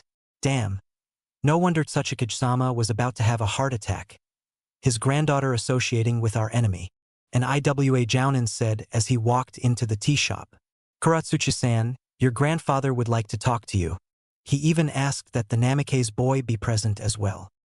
Naruto stood up and stared at the Jounin. Someone close to you was killed by my father, weren't they? Yes, my older sister when she was a genin, the Jounin said. Then I am truly sorry, but I will stand by what I told Kuratsuchi-san. I have no wish to be compared to that bastard of a father of mine. The Iwa Jounin was surprised as he led the two towards the hotel where the Tsuchikage was staying. When they reached the room, he knocked in a way that only the Tsuchikage would recognize. After hearing the all-clear to come in, he led Naruto and Kuratsuchi into the room. The Tsuchikage was a short old man with a bulbous nose that noticed that the boy that was the son of his village's most hated enemy didn't even seem to be nervous. So, boy, are you so confident in your strength that you think you can? No, sir, I don't. Naruto then held out a book to the old Kage. My father's journal, complete with all of his sadistic acts. The book that made me sick to read. Inoki grabbed the book and read through a few pages. His anger started to grow before the entire room was filled with his ki. Boy, are you positive that this is his journal? Naruto nods his head. I will need a bit to think over what I've seen and what you have told me. So why don't you tell me how you are treated like a prince? Naruto scoffs. How can I tell you something that is such a huge lie? Until I was a genin, I had to hide behind the guise of a bright orange, wearing idiot, otherwise the civilians would have killed me for being too strong of a demon. I was beat until I was 10, which is when I took my first life. A civilian that wanted to kill me in order to have his revenge for killing his wife. Thing was that I never killed a single person before then. They all thought I was the Kyuubi. He then looks right into Inoki's eyes. So tell me, would it have been better had I been born elsewhere? Would I have been treated better if I was a Jinchuriki for somewhere like Iwa? No, you wouldn't have been beaten, but you would have been mistreated and untrusted. Inoki said. Alas, this meeting is over. Young Namikaze, if you are ever in Rock Country, then you will be treated as what you should have been treated like here. I will also talk to Hiruzen about an alliance between our villages, under the circumstances that I get to leave a team here and receive a team from here. Naruto bowed and said thanks before he started to head out. As he was walking around, he heard a perverted giggle coming from the direction of the hot springs. What the hell? He muttered to himself upon seeing a man with long white hair sitting on a toad writing in a notebook while staring at the women's side of the hot springs. Wait a minute, he fits the description of Jiraiya. So my godfather is a fucking pervert, of fucking course. Naruto then walked over to the man and poked him until he turned around. As Jiraiya was about to start his usual introduction, he was slugged and then kicked into a nearby wall. So, the first thing my godfather does when he gets to the village is not check on his godson, but instead watch some women in the hot springs? I wonder what my mother would think. I bet my father would have just let you get away with it. If you haven't guessed yet, Jiraiya-sama, I know my heritage and I will say this. If you ever approach me outside of official reasons, I will castrate you and let you bleed out. Naruto then walks away. A few hours later, Jiraiya walked up to Naruto and sat down next to him.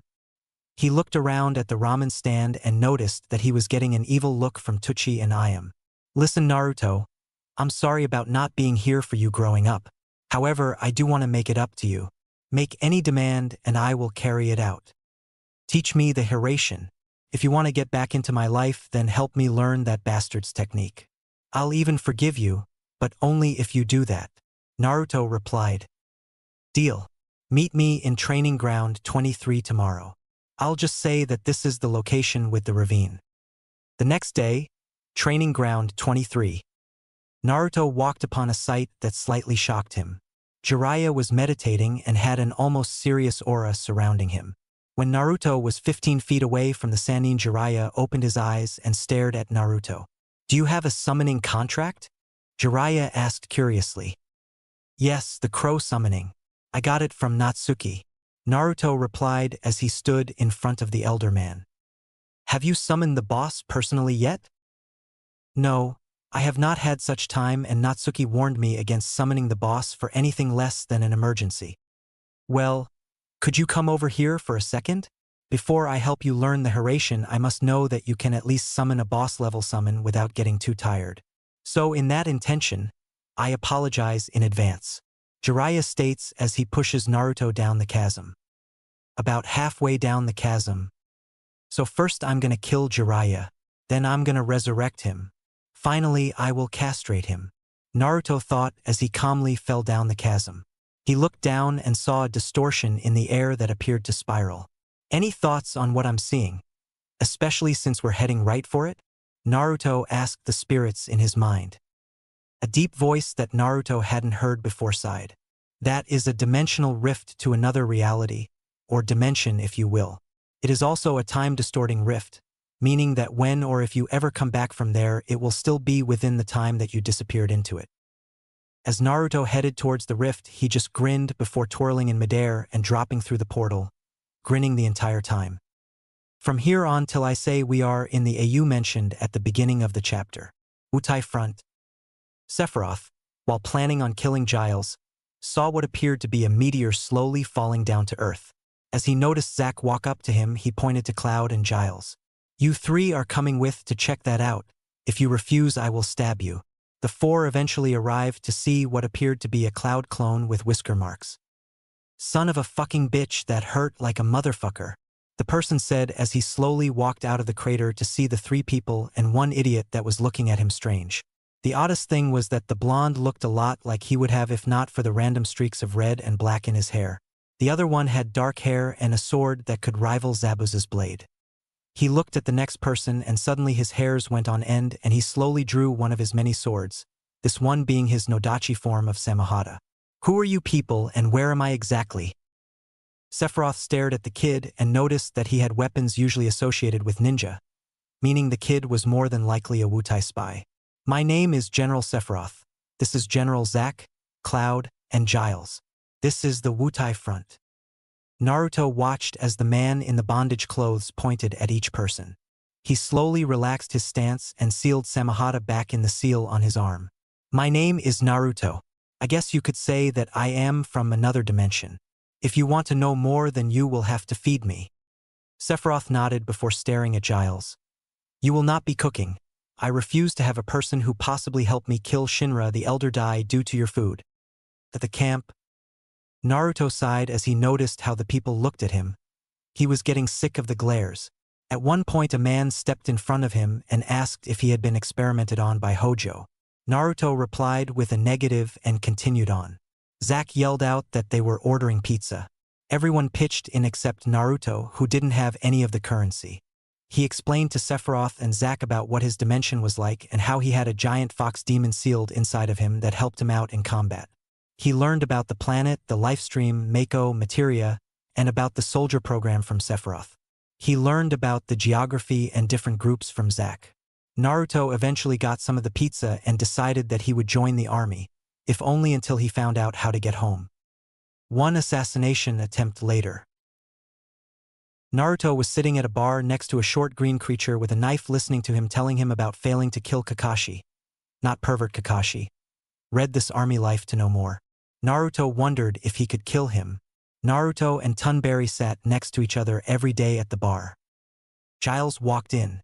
Message, sir. He handed Naruto the message and ran when Naruto glared at him. Flashback. Giles, I want ramen, Naruto said to the poor idiot. Got it, sir, Giles replied before leaving the tent. A few hours later, he came back with a bowl of what appeared to be tentacles. Marlboro ramen. The sound of inhuman screaming coming from Giles helped many of the soldiers go to sleep that night.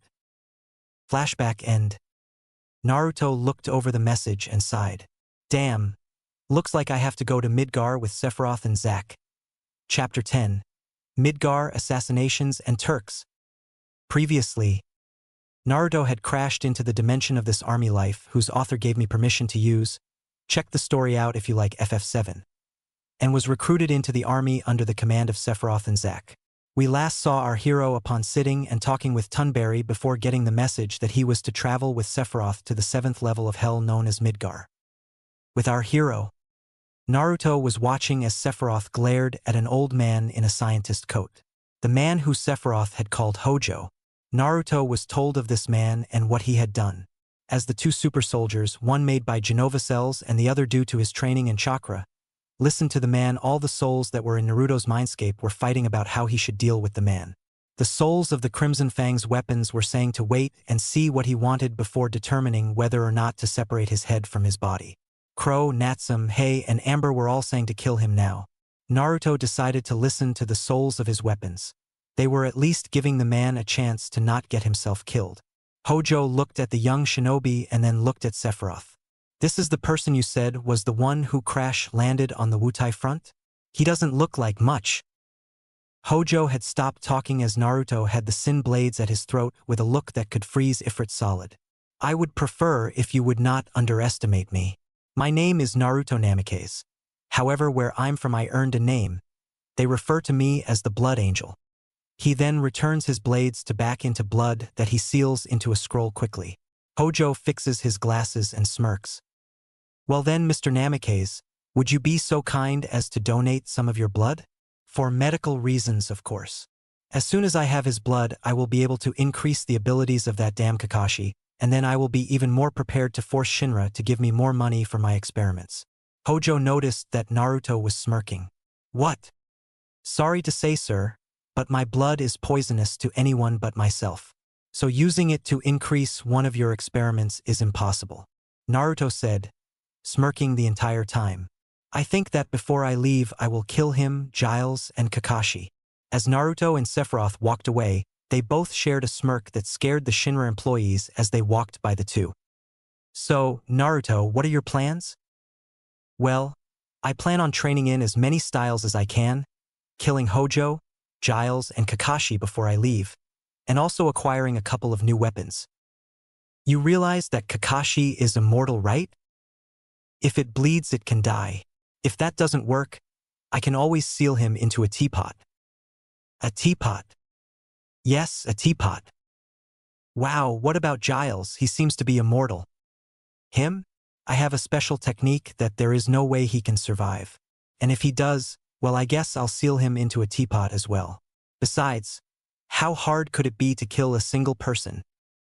Okay. And Hojo? Well, I will let him be covered in my blood, then cause it to explode, destroying him in his lab. So if there is anyone or anything in there that you want to get out, then tell me beforehand. What weapons are you looking at? Well, I prefer Nodachi class weapons, so your Masamune is on the list. I can use Zanbatsu, so Zack's Buster Blade is on the list, and maybe a few other weapons. If you can kill Giles and Kakashi, then our swords are yours. Awesome. Now let's see what I can do about getting us someone who can cook. A couple weeks later, the men were surprised. After Giles went missing, they suddenly found someone who could cook. The man was blind as a bat, but his food was at least edible. Everyone wondered where the general got the teapot he sent to the president, though. That and what the giant explosion was before the teapot was sent out. They never saw it until the day that Giles disappeared. The general was a happier person, as were most of the others. Now if only they could get rid of Kakashi, who had been hanging around the camp most of the time, since then they would be ecstatic. Naruto was also a usual sight, hanging out with either the Turks or Tunberry. He was usually also seen training in a sword style that seemed more like a dance than anything. He was also somewhat of a flirt, usually chatting up any of the women in the camp or even Elena the Turk.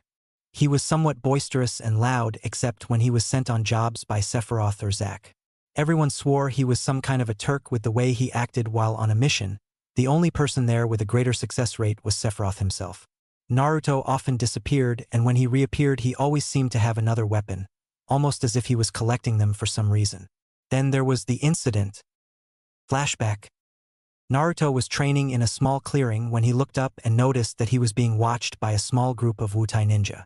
He sighed as he looked up at the one that was in charge. What do you want? Can't you see I'm training? The lead ninja then threw a large shuriken at Naruto, who let it pass by him, barely cutting him. The man who threw it then caught it. Seems he is not as good as he makes himself out to be. Come on guys, this will be easy. Ha, you really think that I wasn't in control? I let you cut me, for you see, my blood is very fun. Naruto then formed a half-ram seal and caused the blood on the shuriken to explode, removing the arm of the ninja holding it. You see, my blood is a weapon on its own, and as such that means that every wound I receive makes me even more dangerous. If you can't kill me in one hit, then you have already failed. Naruto then slowly walked over to the ninja and cut his own arm with a kunai before stabbing it into the stump that used to be his arm. The arm and eventually body of the man seemed to boil before exploding in a gory mess. The other ninja looked at the scene in horror as Naruto then formed wings from his blood and flew up. Allow me to at least thank you all for helping me with my training. Know that your deaths were not in vain. At this, Naruto then swooped down and started to kill all of the ninja. The last one looked up at him before closing her eyes in expectation of the killing blow. When she didn't feel the cold sting of death, she looked up to see the boy, no demon, which had killed her squad, looking at her weirdly. Your attack